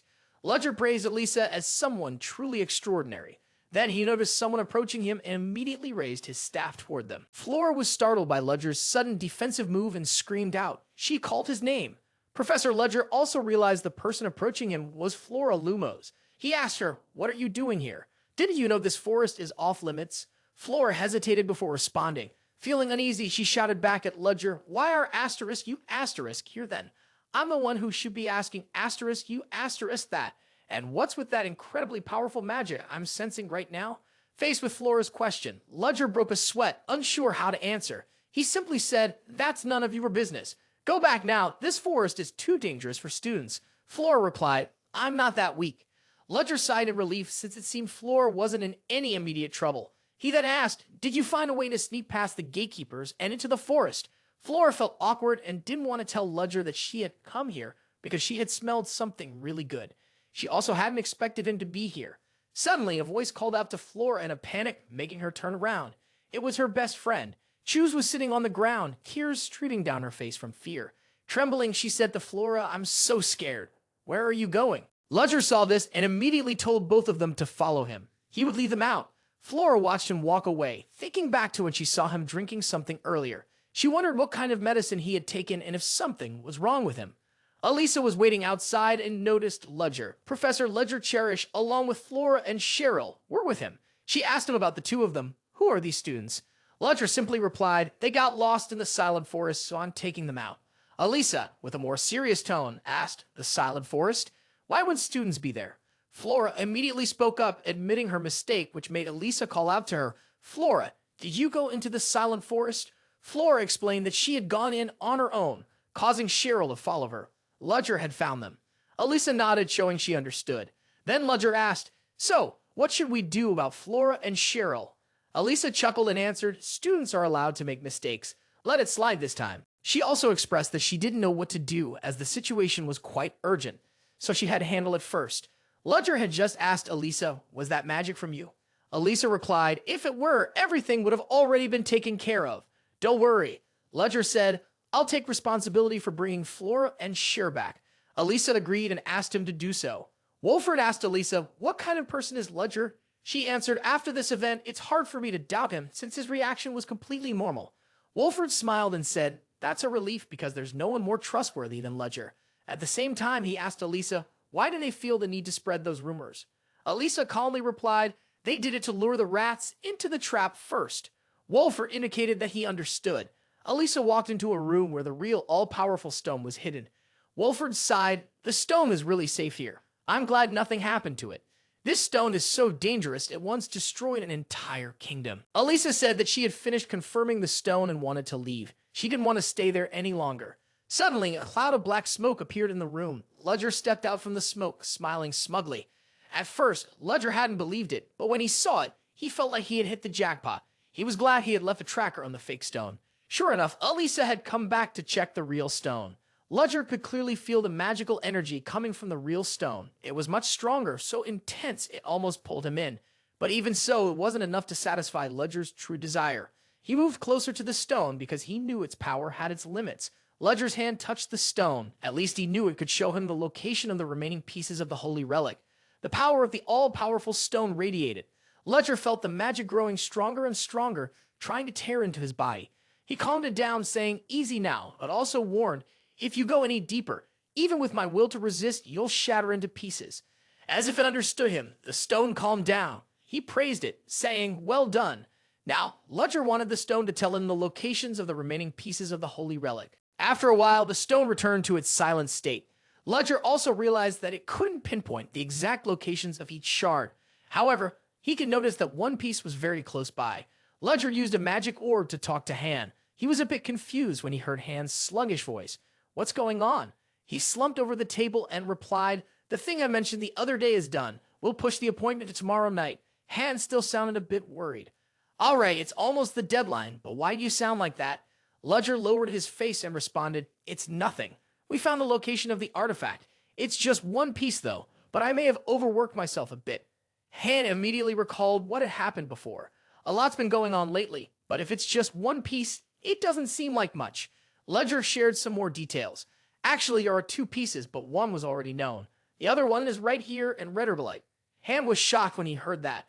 Ludger shared his theory. "Based on the scenery I saw for the artifact, it's probably at the auction house." He heard this and suggested, "Kunst auction house, that's the only one around here. I heard they're hosting a big event soon." Ludger rubbed his temples, then said to Han, "Maybe it's an auction item. You can check the auction list, right?" Han confidently replied, "Yeah, it's simple. See you tomorrow evening." Ludger waved him off with a quick, "All right, good job." The next morning, the sky was clear and sunny. Ludger spotted Flora standing near the door, so he asked, "What are you doing outside my room?" Its sudden appearance startled her. "Huh? You're not inside?" Without being around the bush, Ludger asked, "Do you need something?" Flora hesitated and thought to herself, "What should I say? Should I ask about the special magic he used last time, or should I ask about the potion? But just thinking about those things makes me feel a bit awkward to start a conversation." They stood in silence, staring at each other. Flora struggled to find the words, feeling unsure why she couldn't speak up.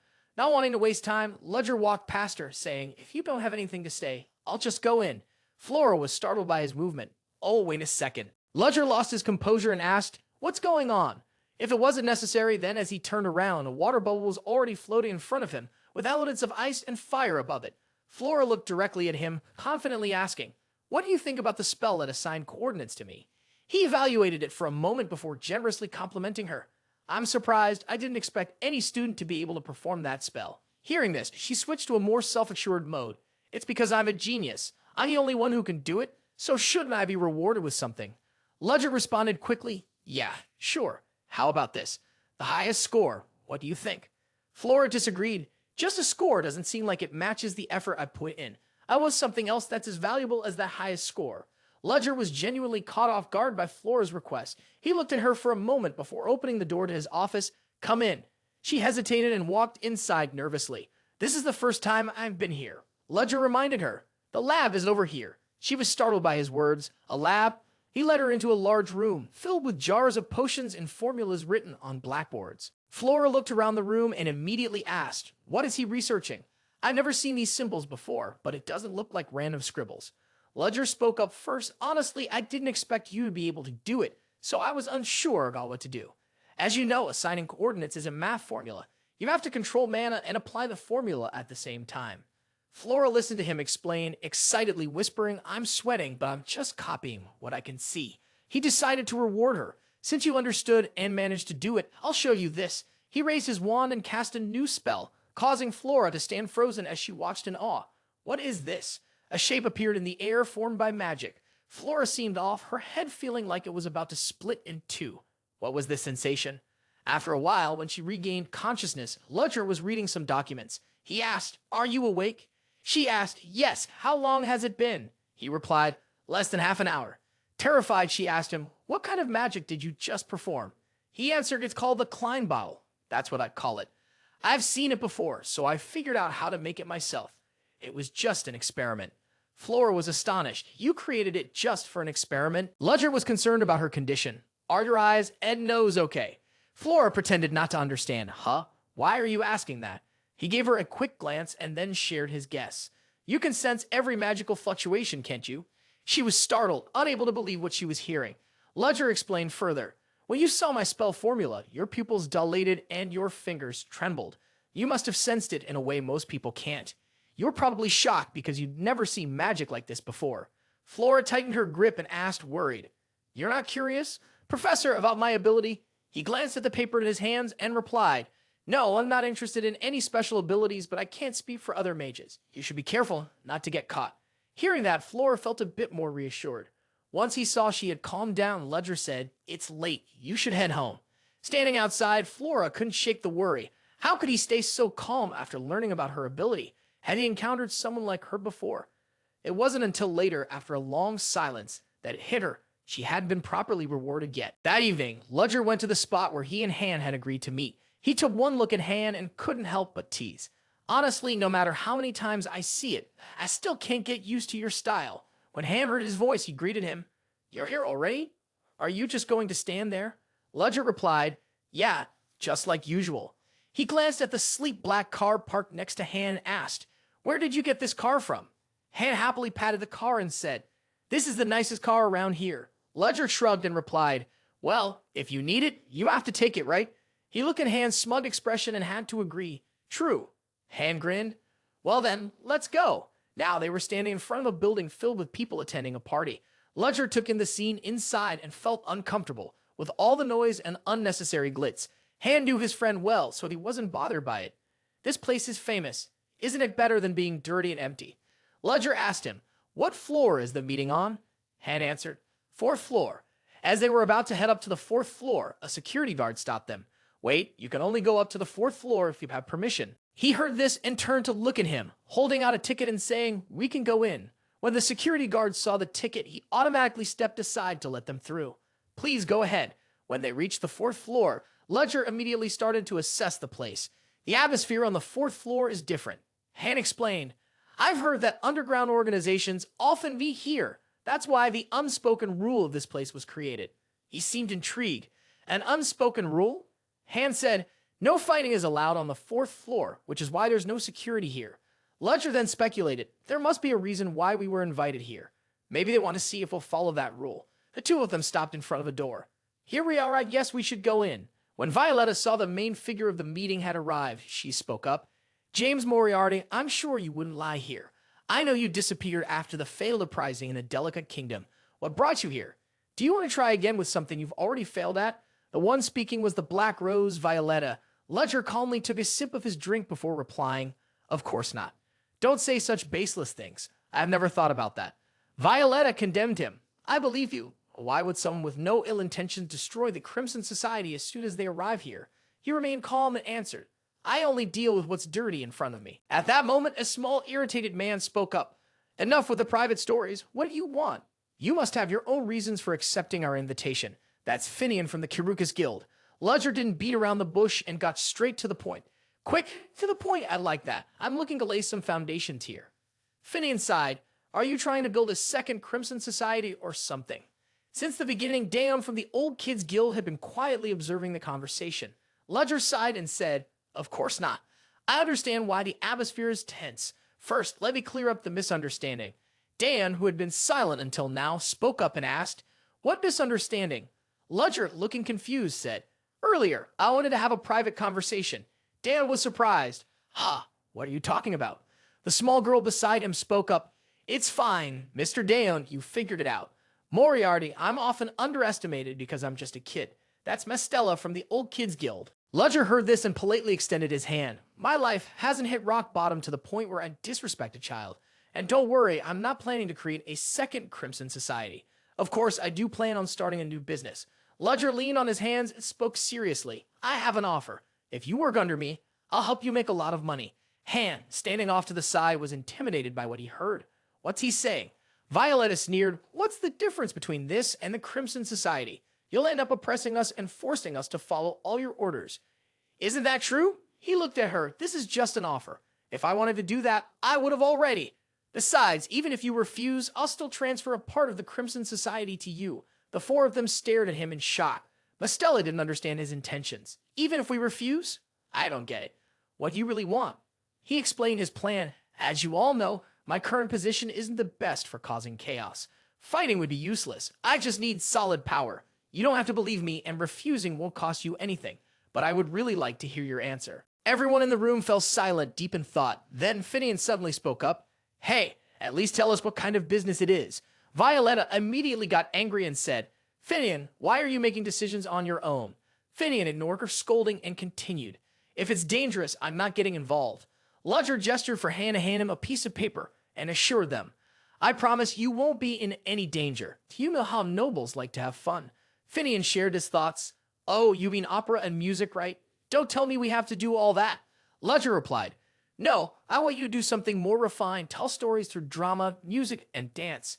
Finian took the papers with the plan and said, I can't really tell what this is from just looking at it, but you have vision. Let's do it. Ludger happily agreed. Then I'm really looking forward to working with you, President Finian. Violetta, hearing about the plan, asked, Interesting. Moriarty, what exactly do you want? He answered frankly, I want change. Before factories and forges showed up here, this was a wasteland, just a gray sky and a dark future. But if people want to live, they have to look at the sky, right? I want to turn this gloomy place into something vibrant. Ludger knew it was time to release the sweet scent. We will also provide a suitable business model for other organizations. You should read it for yourself. After the meeting ended successfully, he and Han walked back along the dark road. Han admired him and said, Your idea earlier was amazing. You actually got all three organizations to agree. He humbly replied, I just took inspiration from someone else's idea. Still, he suddenly turned around and asked, What do you want? He noticed Violetta standing at the corner of the street, curious. You don't have an escort, she said. I want to talk to you privately. He agreed right away. You go ahead, Han. Han nodded, all right. When Han left, Violetta asked, Do you really think the proposal you just made will work? He asked back, Don't you think so? She replied, The clothing market is currently controlled by the nobility and wealthy merchants. I don't know if I still have a chance. He closed his eyes and said, My potential customers aren't them. Ready-made clothes are light and convenient, something you can wear every day. If people focus on these kinds of clothes, the nobles won't be the majority anymore. Violetta was still worried, but we can't avoid their destruction. He replied coldly, Then we have to defeat them. We can't keep hiding forever. You don't need to worry about the others. If you accept my offer, I'll protect them. And when the business starts, you'll be able to use your magic on the clothes. Violetta was stunned. How do you know? He spoke confidently. A wizard can recognize another wizard even if they're nothing special. She touched the scarf covering her face, but since she had agreed to cooperate, she knew she couldn't keep hiding forever. She removed the scarf, revealing her beautiful face, though sadly it was marred by a burn beneath her eye. Ludger noticed the burn from magic. She quietly confirmed his guess. Yeah, a wizard with an extreme possessiveness. You talking magic, you caused it. It was too late for Hell Lumina's whole faction to give up. I've already shown you my ugly face, so I'll be going now. Before she could finish speaking, Ludger grabbed her hand. Wait. He stepped closer and placed his hand over the burn, surprising her. Because you trusted me and showed me your face, I should also show you something in return. As Violetta was still confused, she asked, What are you talking about? He didn't answer right away, but instead used magic on the burn. In just a moment, the burn on her face vanished. He reminded her, Take a look at your face. Violetta pulled out a small mirror and saw her reflection. She couldn't believe it and stared stunned. How? Ludger casually waved his hand. It's real magic. It's a shame you had to hide your face because of that scar. Hearing this, she stood frozen for a moment, then shook her head. I still feel more comfortable covering my face. You're not forcing me to respond, so that's fine. Violetta changed the subject. I'll follow your orders first. The meeting today went very well, didn't it? Suddenly, he called out her name, Violetta. She was puzzled, yes. Ludger was quick as lightning, wrapping his arm around her waist to help her dodge the incoming arrow. When she opened her eyes, she was shocked to realize she had just been targeted for assassination. He asked, Are you okay? She hesitated. Yeah, thanks. An ambush? Who did this? Ludger calmly pulled a staff out from his cloak. I have a few suspicions, but I don't think it's just one or two people. At that moment, someone spoke up. James Moriarty, someone as important as you, and yet no escort. What a perfect opportunity for me. He scanned the crowd surrounding him, then guessed. Leftovers from the Crimson Society, huh? Don't you know why your organization collapsed? The leader chuckled arrogantly. I know exactly why. That's why I was so well prepared. Ludger raised an eyebrow. This smell. He quickly warned. Poison. Violet, don't let your magic control it too tightly. She nodded in response. You know too much, she replied. The leader heard her voice and grinned. Wait a second. That voice. It was worth the wait. To think I managed to take out two important people at once. Violetta frowned, lifting her umbrella. How annoying. Violence is really not my style. He looked at her and asked, Are you planning to fight them? She sighed. We can't run away anymore. Hearing that, he smiled and asked, So, do you know how to dance? She confidently replied, I'm good enough not to need to admire anyone else. Together, they said, Then leave the back to you. Suddenly, Ludger picked up Violetta and started running. Do you know who they are? He asked. Violetta replied, I've heard of a group of assassins from the south of the desert who kill for money. He nodded, thinking to himself, if they're from the south of the desert, just as he suspected, they are Kalsapa assassins. Ludger reminded her, Be careful not to bite your tongue. Without waiting for her response, a chain shot out from his sleeve, lifting them both up onto the roof. Behind them, two assassins followed closely. As soon as they reached the roof, one of them threw a dart toward Violetta. She instinctively raised her umbrella to block it, but what shocked her was that the umbrella melted in an unbelievable way. It's important to know that this umbrella was made from a special material very difficult to damage. He said in a low voice, That's the type of poison they cook their weapons with, something that Kalsapa assassins often use. Basically, nothing can stop it. Violetta asked anxiously, What do we do now? He only responded quietly. 1, we wait for them to finish their task and then we escape. 2, we run now. Violetta leaned back against him, smiling as she said, The second option sounds better. Hold on tight. Without another word, he lifted her in his arms and quickly started running, jumping off the rooftop. The two assassins watched them, exchanged a few words, and then their eyes split as they began chasing after them. But they hadn't gotten far when one of the assassins suddenly heard a voice. Wait. He turned to see Violetta standing alone, staring into the dark alley. You're really leaving me behind? I guess I was wrong about you. You really are a coward. The assassin slowly approached her, two sharp throwing knives ready in his hands. But he couldn't believe that the man had actually left this woman behind. It had to be a trap. She was just bait. But where was the man? He tried to sense his presence, certain the guy was nearby. There, his instincts went off, giving him a warning. He spun around, throwing a knife in that direction. But what he didn't expect was that the knife struck the wall, and there was no one behind it. Before he could figure out what was happening, he suddenly felt a sharp pain. A cold, piercing sensation shot through his chest. He looked down. A sharp sword had pierced through his chest, blood soaking through and staining his clothes. Blood was also trickling from the corner of his mouth, and his whole body was shaking. His eyes, bloodshot, said, How? How could this happen? Ludger smiled wickedly, his eyes gleaming with a strange blue light as he spoke. It's just some magic, though I did add a little scent enhancer. With a flick, the sword was pulled out, and the assassin fell, lifeless.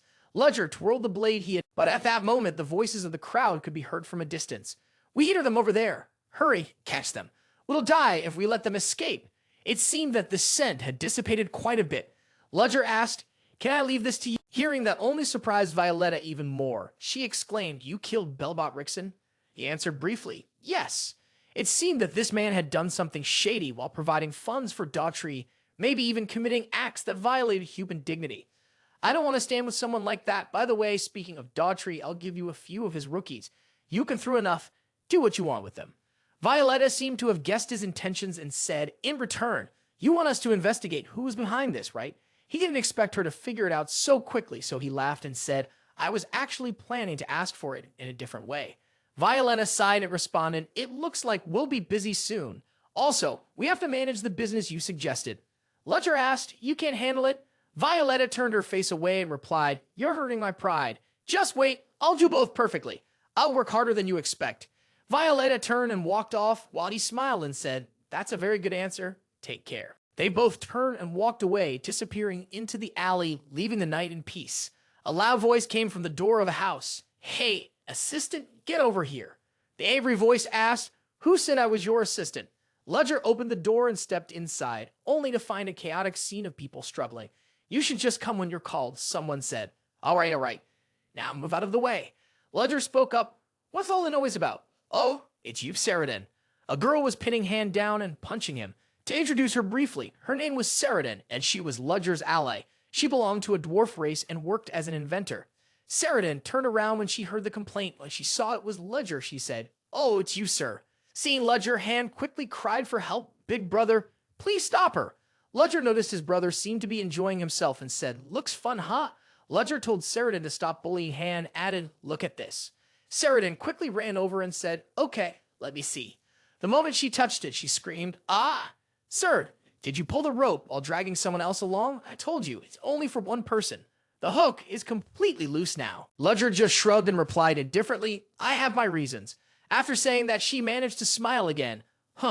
It'll take about 10 minutes. Please wait a moment. Han groaned as he got up, complaining, "Oh, why is this little troublemaker being so rude to me?" Ludger thought to himself, it's because you're weak, but said aloud, "She's older than you. Be patient." Han replied, "At first, I thought she was just a kid. Now that I think about it, the first time I met Ceoren, wasn't it when you met her in the mines of Delica?" Han also recalled, that's right, she was captured and made a slave there. Ceoren was sitting next to a pile of explosives. Just thinking about it makes me shiver. Was that really considered being captured? With that many explosives, a single mistake could have killed all three of us. And it wasn't just the three of us. If that thing had exploded underground, a kilometer down, even the night captain wouldn't have made it out alive. Then Han suddenly remembered earlier I saw some strangers looking for her. I took care of them. They're from the Crimson Society, so there's definitely someone behind this. Can you investigate? He scratched his head and sighed, "I'm so busy. Checking things for the auction has already worn me out." At that moment, Ceoren called out loudly, "Hey, assistant, hurry up and come here." Ludger shouted to Han, "First, go to Ceoren. Don't let her get a hold of that gunpowder." Ludger went up to the second floor room to rest and think. It'll take them about 30 minutes. In the meantime, I'll take a quick break. As he looked out the window, Ludger suddenly noticed something. A group of people in black cloaks were moving quickly and quietly. I can't even hear their footsteps. A broom moving in perfect sync at this hour. Could it be? One person suddenly glanced back, revealing silver hair. Someone behind her asked, "What's wrong?" The silver-haired leader responded, "Nothing, nothing." Ludger realized they were noticing him, so he quickly stepped aside, thinking, "Looks like she didn't see me." He thought they might be knights, but the silver hair could only belong to the captain of the Night Patrol Knights, Ceoren Lion Howl. But why would she be here in Rebirth? I've heard she was in charge of the Bellboss Rickon murder case. Could she be thinking that incident is connected to what just happened?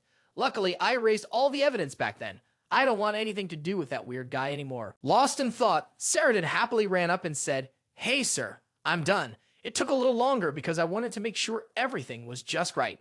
Ludger tried it on and felt that it was smaller and thinner than before. Ceoren told him to give it a try. Ludger did it. He noticed it was much stronger than it had been. Ceoren smiled and said, "I made it twice as strong. Now you can use it for 2 people. I also added a new feature. Try making a fist and move your wrist." Ludger, still a bit doubtful about the new feature, went ahead and tried it. He felt a small knife embedded inside. Ceoren excitedly continued, "I added that because I remembered what you mentioned before. If you loosen up, it will retract.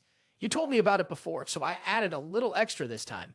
Do you see that small hole on the left? You can shoot tranquilizer darts through that to paralyze your target." Ludger thanked Ceoren and said, "I really like it. Thank you." Ceoren sighed, "Well, you do have a good eye. That coward keeps saying it's dangerous and all, but this is exactly what I expected from a Ceoren Academy professor. At least these things should already be available." Ludger felt like that wasn't entirely accurate, but shrugged it off. "Anyway, it's fine." Ceoren complimented him again. "That suit looks pretty nice. Just by looking at it, you can tell you're a gentleman, not like some nobleman." Ludger thanked him for the compliment. He got ready to leave and said, "I'll make good use of it anyway." Ceoren was surprised he was leaving so soon. Ludger explained he was just taking a walk. Ceoren said, "Before you go, I'd like to ask you a favor."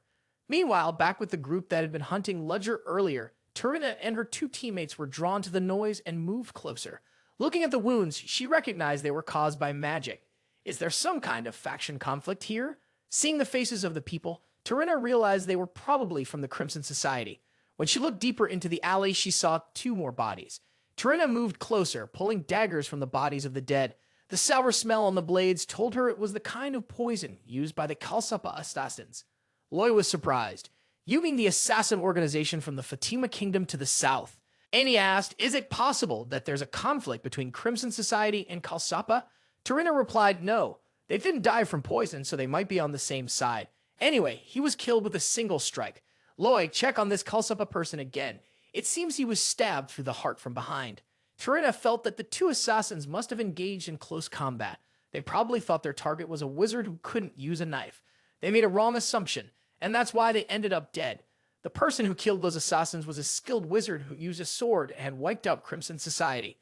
The other 2 were surprised by this reasoning and asked, "Crimson Society, why do you think that?" Tarina responded, a disbanded organization hiring Kalsapa. That must be some kind of deep grudge. Then Tarina suddenly thought Belobot's funds were once transferred to Crimson Society. Someone killed Belobot and a member of Crimson Society. A factory was burned down, and a Ceoren professor burned a werewolf to death. These things are definitely connected. Tarina stood up and said, "We're done here. Let's go." Loy asked, "Done already?" Tarina answered, "Yeah, I've got the key points." Evia said, "But we're still not close to a conclusion." Tarina replied, "Just keep going like this." Before Tarina could finish, Evia interjected, "It's not over. There's still one more place with a clue. Should we check it out?" After agreeing on the matter, Tarina said, "All right, let's go with that decision." The scene shifted to Ceoren, where Selina greeted cheerfully, "Hello, Professor Ludger. I heard you're not working today." Ludger replied, "That's right. I don't have any classes today. Is there something I can help you with?" Selina hesitated before saying, "Someone's looking for you. I was passing by, so I thought I'd stop in." Ludger asked curiously, "Who is it?" Selina answered, "Is a knight from the National Security Bureau." Upon hearing this, Ludger said, "I'll go there right away." He quickly made his way to his study. When he arrived, Loy greeted him. "Are you Ludger Cherish?" Loy swiftly ran his finger across the bookshelf. Ludger responded, "Yes, that's me. Please have a seat." After sitting down, Loy introduced himself as a member of the National Security Bureau. Ludger asked, "Would you like some tea?" Loy replied, "That's fine. I don't eat or drink during work hours." Ludger nodded and said, "Understood. So, what brings you here?" Loy asked, "You've already handled the werewolf incident on campus, right?" Ludger confirmed and then asked again, "Is something wrong?" Loy smiled, "No, I just want to know the details. Feel free to share everything, like we're talking as friends." Ludger agreed, thinking to himself, "Asterisk, isn't Tarina Lionhowl supposed to be here? I thought I'd meet her. As long as it's not her, this won't be too hard, asterisk." Ludger said, "I'll start now." After explaining the details of the werewolf murder, Loy said, "Thank you for taking the time to speak with me." Ludger replied, "You're working for the country. It's an honor for me." Before leaving, Loy turned back and said, "It was a pleasure meeting you." Ludger responded, "Same here." As Loy left, Ludger stared at his hand, deep in thought.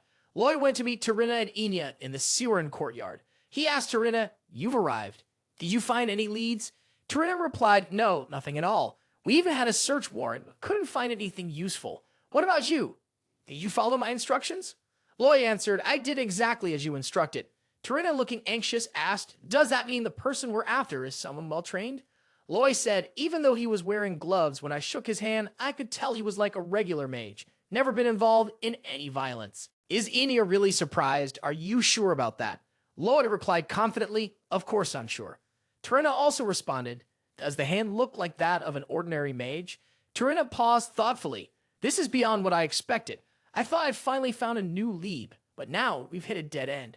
Tarina turned to leave. "If there are no more clues, we'll have to stop the investigation. Enya, you stay here and let me know if you see anything suspicious." Enya was taken aback. "Huh? Me?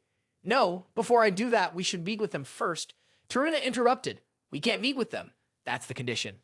Enya, puzzled, asked, "Condition?" Just then, Elisa called out to Tarina, "How long has it been?" When they saw the person was Principal Elisa Willow from Ceoren, both Evia and Loy were shocked. "Huh?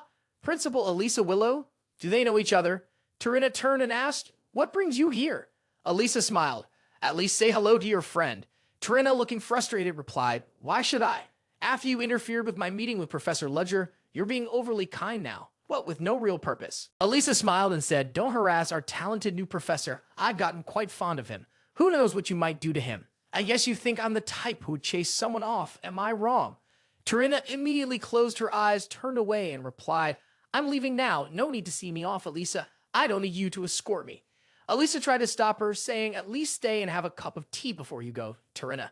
Through the window upstairs, Ludger saw the principal and a guard officer talking. He stood there, wondering, "I'm not sure if they're connected in any way, but thanks to her, I managed to avoid being interrogated. I can't let my guard down in front of Loy, but his every move gives me useful clues. First, he checked for dust and appeared very neat and tidy.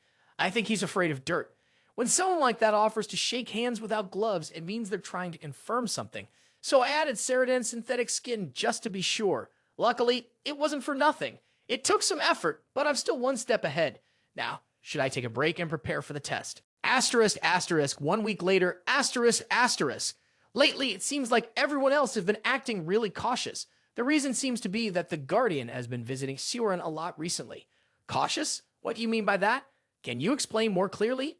Everyone is avoiding contact with that person. Even the usual private gathering spots have been moved outside of Ceoren. I see. Is there anything else unusual? Oh, by the way, 2 days ago, 3 people from the third year group got arrested. I don't think it's a big deal, but I still thought I should let you know. Ludger asked, confused, the third year group? Yeah, it's not really important, so I didn't report it to you earlier. Ludger thought to himself, asterisk, even the third year group isn't dumb enough to get caught by the bard's asterisk. Ceoren added, it's connected to some Ceoren students, 2 boys and 1 girl from your class. Ludger immediately thought of Aiden, Leo, and Tessie. Wait for my class. Yeah, those 3, Ceoren confirmed. Ludger asked, did they get caught in the outskirts? Ceoren replied, it seems like they were on a mission. Ludger asked in return, the mission? Ceoren replied, the students from lower classes have a task board where they can take on missions to earn money for tuition. None of those 3 students come from wealthy families. Ludger thought, even so, I didn't expect them to catch those third years. I've been keeping an eye on them, but this outcome is beyond what I expected. Ceoren spoke up, how should I handle those students? Ludger answered, handle them, just leave them be. We don't need those who are defeated by regular students. Yes, you're right, Professor. Is there anything else? No, nothing except that I agree we should keep a low profile for a while, right? All right, then, let's go. In a classroom. Today marks the beginning of the exam period. I'm sure you've all been studying hard. As I mentioned before, I will teach the basics of primitive magic to the 5 most diligent students. Of course, I won't teach it all at once.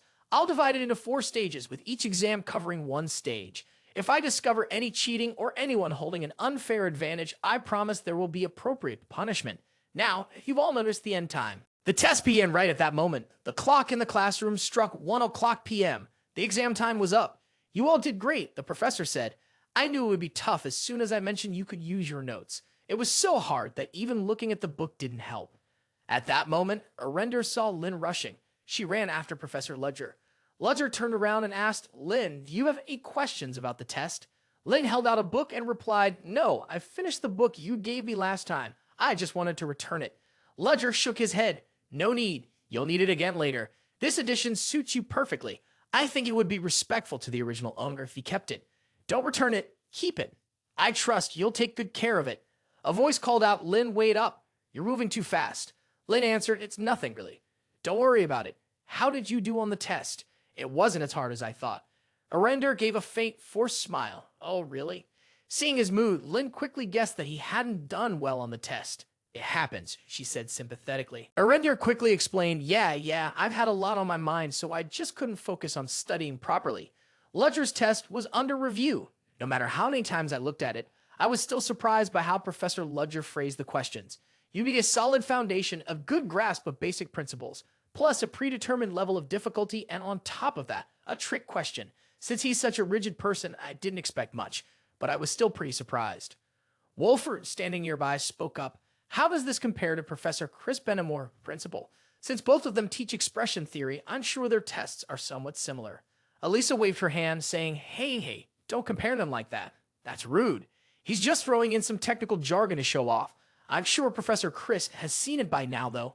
I'm really curious to see what his face looks like right now.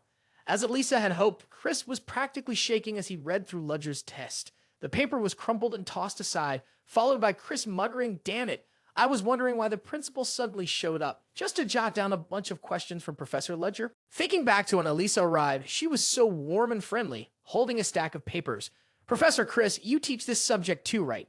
I brought this because it might help with your next test, she said. Just the thought of being compared to some lowly noble made me think, just wait, Ludger Cherish. I'll make you regret this humiliation. Around noon, Lynn was walking and thinking to herself, I already prepared for the other tests. Taking a short break should be fine, right? She remembered Arender, who had been so shaken after the test that she left straight away. Lynn hoped she'd feel better soon. At that moment, Lynn noticed a group of students talking nearby. Then, a blond guy walked over with a mocking smile. Huh? Wow. Who's this? Isn't this the lowly commoner who's all high and mighty? The guy stepped in front of Lynn, blocking her way. She said, please move aside. But he just smirked and said, what did you say? I didn't catch that. Lynn repeated herself, but louder this time. Is this because I rejected you last time? You're so petty. Aren't you ashamed of yourself, being a noble and all? The blond guy's face twisted in anger as he snarled, you're just a commoner who doesn't know her place. He grabbed Lynn's arm and pulled her along, saying, come with me. Lin, being dragged, shouted, "What are you doing?" He shoved Lin to the ground hard, and the lunchbox she was holding spilled open. Lin hit the ground and, wincing in pain, cried out, "Let go of me!" Then she turned around to face him. The mocking voice rang out again, "You still dare to look up? This is why we need to educate the common people." Suddenly, a student approached and asked, "What's going on here?" The group looked back and recognized the student as Freudenwohlberg. Lin, also startled, thought to herself, Freudenwohlberg, the one rumored to be ruthless and to treat common people like garbage. And at this moment, two asterisks. The blonde guy quickly ran over, bowing, and said, "I'm just teaching a rude commoner a lesson as a noble would." Freuden shouted, "Teaching a lesson? So you're saying you're ganging up on and bullying a commoner?" The blonde guy quickly tried to explain, "That's not it, sir. This filthy commoner dared to disrespect a noble." Freuden yelled, and with a powerful strike, knocked the blonde guy down. His cold gaze bore into him as he said, "You're the one polluting the name of a noble. Why don't you just crawl back into the trash where you belong? How much longer do I have to see trash like you ruining everything? And you," he turned to the others, "how does it feel to be educated all of a sudden?" The group, scared, said, "No, of course not." Freuden said, "Get lost, I won't say it twice." The group quickly nodded and disappeared. Lin spoke up, "Thank you for helping me." Freuden looked at Lin and said without thinking, "You're Lin." Lin replied, "Why?" From the ground, Freuden said, "All right. Wasn't that your lunch? Well, it's not really edible anymore." Lin replied, "Oh, it's fine. I just need to brush off a little dirt." Freuden said, "You're going to eat food that fell on the ground. If you don't mind, you could eat with me instead." Lin was completely surprised by his words. Freuden led Lin to a large tree surrounded by many blooming flowers. Lin asked, "Where is this?" "This is the first time I've seen this place since I've been in Ceoren." Freuden said, "This is my private spot. Even my bodyguards don't know about it. You can come back here anytime, as long as you keep it a secret from the students." Lin nodded, "Of course I won't tell anyone." "But was that really your lunch?" "Senior." Freuden replied, "Yeah, I got a little carried away while cooking, so I made more than I needed." Lin was stunned. "You cooked all of that yourself?" "Senior." Freuden asked Lin, "Would you like to try some?"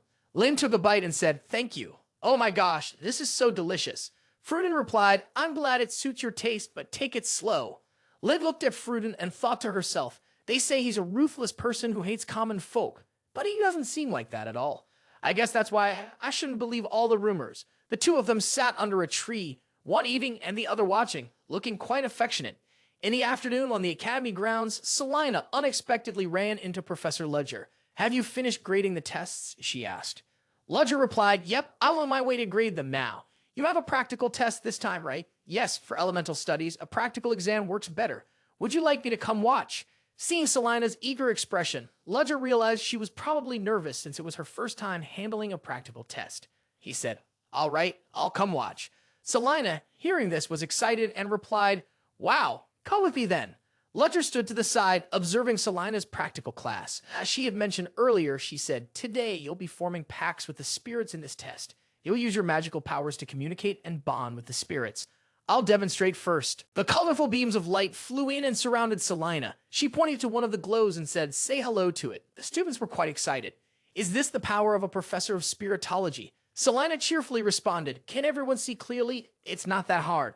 Just do what I did a moment ago. Now, go ahead and give it a try." The students began practicing. Ludger, standing off to the side, was called over by Selina. "Professor Ludger, would you like to give it a try? It's not too difficult." Ludger replied, "No, thank you, but I'm not the type that spirits tend to like." Selina, still eager, said, "That's not true. Spirits are very kind." She tried to call a spirit over for Ludger. "Look, watch this." However, she noticed that the spirits were trembling, even too scared to come near Professor Ludger. Ludger said to her, "Didn't I tell you? Spirits don't like me." "My dear, you have the qualities of a shaman. The holy spirits are protecting you," Selina said. She was curious. "What's going on here? It's true that sometimes they're not interested, but they're actually this scared." Ludger explained, "My situation is a bit unique, but still, only lower-level spirits would be afraid of me." Selina said, "That's true. The mid-level spirits are still staying calm, even like this. However, it's really unfortunate, and would be much better if you could get closer to those spirits, Professor Ludger." Professor Ludger reassured her, "Well, there are all kinds of people in the world. By the way, you should remember that you're in charge of that test. Is it really okay to just let the assistants handle it?" Ludger's words made Selena suddenly realize, "Oh my gosh, I completely forgot. I'll get back to work right away." Selena left. Ludger sighed in relief. Thank goodness he still had enough magical power. If the mid-level spirits started reacting, Selina would definitely start suspecting something. The truth was, the spirits weren't afraid of him, but of the thing behind him. Because they were the weakest spirits, they could sense the strange power. How ironic. Suddenly, Ludger felt the presence of someone, or rather something, hiding among the trees. This energy, it's even from a fairly strong fire spirit. Can't the others sense it? Even Professor Selina, who was very sensitive to spirits, didn't react. The presence was so strong that even a professor of spiritology, someone who controlled mid-level spirits, couldn't sense it. That meant this wasn't a natural spirit. It was an artificial spirit being controlled by someone. And if they dared to blatantly follow him like this, there could only be one answer. Another spy was hiding here. Ludger was lost in thought. Asterisk, why are they showing up now and just watching me?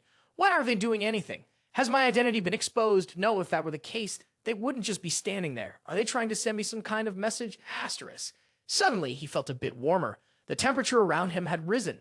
They were reacting to his words. So what if he moved somewhere with no one around? Asterisk, what will you do now? Asterisk, even if they don't act, at least he'll know what he's up against. He didn't want to miss this chance. As expected, a flash of fire appeared on the ground in front of Ludger, forming letters. It was an invitation for tonight. After class, Ludger arrived at the meeting spot in the woods. As night fell, an eerie laugh echoed, "Oh, you're here early?" A campfire appeared before Ludger. Just as he had guessed, the main body wasn't there. He had a feeling this would happen, but Ludger spoke up and got straight to the point. "What do you want?" "You, huh?" Going straight to the point. "Are you always this cold?" Sigh. "Anyway, I called you here because I need your help." Ludger skeptically asked for clarification. "Mine?" The other person didn't answer Ludger's question, instead continuing. "I'm planning to cause some chaos in Ceoren. You know, I specialize in destruction, but those damn mages keep putting out the fires I start." Ludger sighed, implying, "So you want me to help you play with fire?" Ludger got the feeling that they were scheming some sort of terrorist attack. The other person laughed and replied, "Play with fire? Why would I want to do that? But it's not just my subordinates. Those at the second level have disappeared too. Unlike those at the first level, you don't work with anyone. With your skills, you could easily hide your identity and assist me. Of course, I'm not asking you to work for free. If you help me, I'll make sure to repay you fully, just like a promise or contract." Ludger asked, "Who's involved in this contract?" The other person smiled and answered, "Of course, it's between John Doe and Esmeralda." Looking at their eyes and the curve of their lips, Ludger realized it had to be a woman. Ludger wondered about the name Esmeralda. It wasn't her real name. It had to be a nickname, just like his own. The woman then asked, "So do you accept this offer?" Ludger stayed silent for a moment before saying, "I refuse. In my current situation, I can't do anything." The other person was quite surprised. "What? Wait, I told you everything already. Are you serious about this? Don't tell me you're using laziness as an excuse." Ludger replied, "Normally, that would be true, but things are different now. The principal still doubts me, so I can't make any hasty decisions. If all you want to do is talk, then we're done here." Ludger felt he had gathered enough information. "Let's go." Seeing this, the other person quickly spoke up to stop him. "Hold on. Now that I think about it, I've heard some interesting things lately. I heard you have an assistant, right? Not just anyone, but the great and powerful John Doe has an assistant. And on top of that, they're a second-tier subordinate. Don't you find something strange about that? Don't tell me you're planning something behind their backs." Ludger spoke calmly, though his tone was sharp. "You talk like you know me well, for someone who came to me asking for help. You're not only jumping to conclusions, but you're even doubting me." His voice gradually turned dangerous, filled with hostility. "Just because I infiltrated Ceoren without doing much yet, you think you can look down on me?" The other person began to tremble in fear. "What the hell? You're a weird one." Ludger said, "I can't be the only one without an assistant when every other professor has one. I think it's best to choose someone from the organization. Is that better? Anyway, I don't really need to explain it to you. By the way, I don't see any real intention from you to ask for help." The other person didn't know how to respond. The flames gradually died down. "I was just kidding. Just kidding. Don't you think you're taking me too seriously?" Ludger's voice turned serious as he slowly turned around. "I don't care if you doubt me or not. I'll let it slide this time. I gotta question my loyalty to my superiors. If that happens, one of us will have to pay for it." The other person trembled at his gaze and tone. All right, I'm sorry. I've got nothing else to say, so I'm leaving now." Later, Ludger returned, drenched in sweat, nearly having a close call. Luckily, he had researched the personality of that John Doe guy beforehand. Otherwise, he definitely would have been done for. Thinking back, the voice behind the fire had belonged to a young woman. If it was a young woman and someone controlling an elemental spirit with strong fire magic, then the most suspicious people were the elemental professors. Narrowing it down, the suspects would include any students who could control fire spirits. Ludger's gaze started to narrow as he thought, now that I think about it. Rebirth is hosting a welcome event for the new mages because all the sponsors of Ceoren will be attending. All the professors are required to be there. If you're a professor, you'll go to that event. This is my chance. Ludger returned without noticing a room still lit up. The woman who had been there earlier looked out the window silently thinking, he cares so much about his works, so I thought there was something wrong. Looks like I worried for nothing. He wasn't afraid of my fire. Maybe he's stronger than I thought. All that worrying was pointless. She paused her thoughts. Well, there's that event. Damn it, that's right. The main character won't be me, it'll be someone else. That afternoon, Lin wandered to the tree again, lost in thought. I didn't think I'd get to eat with the senior again. He doesn't seem to have any bad intentions. Ever since I was a child, I've been able to sense when someone has malice or bad intentions toward me. The only people I haven't sensed any ill will from are Senior Render, Senior Fruden, and Professor Ludger.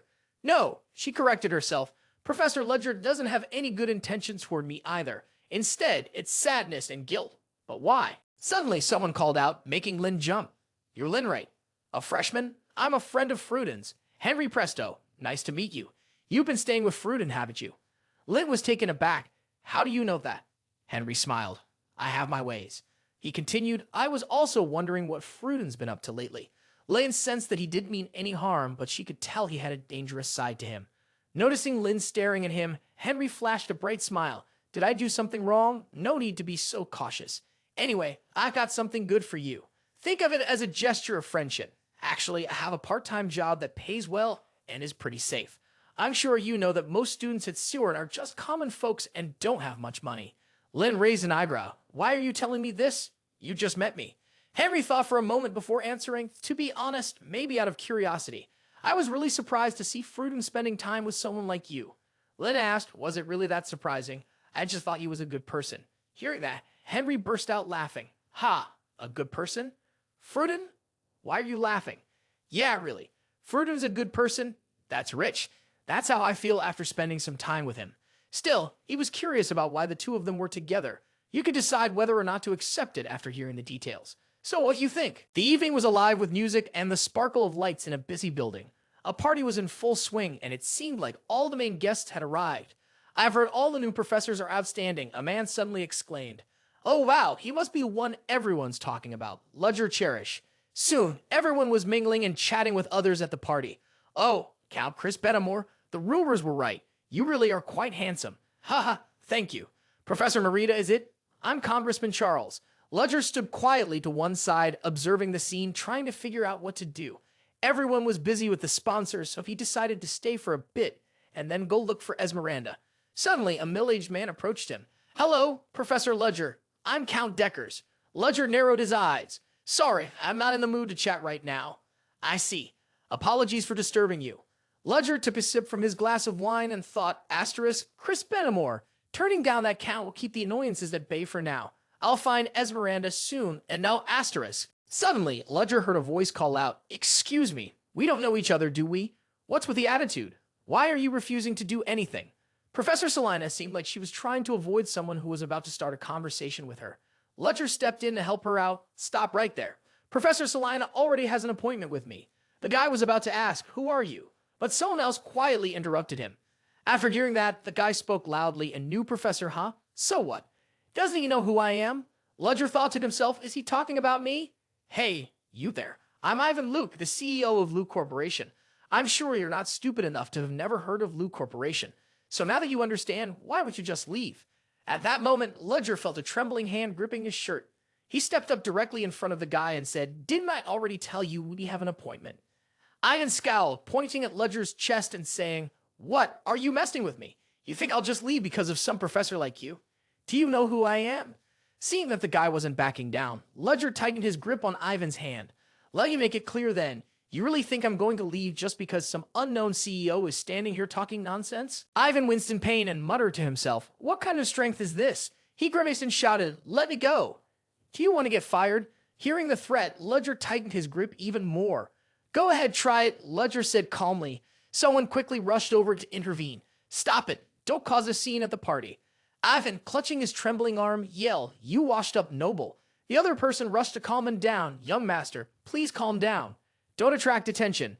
Ivan slapped the person away and shouted, "I told you to call me director."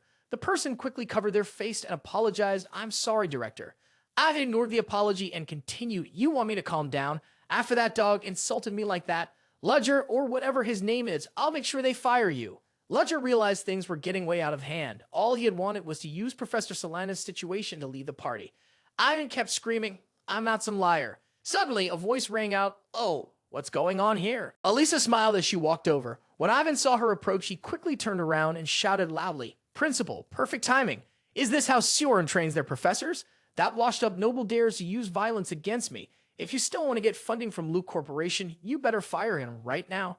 Elisa smiled and said, "I was wondering who you were. So, you're the son of Chairman Luke, right?" He was shocked and asked, "What?" Elisa narrowed her eyes, giving him a dangerous look, and said, "Isn't Luke Corporation owned by Chairman Theodore?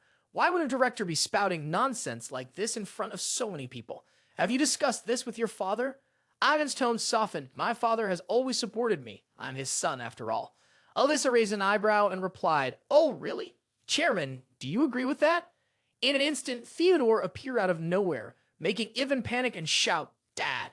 Theodore looked at Elisa, then turned to his son and said, "I'm sorry. Principal Elisa, please forgive my useless son." Elisa smiled. "No, it's actually a bit amusing." Theodore continued, "Thank you for letting it go, but it feels a bit forced to end it like this. How about we do this instead?" Theodore listened to Elisa's words, and his expression suddenly changed. "Principal Elisa, are you suggesting that, in front of everyone, the two of you should fight?" he asked. Ludger, hearing this, angrily thought, "What? She clearly already settled things, so why is this still happening? This might not be a bad thing after all. If it ends like this, that guy definitely won't be satisfied. President Theodore will be in a tough spot too." Ludger spoke up, "That's right. A duel will settle everything. I accept." Elisa turned to Ivan and asked, "Mr. Ivan, since you can't use magic, you have the option of having someone fight in your place." Ivan smiled, looked over at his bodyguard, and said, "I heard that. This is exactly what I wanted. Assistant, I'll give you a chance to redeem yourself." Ivan thought to himself, "The opportunity's here. My assistant is a talented mage." Just as he was feeling smug, his smile suddenly faded. Impossible. The winner is Ludger Cherish. Seeing his assistant lying on the floor, the whole party went into an uproar. Luke's bodyguard must be no ordinary person. The rumors about him using special magic were true.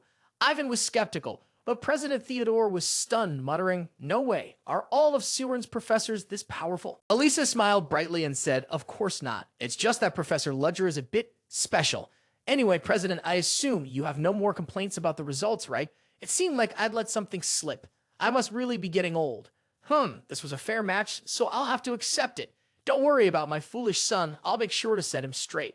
Elisa responded happily. As expected from President Theodore, "It's great that we're on the same page." The president stepped closer and said, "By the way, there are a few things I'd like to ask of you." Before he could say anything further, Elisa quickly replied, "No." The president, looking a bit helpless, said, "I haven't even said anything yet." Elisa cut in, "You were going to ask me to introduce Professor Ludger to you, weren't you? I'm sorry, but please refrain from contacting our professor." Hearing this, the president replied, "Well, if that's what you say, all right." A moment later, Ludger sighed and walked out, muttering, "Finally, it's over. Now, let's focus on the main goal." Salina called out, "Professor Ludger." Ludger stopped and asked, "Oh, Professor Salina, are you all right?" Salina smiled and said, "Yes, I received an apology from President Luke. Thank you for helping me. So, where are you headed now?"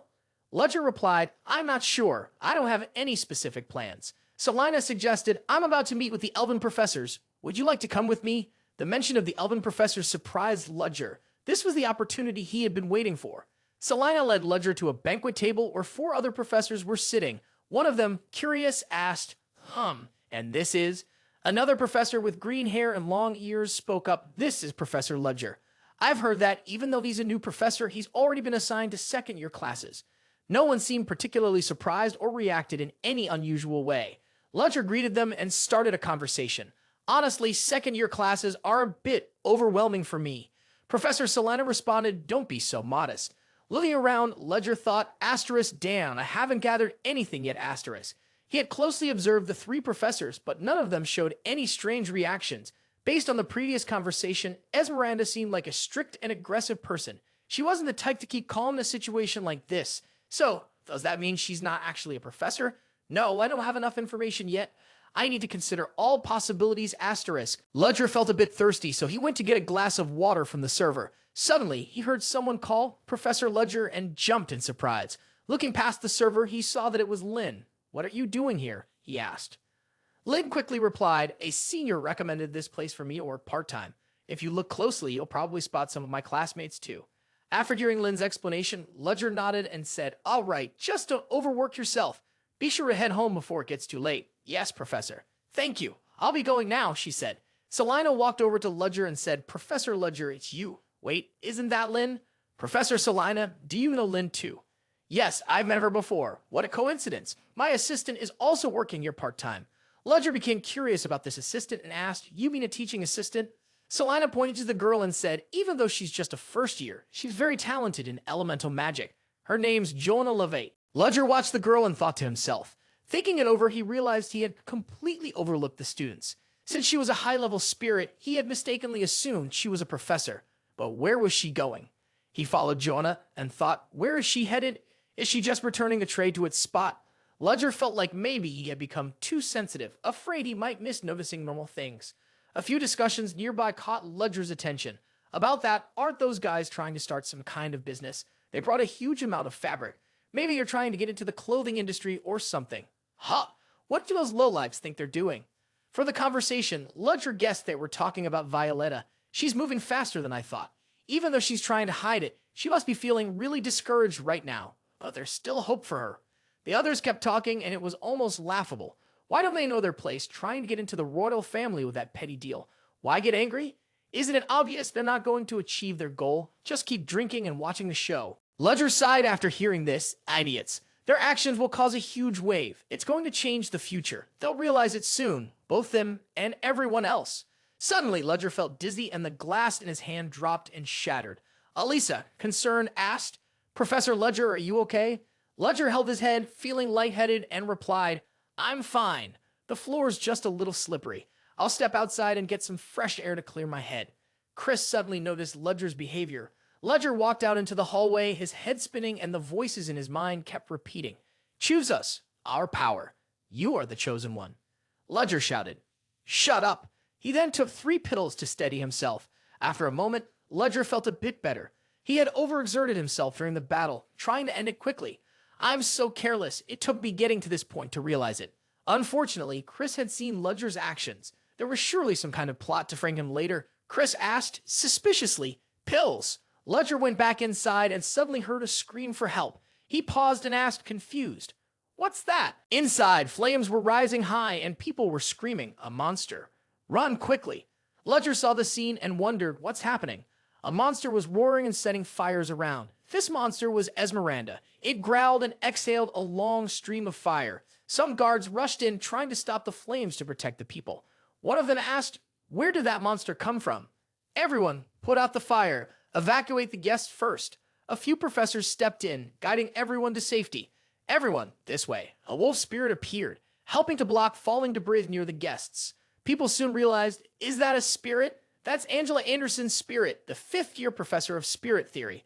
And there's the water spirit of Professor Verano Dentist, a 4th-year professor of spirit theory at the Academy. The spirits, working together with the guards, launched a full attack on the monster. Damn it, this isn't working. Be careful, something's falling from the ceiling. For the ceiling, something molten was falling.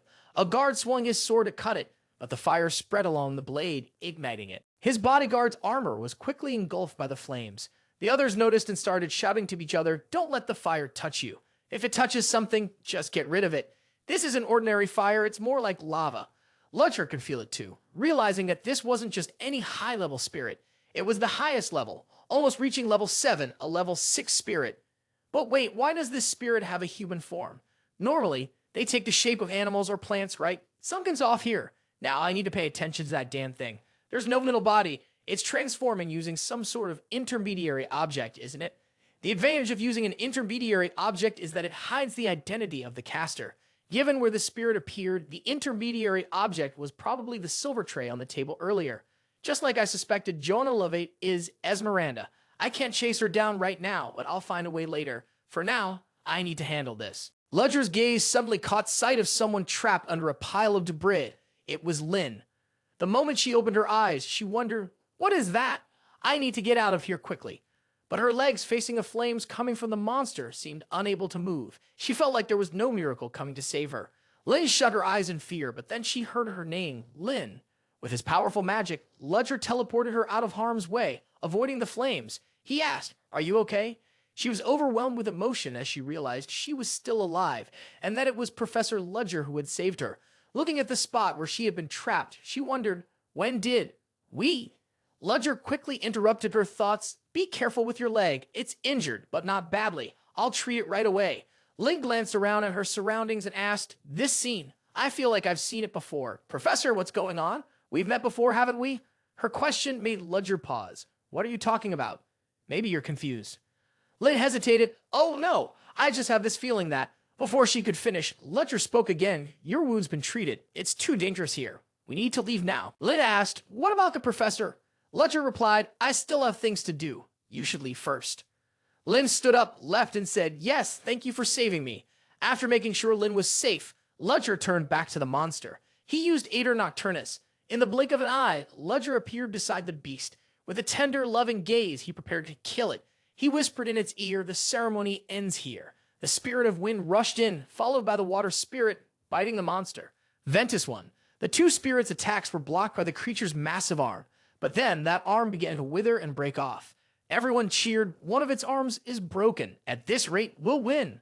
But another voice spoke up, "No, the hit didn't cause as much damage as I thought, and after just one blow, Anolin's form has already started to break apart." The surprise was still coming. The arm that had been destroyed was now regenerating. Realizing things were going wrong when he saw it heal, Ludger called out, "Professor Angela, bring Ventus one back immediately." Both spirits were recalled. Professor Verano realized she couldn't bring the thing down. Just then, the principal stepped outside. No, were they after that? Suddenly, she saw a shadow appear beside the fire monster. It didn't take long before she could clearly see that it was Ludger Cherish. Ludger used ice magic to attack the monster. It blocked the attack with its arm. What did Verano realize? The spirits were moving strangely, almost like they were trying to protect something.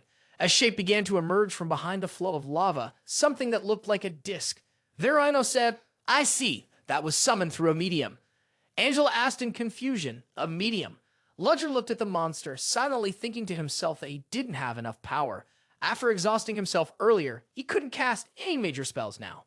Well then, it should be over soon. Ice magic was summoned with a magic coordinate marker, appearing right at the disc location. Then came a destructive blow aimed at the disc. The disc was the core of the monster. Sharp shards of ice shot out in all directions. A massive explosion followed. Verano exclaimed, "He did it." But a terrifying voice suddenly echoed, "Humanity, you filthy bastards. I swear one day all of you will be burned alive." It turned out that it was still struggling. Ludger challenged it, "Go ahead and try if you can." The monster slowly began to fade, but it still shouted, "You will definitely feel the heat of the flames." Ludger officially declared a grudge against the monster. He stood amidst the fire, looking incredibly cool as he surveyed his own body. Then Ludger had a private conversation with Verano. Both of them knew that the lower part of the monster had not been fully formed. Ludger said, "That's right. And after carefully examining the blurred area, I found that it's connected to an intermediary object." Verano asked, "You figured this out too?" Ludger denied, "Anyone in my position would have noticed this for sure." Verano replied, "I didn't pay attention to that. I guess because my expertise is in spirit studies, I didn't think that far. The contracts in spirit studies are designed to be fair to both parties. So forced summoning, which spirits despise the most, is something that's almost never used. And to be honest, I've never heard of a spirit who hates humans." Ludger asked, "Isn't it usually like this with spirits?" Verano shook his head. "Spirits represent nature, so they don't have consciousness like humans do." The thought of spirits existing this way, along with the incomplete response, felt strange to Verano. Still, thanks to the professor, at least we managed to avoid any major damage, especially with the magic you used at the end of the battle. That must have been a space jump, right? You shouldn't be sensitive about it. I've lived long enough to have seen it before, so I can recognize a lot of things. Ludger replied, "That's right. This magic is created by placing magical energy at a specific coordinate, then manifesting it. At first, it's a bit tricky, but once you get the hang of it, anyone can use it." Verano was surprised. "Oh, you said a coordinate. Is that possible?" He thought to himself, no matter how familiar a regular person might be with this spell, they still wouldn't be able to use it easily, unless they had a natural talent for spatial awareness, or... Verano spoke up, "Are you okay?" Ludger replied, "What do you mean?" Verano answered, I mean, when you use magic when you're not feeling well, do you experience any unusual symptoms, like hearing strange sounds, for example? Ludger thought for a moment, then said, it's just something I've been worried about, but sometimes some people have a higher level of awareness than others. The world calls them geniuses, but the truth is a bit different. If geniuses are people who break through certain barriers to showcase their talents, then those others have no barriers at all. Ludger curiously asked, isn't that a good thing? Verano responded, it sounds like a blessing at first, but it's not really. People don't realize that the barrier that holds them back is also a solid wall protecting them from the outside. Verano continued, that's why I asked you, Professor Ludger, have you ever heard any strange sounds in any unusual situations? Ludger replied, the idea you're talking about is really interesting, but unfortunately, it doesn't apply to me. Verano asked, is that so? Ludger said, yeah, but it's still pretty interesting. Do you have any other thoughts on it? Verano shook his head. Unfortunately, that's all I know from when I was younger. Ludger felt that the stories of an elf's youth were almost like legends, especially for a human who doesn't live as long as an elf. Verano laughed and replied, that might actually be true. Verano thought to himself, asterisk, he looks extraordinary, so I thought, but I guess not. A normal human would never be able to handle something like that with a clear mind, asterisk. Suddenly, Ludger spoke up. Is there anything else besides that? Verano turned around and asked, what? Ludger said, well, you mentioned they hear voices from the world beyond. Is there anything else? As far as I know, it's just the voices. After all, normal people wouldn't be able to receive them. And what if they could? Then there would probably be a next stage. For example, the symptoms might worsen. I think they could start seeing things, but that's just a possibility. If anything happens after that, this is what they'd face. They might even directly encounter those things, those gods. A few days later, information about the terrorist who attacked the banquet hall started to spread. Do we know the true identity of that person? The damage was significant, and most of the victims were from high society. If this was Esmeralda's target, then she's already halfway to achieving her goal. But this works in our favor too, because now we know Esmeralda's true identity. Should we share her identity with Ceoren? It's better not to. This is the first time Esmeralda has made a move. If her identity is revealed too quickly, Black Dawn will start suspecting me since I was the one who took down that spirit. It's not time yet. We should observe a bit longer and wait for the right opportunity. Ludger came across a piece of information that caught his attention. This guy is Ivan Luke. He's the one running the auction house, right? Are we increasing security for the auction because of yesterday's event? This is starting to get a little more complicated. A voice interrupted Ludger's train of thought. Are you allowed to call others this early in the morning? Ludger responded calmly. Oh, you're here? Let's go. You said you were curious about the changes in the slums, right? A little later, the two of them arrived at a busy neighborhood. Violetta told Ludger, all right, take a look. This is the area that was just renovated. Ludger looked around and remarked, wow, it looks much cleaner and more organized than before. Violetta responded, we've used about 80% of the budget to widen the pathways, just like they said. This area will soon be full of craftsmen. Other groups are starting to work with your suggestion too. Some are even working on a musical to replace the circus act. Dayon and Mastella are preparing the magazine you mentioned. They're getting ready to collect short stories from unknown authors. Although we told the kids to spread the word, I'm not sure if it's having much effect. Ludger said, it's fine if they fail. Just remind them to focus on advertising well. In any business, having initial investment is always a must. Violetta sighed and said, that's true, but so far, not many people are willing to invest in us. The two of them kept walking. Violetta pointed out, and over here is the new tailor shop. They plan to start with simple, affordable clothes to appeal to the market and gradually bring in more luxurious and well-known styles. Ludger said, you seem pretty confident. Violetta replied, of course, I've always dreamed of this moment. Ludger complimented, all right, it looks like we've seen all the updates. Now let's go meet everyone. Violetta, a bit confused, asked, meet who? What do you mean? Ludger explained, the people we'll be working with. Ludger and Violetta walked toward a guy who was flirting with a young woman. He was saying sweet things to try and win her over, probably planning to take her home. Oh, my muse, if only you could give me the chance to be with you tonight. The girl seemed like she was about to say yes. Oh, really? No. Ludger, who was also watching, spoke up. Here he is. But then a hand grabbed the guy's arm. Excuse me, miss, I'm afraid I have to go with him now because we had already set up an appointment. The girl happily responded, of course. She left with the same dreamy look she had earlier. The guy asked, aren't we a bit early for our appointment? Ludger sighed. I figured you'd be late if I left you to it alone. A blonde guy, a member of UN Owen, said, come on, leader. Who do you think I am? Oh, and may I know the name of the beautiful lady standing next to you? Violetta glared at him with a look of disgust before replying, "Is he really working with us?" Ludger confirmed, "Yes, he is. He might act like a fool, but he's got the skills for the job." Violetta wasn't convinced. He must have more to offer than what I'm seeing, right? Alex interrupted, brushing it off. "What kind of treasure and win are you looking for, leader?" His question, along with his look, completely wiped out any goodwill Violetta might have had left. Violetta whispered, "Are you sure we can trust him?" Alex stepped closer, speaking with a smug tone. "Apologies for the late introduction. I'm Alex, a noble from the southern part of the Fatima kingdom. I hope both of us find good fortune." Violetta was surprised to hear he was a noble, but Ludger had warned her to be careful. He was a professional con artist. Violetta looked at Alex with more disgust, pretending to be someone else in front of me. Alex raised an eyebrow. "So, why exactly did you call me here?" Ludger said, "I'll explain more when we get back to the hideout." Alex, curious, stroked his chin and asked, "Your hideout, you mean the place where those people are? I wonder, what if I end up disappointed by how ordinary it is?" Ludger heard this and wasn't sure how to respond, so he simply said, "You don't need to worry about that." When they arrived at the base, Han ran out to open the door, but he looked like he'd just been drained of all energy. "You're back," he said to Ludger. "How did the investigation go? You look exhausted." Han replied, "I'm fine, but I can't stand this anymore."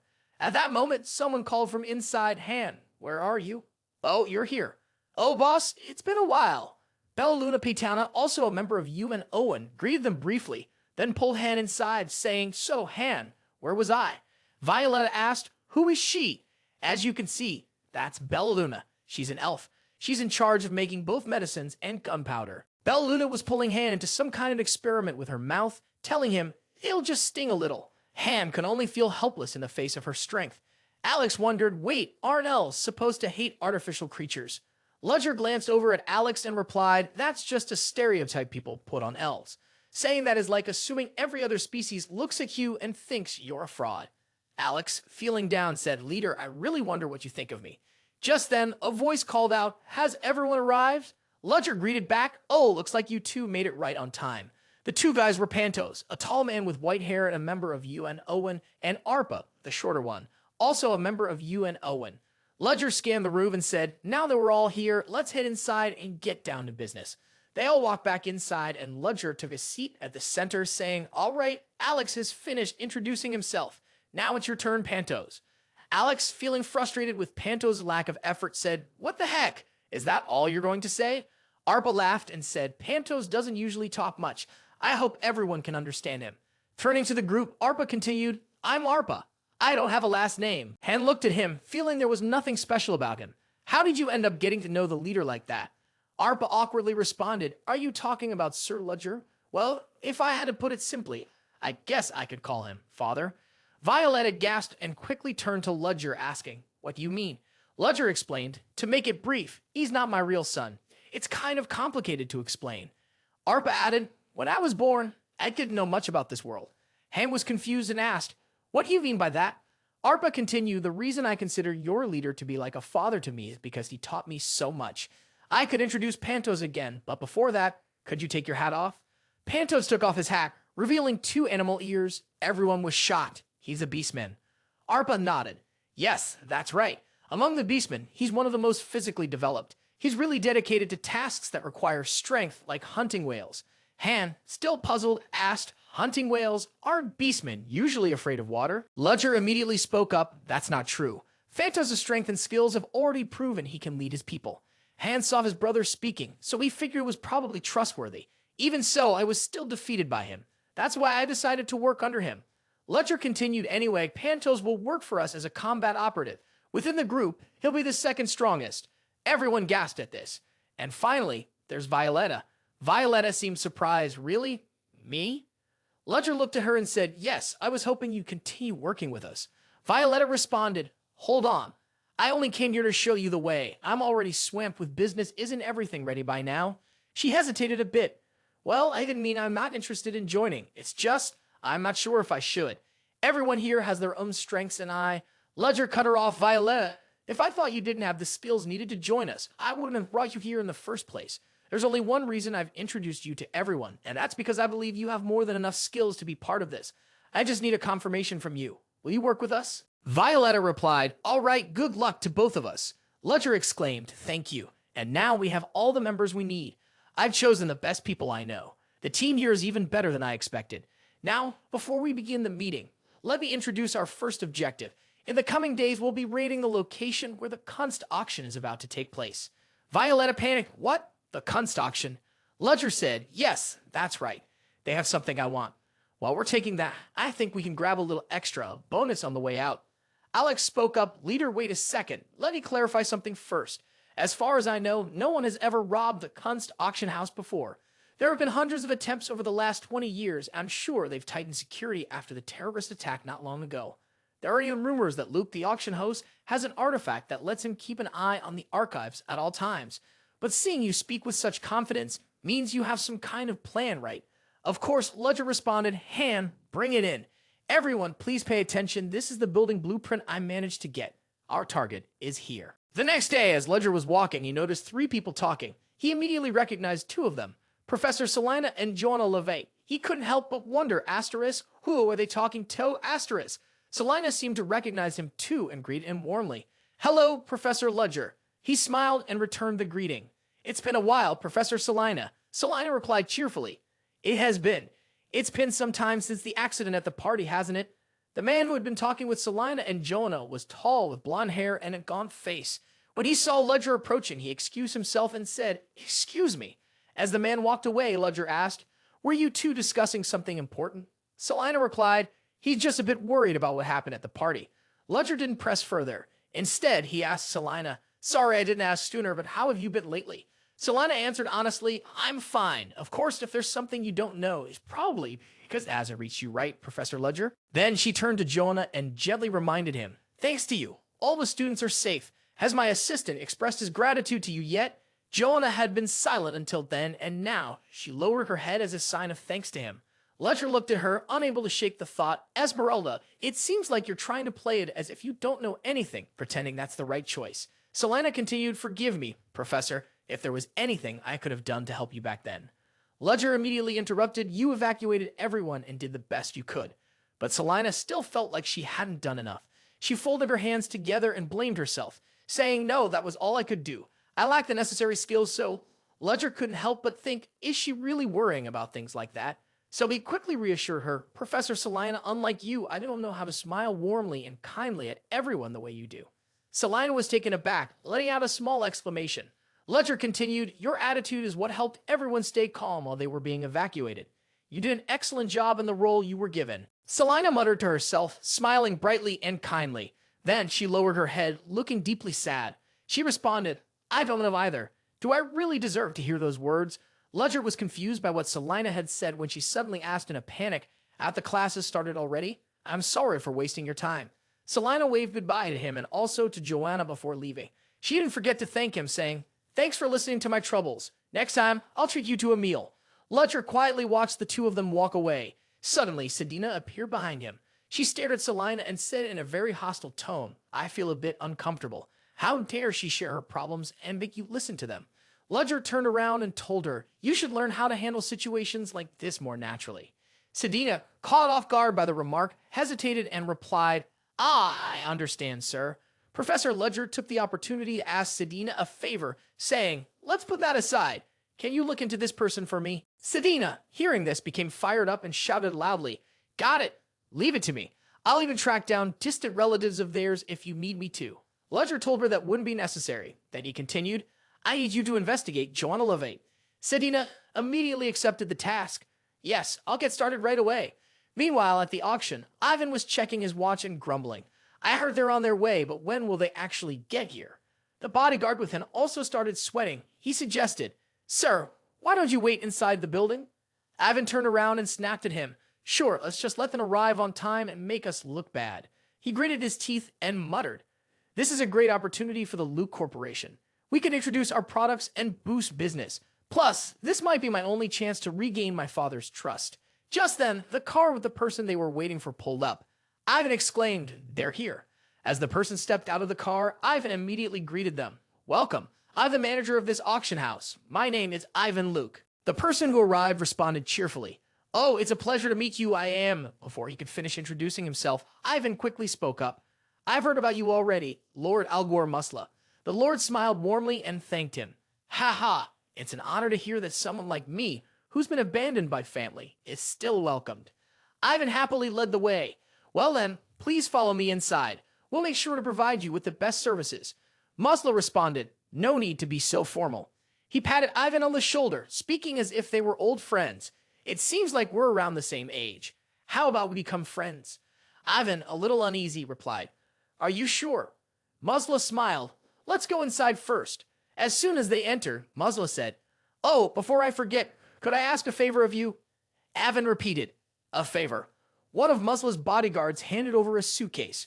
Musla explained, I was given a valuable item on my way here, but I haven't found a proper place to keep it yet. Ivan, curious, asked, what is it? Musla replied, we're still using magical water to produce high-quality magic stones. Hearing this, Ivan was startled, thinking about the magical stone business. Musla continued, this is the design prototype for the business. I can't keep it by my side all the time, can I? Ivan chuckled and said, ha, you're absolutely right, sir. Musla hinted, in that case, do you happen to know a good place to store it? Ivan, excited, responded, of course, sir. There's a perfect place to keep it in the basement. He then turned and led the way. This way. Let me show you. Musla, feeling grateful, said, really? I appreciate it. At that moment, a yellow gem appeared near Musla's ear. It looked like a pair of earbuds. About an hour earlier, inside the carriage Musla had traveled in, the conversation was lively. I never thought you'd be able to make a suit like that, so similar to the ones worn by the southern nobles. I'm impressed. Violetta, right? A voice responded, that would be great. I just hope you remember whom you're supposed to be playing. It turned out that Alex, Ludger's teammate, had disguised himself as Lord Musla. After finishing his disguise, he answered the question about his new identity, saying, of course, even though I don't have much power, remember my father's business in the magical stone trade. I'm a handsome, young noble with influence. Pretty spot on, right?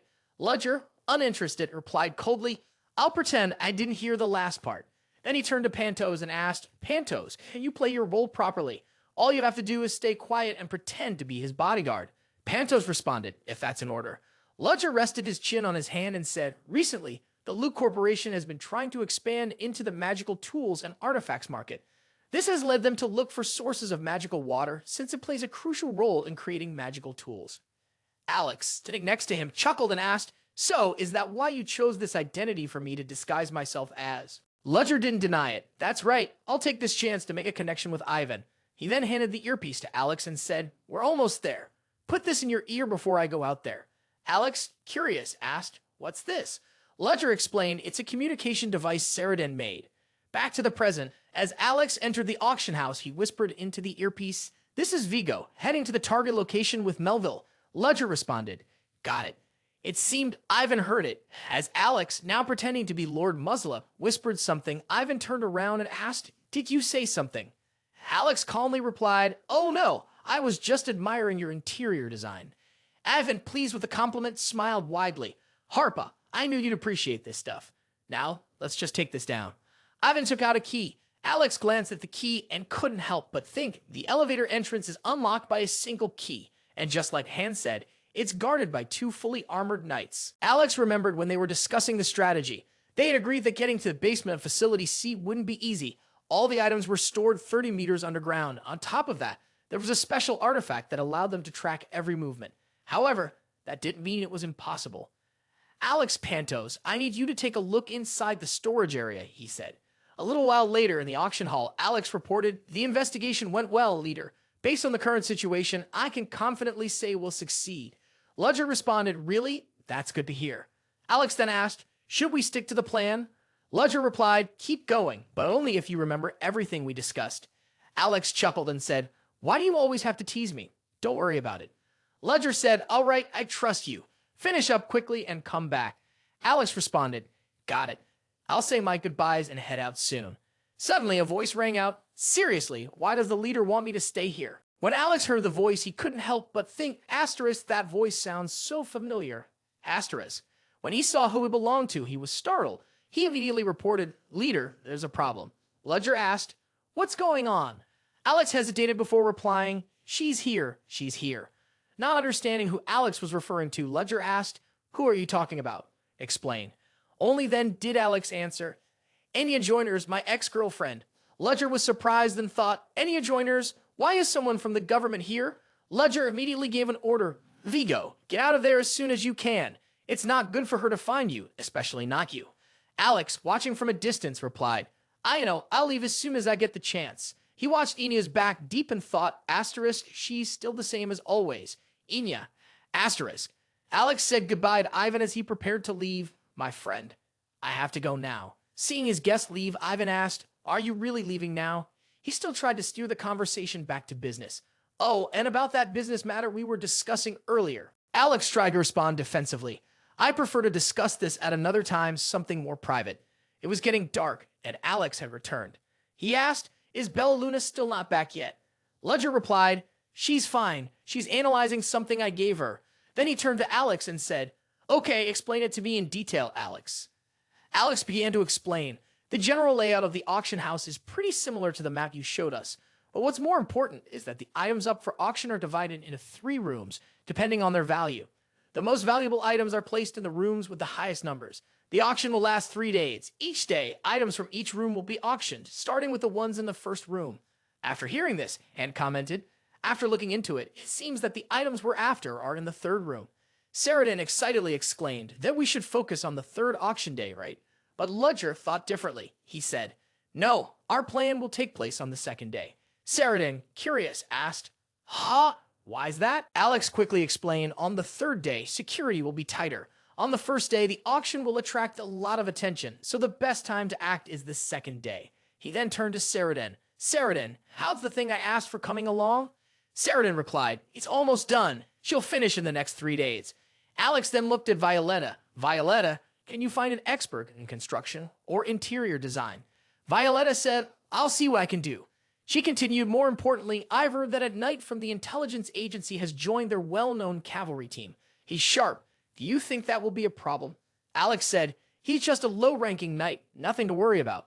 Violetta shot back, How do you know there's only one? There could be more when our plan goes into action. Alex replied, Actually, I think I've met that knight before. Violetta raised another concern. What if you run into him while we're in action? Alex scratched his head and sighed. We've met once a long time ago. Don't worry, I'll play my part perfectly. Ludger tried to calm Violetta down. It's okay. The information we gathered today is enough. Violetta didn't ask anything more when she heard him speak. All right, if you say so. Ludger rubbed his chin thoughtfully. It's just a hypothesis for now. The plan stays the same. Meanwhile, at the train station, a girl with green hair stepped off the train, her voice full of excitement. I'm here. Rebirth. Then she turned around to remind the person following her. Look, assistant, it's about to rain. Don't drag your feet. Come over here. Betty, the detective assistant, shouted angrily. Hey, don't just go off on your own like that. I got a ton of luggage. She was lugging a heavy load of bags and grumbling. Why did you bring so much useless stuff? The green-haired girl responded. Useless? You mean the things that bring me endless inspiration. Suddenly, a stack of papers flew out of her luggage, scattering everywhere. Betty screamed in frustration. What the heck? Who brings a pile of case files from last year with them? The girl with green hair smiled and said, They're all important, Betty. Besides, shouldn't you be moving faster? Betty was organizing a pile of documents and hearing this felt confused. She asked, Why? The girl with green hair calmly replied, Why? I already told you it's about to rain, right? Betty suddenly remembered and asked, That's a big deal. When will it rain? The girl thought for a moment, considering the humidity, rainfall, and other factors. Then she held up her hand in front of Betty and said 5.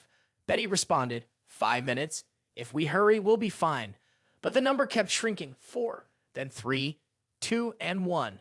It wasn't 5 minutes. It was actually 5 seconds. And after 5 seconds, the rain started to fall, making Betty scream loudly. Casey, it's raining. So the girl with green hair was named Casey. Casey calmly opened her umbrella and replied, I knew it.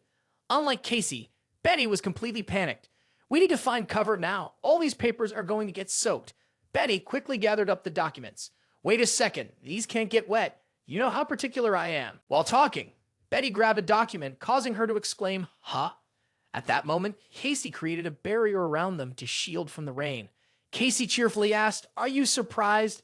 Betty sighed and replied, You really are something, Casey. If Sister Din was going to do this, why didn't she just do it from the start? Casey, the one who holds the title of Asterisk Color of Rare Jade Asterisk, is a private detective. Her full name is Casey Slay. As Betty followed Casey, she asked, But Casey, why do we have to go to Rebirth? Casey answered, I've heard strange things have been happening around the city lately. suspicious roots moving around, and the wolf attacks. Betty looked around, listening carefully. The appearance of sorcerers isn't too strange, is it? Casey grinned wickedly. These aren't just any sorcerers. Betty was taken aback. What? Not just any? Casey continued. Also, the last trace of him points this way. Betty was confused, feeling more lost than ever. She said, "You're skipping over important details again. Last trace of asterisk, who asterisk?" Casey mentioned a name, James Moriarty. Betty asked, "Didn't James Moriarty die while fighting with you?" Casey shook her head and replied, "Betty, do you still believe that silly rumor?"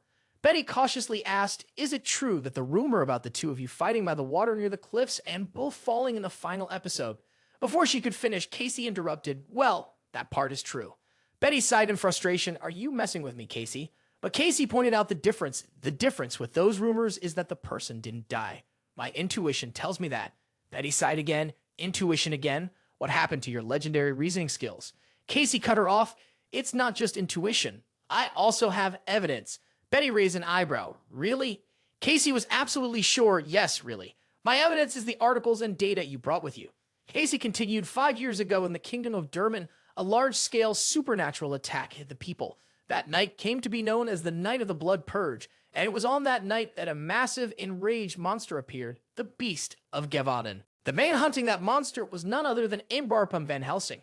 However, he gave up his fame and was never seen again. Betty still didn't fully understand Casey's point. "What are you trying to say?"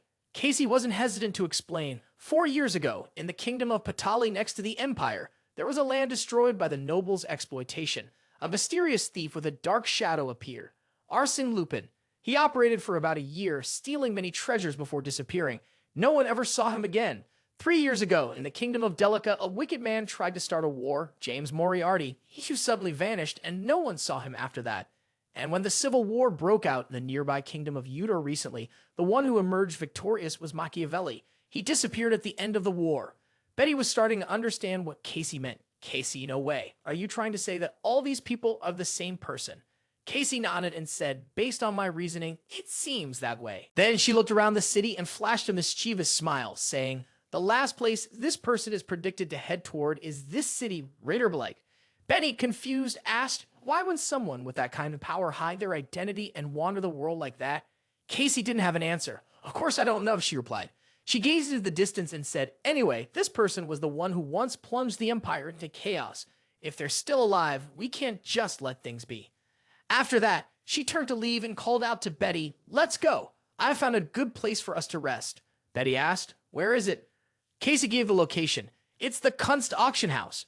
Right now at the Kunst Auction House, Ivan is also welcoming a special guest. He bowed and greeted her, saying, "Thank you for coming, Princess Arender von Exilian.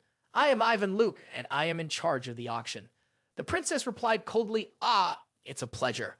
I'm a bit tired now. Could you show me to my room?"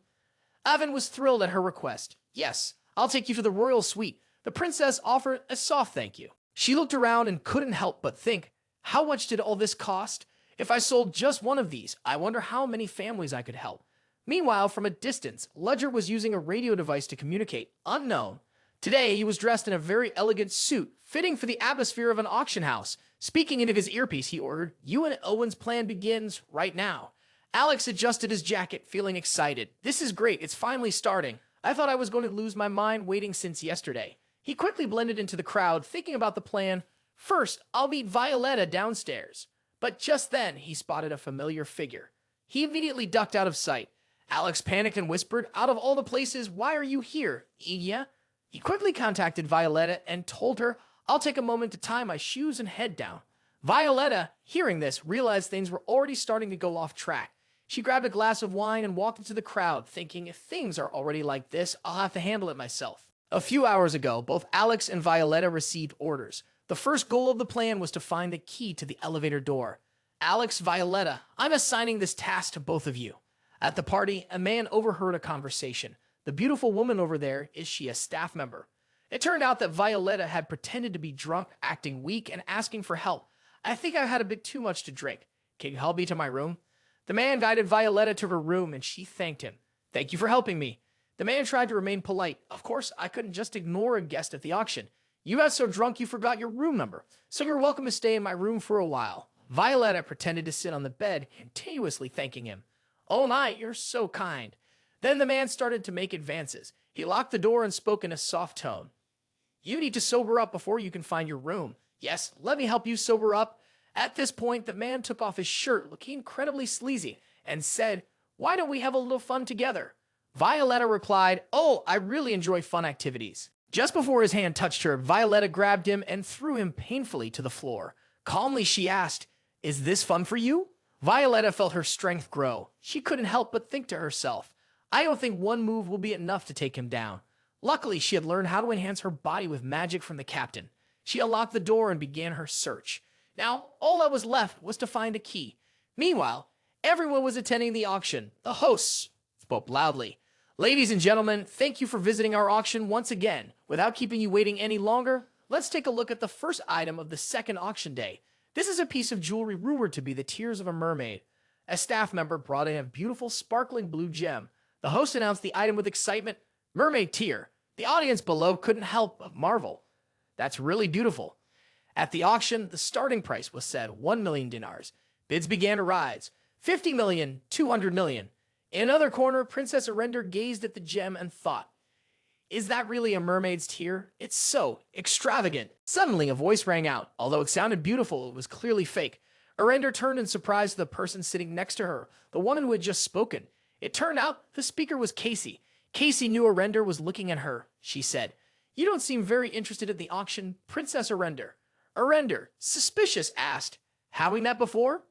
But Casey answered innocently, no, this is our first time meeting. This only made Arender more suspicious. She asked again, then how do you know? Casey showed off her skills of deduction. I told you before. It's because you look bored. In places like this, not many people show that kind of expression. Did you know the hair at the back of your head is a bit flat? Arender immediately checked her hair upon hearing this. Casey continued, you just took a break in a room, right? Even though the smell of deuterizer is still on you, you're not wearing any perfume. A noble, especially one who cares about what others think of them, wouldn't do that, especially in a place like this. You must be royalty. There have been rumors that you would attend this auction, your highness. Arender couldn't help but remark, you must be someone important if you're sitting in the VIP section, right? Casey smiled and said, I forgot to introduce myself. She handed a business card to Princess Arender and said, my name is Casey Selmore, a detective. Upon hearing the name, Arender immediately recognized it. Isn't this the famous private detective? The one who was also a water mage and was given the title Color of Rare Jade. Casey humbly replied, oh, princess, it's truly an honor to be recognized by you. Arender asked, what are you doing in Kunst? Casey answered honestly, well, I was invited here when I arrived in Rebirth. Plus, events like these always have their fair share of incidents. Arender looked a bit confused, so Casey explained, let's just say it's my detective's intuition. Meanwhile, Ludger walked on, thinking to himself. It seemed like things had gotten a little off track from the beginning, but Violetta was doing everything she could to complete the mission. Now it was time to gather with the other team members. However, someone recognized Ludger. A voice rang out, oh, who's this? It turned out to be Ivan. He put on a smug expression and spoke with a mocking tone. Well, look who it is. What a coincidence. It's been quite a while since we last met at that party, hasn't it? Ludger Cherish. Ludger shot him a glare, but Ivan didn't seem to notice and kept talking. I don't know what you're doing here, but it's really a pleasure to run into you. Ivan stepped closer and asked, are you enjoying the auction? Even though Ludger didn't like him, he had to respond politely, yes, I'm actually enjoying myself here. This only seemed to make Ivan more arrogant. Ha, just like they say, your mindset really affects your perspective. Ludger didn't care and just replied to keep things moving, yeah, that's true. Well, if you'll excuse me. But Ivan wasn't about to let him go that easily. He ordered his bodyguards. It seems you are here alone. Allow me to escort you. Bodyguards, treat this guest of mine with respect. The bodyguards followed his command. Seeing this, Ludger couldn't help but think, is he really trying to follow me around? It looks like his real goal is to flaunt his power. If things go on like this, I won't be able to move freely. So, he announced to everyone, report, I can't take action right now, waiting for backup. Han was completely panicked. Can't take action. Damn it. Backup beans me. His teammate next to him said, Han, I think you need to go. Han knew that was the case and replied, I know. First, this equipment needs to be up and running before I can leave. And for now, don't call me Kafka. Arpa laughed brightly and said, Kafka, can you just call me Dumas instead? Han could only sigh helplessly and replied, even if you don't say it, I'll still call you that. He looked at the equipment and thought for a moment. We're going to be delayed much longer than expected. If that's the case, there's no choice but to act, right? Why is it still not connecting even though the red light is on and I've got a signal? The two of them started discussing excitedly. Oh, Kafka, it's a red light. Good. At least we won't have to go in too deep. Suddenly, someone walked up and shouted, Hey you, what are you doing over there? Get over here now. Han was terrified. Damn it, I've been caught. I didn't even think they'd be patrolling this alley. Arpa turned around and said, Han, do something. The patrolman approached, shined his light on Arpa, and asked, What's going on? Just a kid. What are you doing here? But to his surprise, Arpa knocked the patrolman out with a single punch. Han was stunned. You took down a big guy like that with just one hit? Who are you? Thinking for a moment, Han asked, Are you a knight? Arpa looked confused and said, A knight? You mean those superheroes who graduate from military academies and become official knights, way stronger than normal people? Han realized he was just rambling, so he interrupted, Never mind, good job. Then he told Arpa to tie the guy up and hide him in some garbage or something. Arpa agreed, All right, sounds good. Suddenly, a voice called out, Decker, where are you? Han couldn't help but curse to himself. Dan, there's another one. Suddenly, Arpa yelled out, Wait, I'm here. Han was even more surprised when he heard his voice. Huh? Is that the same knight from earlier? The other knight asked, What are you doing in this alley? Arpa calmly responded, Hey, don't come over here, I'm just finishing up. I'll be right out, just wait a minute. I checked, and it seems like there's nothing weird here. The other knight stuck out his tongue in disgust. Gross. Hurry up and come over. Arpa looked at Han with sparkling eyes, almost expecting praise. How was that? Sounds just like him, right? Han, sweating, asked, What kind of freak are you, anyway? But he quickly brushed it off and said, Anyway, just use the signal to activate the device and let's get inside. Arpa happily replied, Got it. Meanwhile, Alex was feeling exhausted. Phew, finally done. I really didn't think Enia would be here. It was tough to get down. He walked, thinking to himself, I need to hurry, I have to beat Violetta and get the key. At that moment, Violetta ran up and bumped into him. They immediately started acting out a scene. Alex asked, Oh no, are you okay? Violetta replied, Yes, I just slipped. Thanks for catching me. Onlookers thought they were strangers, but in reality, Violetta was slipping a key into Alex's hand. After receiving the key, Alex quickly reported, I got the key, and I'm heading to the elevator now. Pantos, who overheard, responded, Copy that, I'll be waiting by the elevator. Pantos was invisible, but when he saw Alex approach, he appeared and said, I'm here. Alex jumped, startled. What the hell? You really scared me. Is that how beasts can hide their presence? Pantos didn't answer the question. He just said, the key. Alex replied, You're so stiff. I've got it. Let's move fast. Alex scanned the area, and just as he expected, the number of guards had increased due to the auction. He quickly contacted, This is Hugo and Melvin. We've reached the gate. On the other side, Ceoren was ready to take action. This is Wells. I'm starting now. Ceoren stepped into the crowd and used a device attached to her legs to release smoke. People panicked, shouting, What's going on? Is that steam? Cough, cough. What's happening? Is this a terrorist attack? Ceoren stood in a corner smiling. This was much better than she expected. The special Belluna scent was quite sharp. Some people tried to calm everyone down. Please stay calm and head to a safe place. Also, ask for help from the guards. We don't have enough people here yet. Someone then called for the soldiers. You need to see this. The soldier also recognized the situation. Chemical terrorism. Wow, this is bad. We'll stay here and guard the elevator. The rest of you go. Alex, who was standing nearby, also figured it out. He said, Is it starting now? You've got those two handled, right? Let's go, big guy. Pantos replied, Got it. The two of them approached the elevator doors. The two soldiers guarding it shouted when they saw the strangers. State your names. This is a restricted area. Alex looked confused. He raised both hands and said, Hold on, we got lost trying to find a safe place because things were so chaotic outside. Now that I think about it, you guys probably don't know who I am, right? I was here last time with my friend, Ivan Luke. The two soldiers, hearing the names, started to let their guard down. Alex continued, That's right, now that I look more closely, I recognize you. You were here last time, weren't you? Do you know where Ivan is? One of the soldiers hesitated before answering. Well, first, don't come any closer and stay where you are. However, without warning, Pantos lunged forward and punched both of them into the wall. Alex, horrified, shouted, What the hell is going on? You didn't kill him, did you? Pantos calmly replied, I avoided hitting his pressure points. Alex looked at the two soldiers, knocked out cold, and thought, One punch, and their armor's dented. Unbelievable. Where did this guy come from? Afterward, Alex reported, We've taken care of the guards at the entrance. Han, upon hearing this, gave an update. Kafka and Dunas are on their way. hand pressed the red button on the device, and, along with ARPA, disguised themselves as servants and entered. All right, let's head inside. ARPA responded, "Guide." Meanwhile, the auction floor was still buzzing with excitement. The host introduced the next item, and the bidding would start at 500,000 dinars. The crowd below shouted, "The price is 5 million, then 10 million.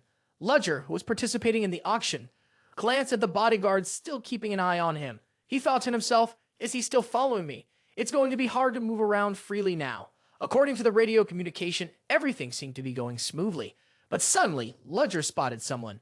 Wait a minute, it was Casey Selmore. The scene flashed back to a few years ago at the waterfall, when Ludger was still disguised as James Moriarty. He and Casey had gotten into a fierce fight. He shouted, "Are you out of your mind? Casey Selmore, if you keep this up, you'll end up dead." Casey held on tightly as she and he tumbled down the waterfall, shouting, "I don't care. Even if I can't beat you now, I'm still willing to pay with my life just to destroy you." James Moriarty replied, "Fine." She challenged him. "All right then, come at me if you're so tough." James Moriarty could feel that Casey was focused on him. He cursed inwardly, "Is she looking at me? Damn it. What is that woman doing here? I've got a disguise on, so it's unlikely she'll recognize me. But that bitch is so talented, she even earned the title, Color of Rare Jade. If she interferes with our operation, everything we've worked for the past few weeks will be ruined." He tried to calm himself. Asterisk, there's no way she knew about the plan in advance, right? Asterisk, no, if she really knew, she wouldn't be this calm right now. Ludger was more and more convinced that she had no idea what was going on. All he could do was hope the lackeys would handle the situation quickly and quietly. At the building's security office, one guard was yawning and saying, "This is so boring. Who in their right mind would be dumb enough to try to steal anything?" His colleague reminded him, "Hey, focus." The first guard shrugged. "What are you worried about? Look at all the amazing artifacts we have. We even get live feeds from every room with the collection." The other guard chuckled, "Haha, true. It's kind of a shame that such cool artifacts are only being used for security." Suddenly, the screen started to flicker. One of them noticed and asked, "What's going on?" The other replied, "What's happening?" The first guard answered, "Just now, the feed from the second room started glitching." But the guy next to him said, "I think it's fine." Hearing that, the other guy responded, "Maybe it's just my eyes. I've been staring at that thing for too long." However, the gray-haired guy also noticed the problem. He shouted, "Wait, what's that?" The guy next to him jumped in shock. "You scared me. What's wrong?" The gray-haired guy said, "An intruder. Did he get in by digging through the wall? But this place is deep underground." Ivan, who had just received the news, was also startled and shouted, "What? Say that again." The guard repeated, "There's a report about an intruder from the second security room." Ivan yelled, "What about the guards at the entrance?" The guard responded, "The intruder got in by digging." Before he could finish, Ivan had already left in a panic, shouting, "This is ridiculous. Call the guards right now." After a while, the group of guards had gathered below. The commander said, "Good, looks like everyone's here. According to the report, an intruder dug underground to get in. Some of you, go check the nearby sewer lines. The rest of you, split into 2 teams, one for relocation and the other for ambush, and come with me to the storage room." The bodyguards received the order. "Understood, sir." The supervisor also informed Ivan that the guards were heading down in the elevator. At that moment, Ivan was extremely tense. He kept biting his fingers and silently cursed in his head. "Damn it! Do you have any idea how much that artifact is worth? Do you think I'm just going to sit back and let you take it from me?" Immediately he spoke up. "You all know the drill, right? The top priority is to move the items from storage room 3 to a safer location. The ambush team will head to storage room 2 to catch the thieves." Following the command, the bodyguards quickly sprang into action. "Yes, sir." The moving team is rushing to transfer the items to storage room 3. The ambush team follow me to storage room 2 to capture the thieves. Then they called the command center. Ambush team to command were opening the door to storage room 2. The command center responded, "Command the ambush team, the enemy is still inside the storage room." Evan was growing more impatient. "Get inside now, hurry up." The squad of soldiers burst through the door, shouting, "Freeze!" But they were shocked to find that there was no one inside. Ivan received the report and snapped, "No one's here? What do you mean by that?"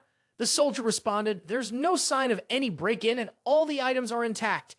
Ivan couldn't believe it. He looked at the screen, still seeing 4 intruders taking gold, and asked, "Then what am I looking at?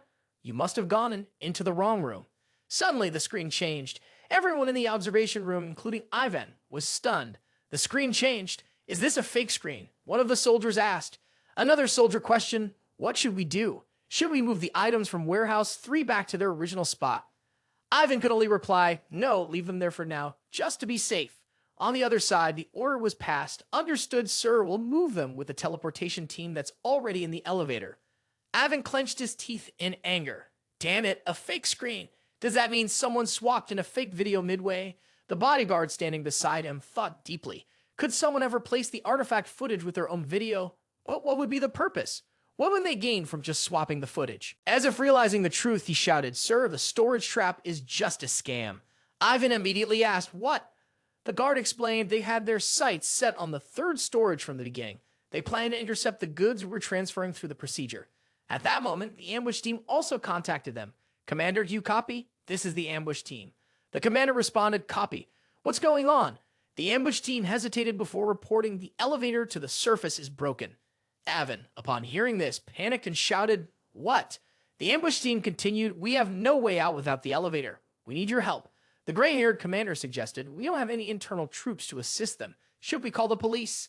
Ivan immediately rejected the idea. No, if this gets out, the auction will be completely ruined. The gray-haired commander then asked, so, what should we do? But Ivan didn't know what to do. Helplessly, he shouted, I don't know. After that, he could only bite his nails in frustration. The guard beside him tried to salvage the situation, saying, we'll try to stop them. Focus all security personnel on this. Everyone received the order. Yes, sir. However, when the bodyguard tried to open the door, it was locked. He was confused. What? Why won't the door open? Damn it, what's going on?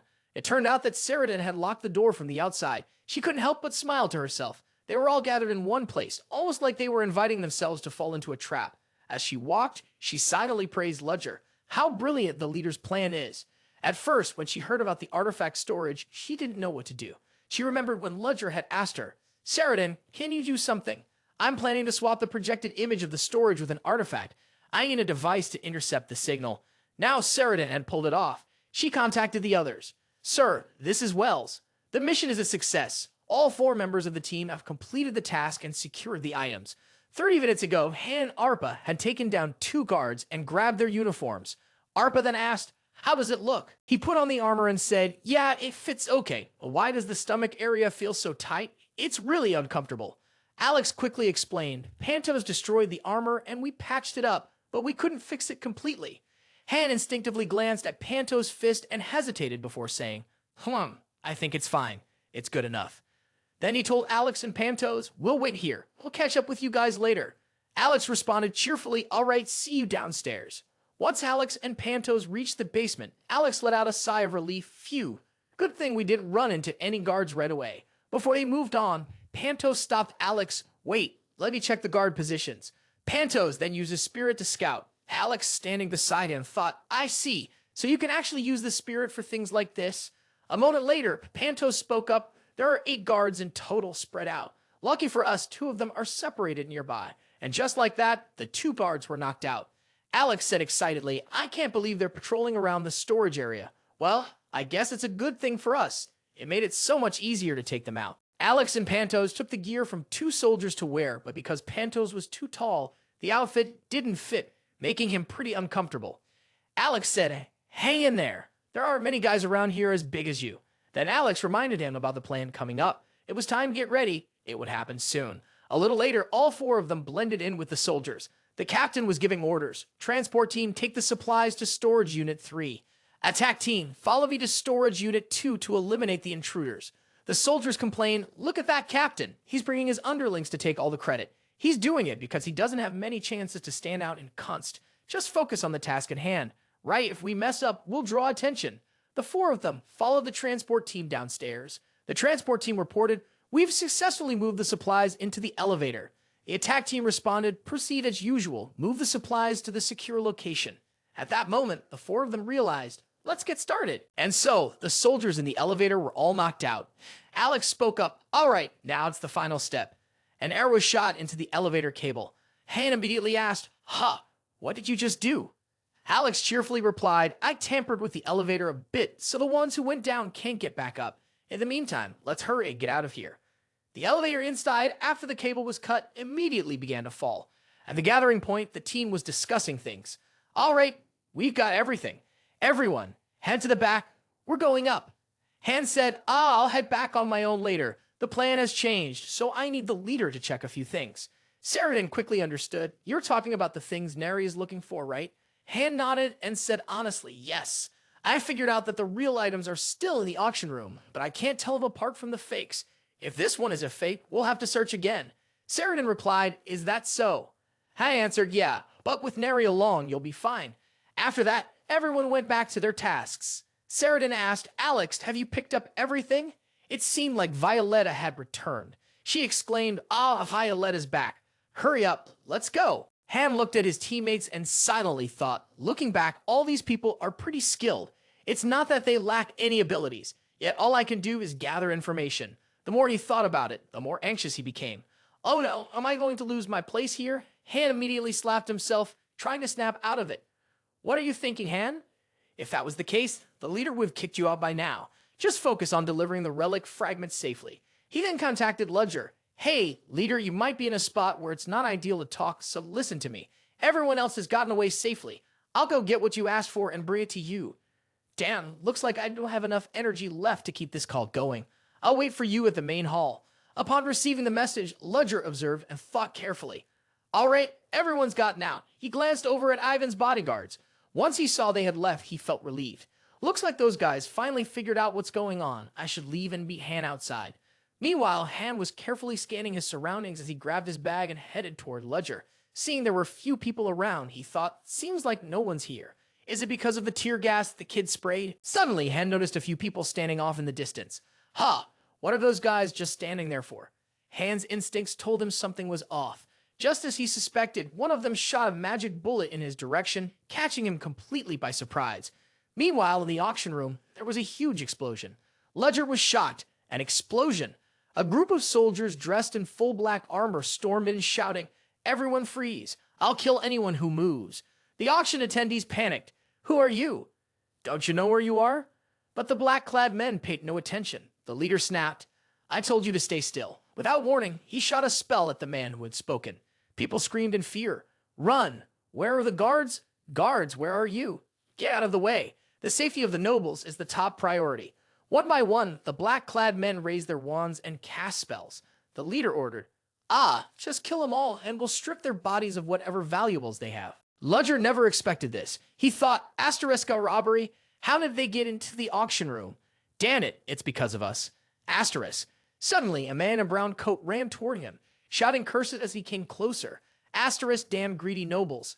Asterisk, the man pulled open his coat to reveal a bomb strapped tightly to his body. He screamed, asterisk D asterisk. Ludger immediately recognized it as a suicide bombing tactic used by the Liberation Army. He was sure of it because it was the exact same method they used before. These weren't just thieves, they were targeting this place too. Ludger quickly used his staff to release a spell that pierced the man's body. The bomb went off and he was shaken by the blast. He thought to himself, asterisk, that was close. I almost died. Asterisk. Meanwhile, a whole building was likely affected by the explosion. Ludger was confused, wondering, asterisk, how did the bomb go off? Was it a homemade explosive? I destroyed all that stuff when I was still operating under the name Moriarty. So why? Asterisk. As he was thinking, a scream echoed through the room. A man lay on the floor, frothing at the mouth. People around him panicked, whispering, asterisk, that's a curse. It's forbidden magic. Asterisk. Ludger couldn't stay calm when he heard that. Thieves, the Liberation Army, and now forbidden magic. Damn it, it's hand safe. Meanwhile, Princess Arender was running, worried that she wouldn't escape. Thieves and cunts? What's going on? Is Casey all right? Suddenly, a shout rang out. Found the princess. It turned out the Liberation Army had found her. They called to their teammates. Team, capture her. We'll show the nobles the power of the Liberation Army. Arender felt deep regret. I knew I shouldn't have come here. I should have stayed in Ceoren. As the Liberation Army charged toward her, cursing her death, a voice called out, You're being way too loud. Then countless bubbles floated toward them. What is this? They asked. And they were trapped inside the bubbles, only able to shout, Bubbles? I can't break this. These bombs don't work. One soldier said, These bombs don't work. Another one, shocked, replied, It's impossible. These are special explosives that can neutralize magic. It turns out the one who came to rescue Arender was Casey.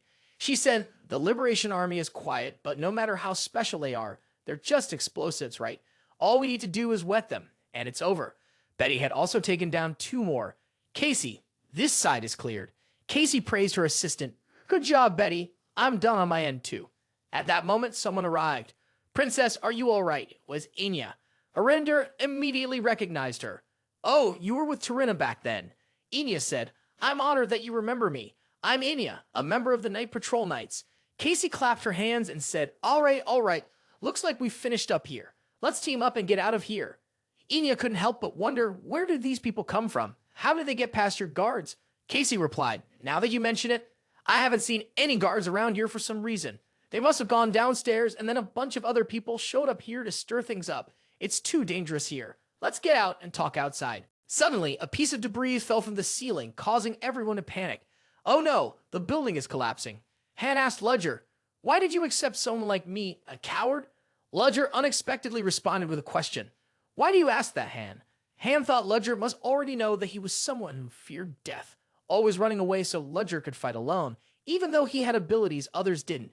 Ludger said, I accept the coward in you. Han thought he must have misheard.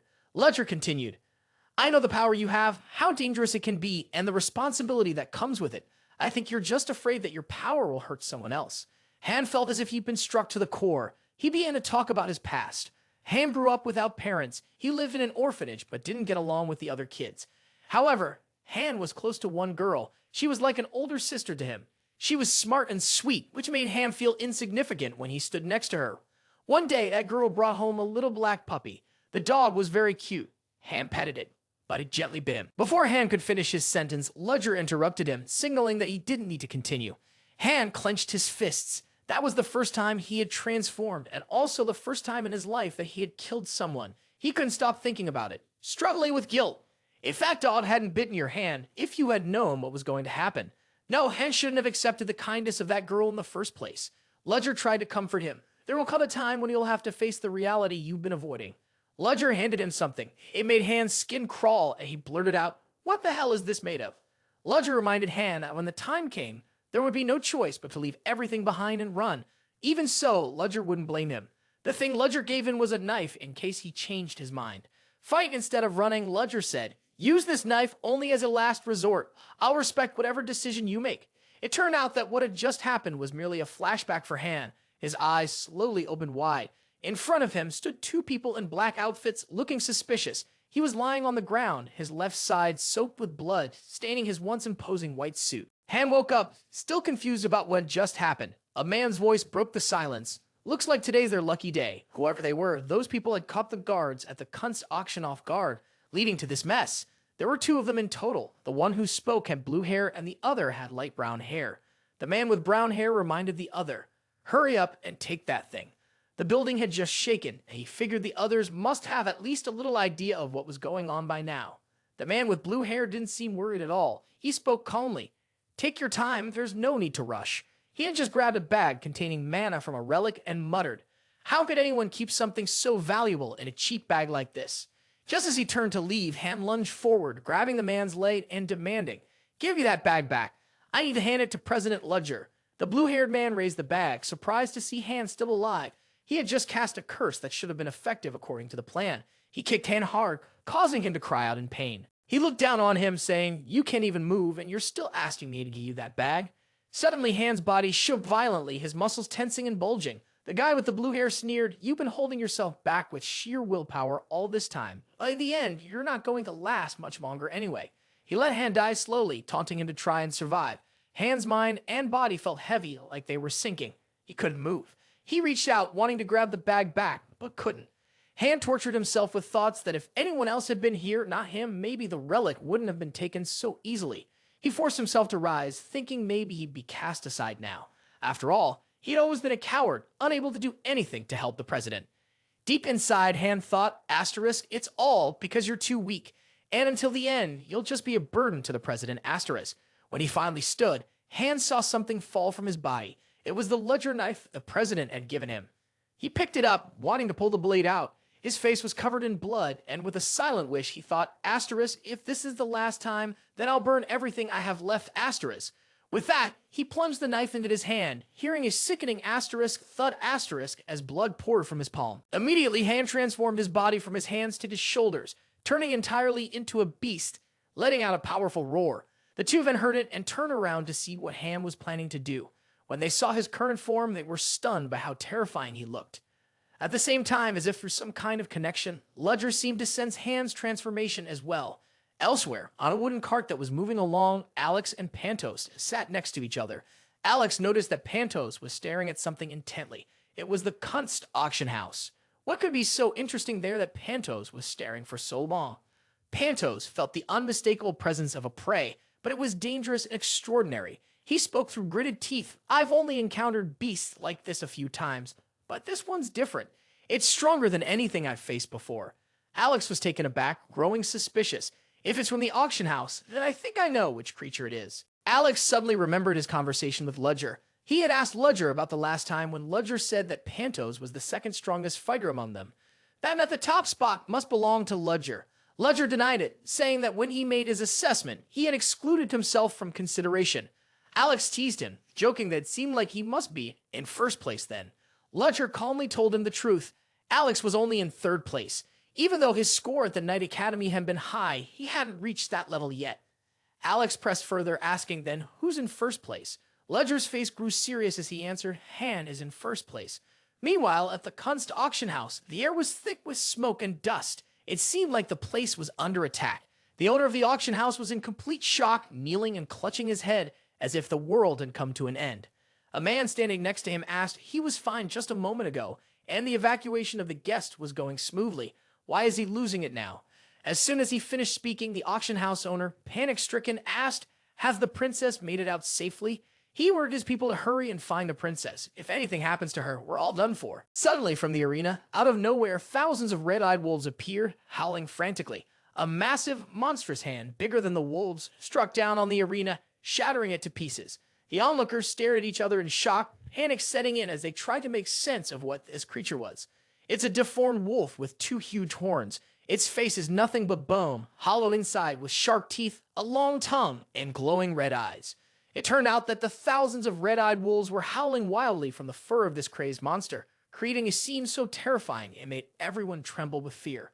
What was happening to the arena? Why had this creature appeared so suddenly? What would Ludger do in the face of such an unpredictable event? These questions remained unanswered. A monster had appeared in the darkness, sending the people into a panic. This was the very creature. It had truly returned. The one that had nearly destroyed Durman 5 years ago, the Gévaudan beast. The monster let out a deafening roar and began to move toward the crowd. The monster began attacking the people. Help me. The leader of the Clockwork Group spoke up. The Clockwork Group will hold our ground here. Everyone, evacuate immediately. We need to protect the civilians. I heard the auction house was attacked by this monster. Listen up, everyone. No matter what happens, the safety of the people comes first. Focus on taking down this monster. The monster attacked the Clockwork Group. Move quick. The leader of the Clockwork team fired a spark from his sword and shouted. He was caught off guard and dodged the monster's attack. The Gévaudan monster attacked Tyan home with its tails, making the situation even harder. Don't rush it, we have to wait for the right moment. What kind of speed is this? It's huge, and it's fast too. The leader of the Clockwork team said, struggling. This is too dangerous. Where did this thing even come from? The monster destroyed all the buildings in the area. If this keeps up, we're all dead. Casey pointed to a path and shouted, everyone this way. Trust me. Everyone followed the path Casey pointed out and jumped down, landing on a water bubble-like sphere. Casey asked, is everyone okay? Anya replied, yes, thanks to you. The whole group was stunned when they saw themselves standing next to Gévaudan. Casey asked, is that the Gévaudan beast? Evia, still in shock, added, you mean the same monster that made Durman stay frozen for 5 years? Anya turned to Casey and asked, I thought it was dead. Casey replied, I'm sure of it. I saw its body displayed at the Durban Museum, although it didn't look exactly like this. Its structure wasn't as human-like as this one. Could it be a different species? Casey then said, if possible, but we can't rule that out.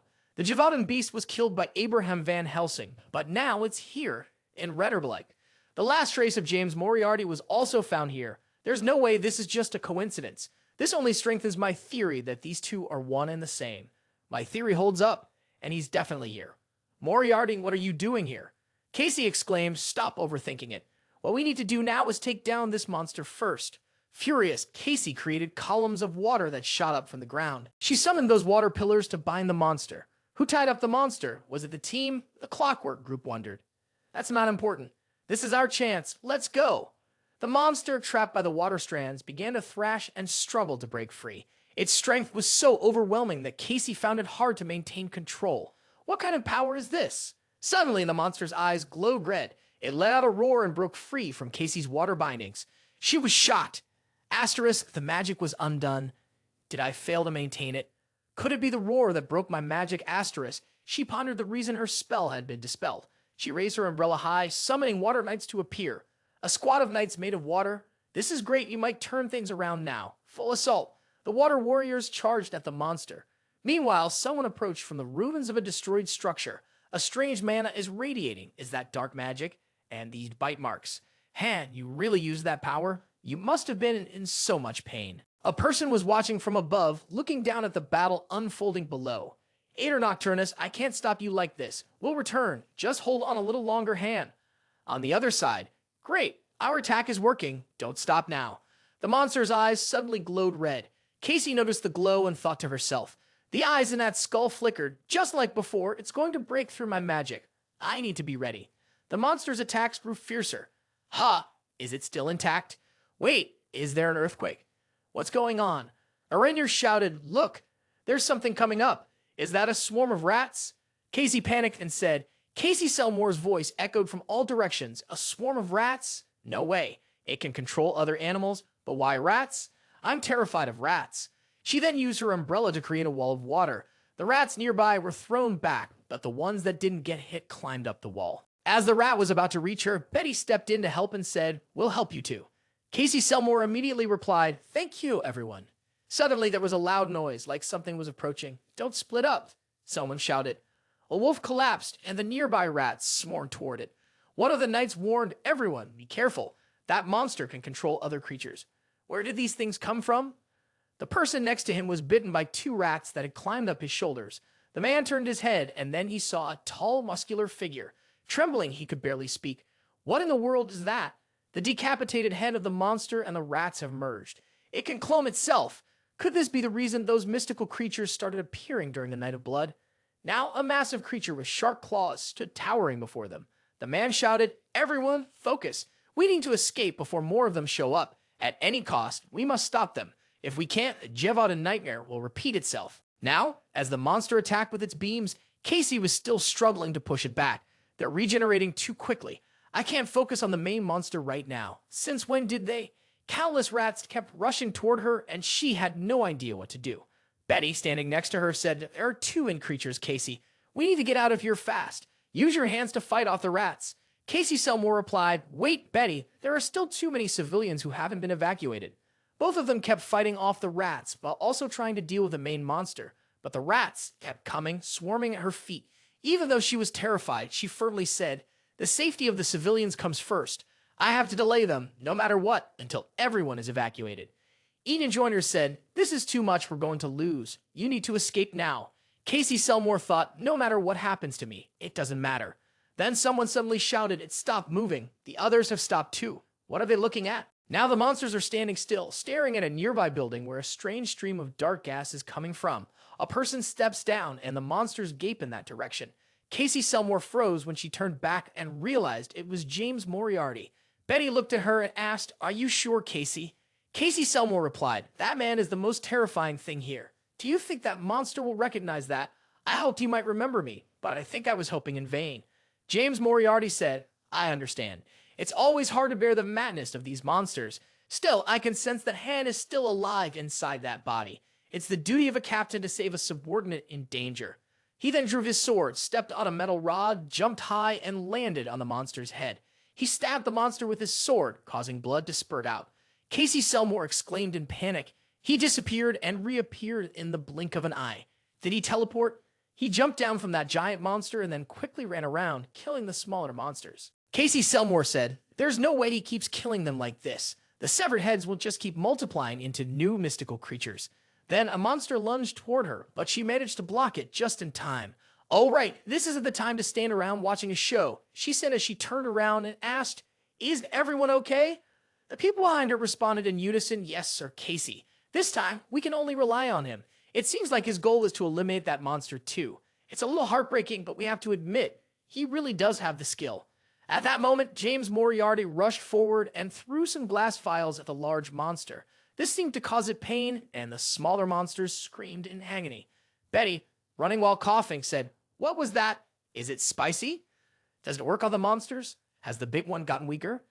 James Moriarty replied, "So you're giving up on the injured heads because of the spice and replacing them with new ones. You're smarter than the original. However, I'm sure you've noticed that you've been weakening after each replacement. Don't get distracted." He then placed his hand on the ground and a golden light started to glow around him. The monster was pierced through the palms of its hands by 2 sharp blades. That's when the cloning took effect. James Moriarty drew 2 guns and declared, "Come on."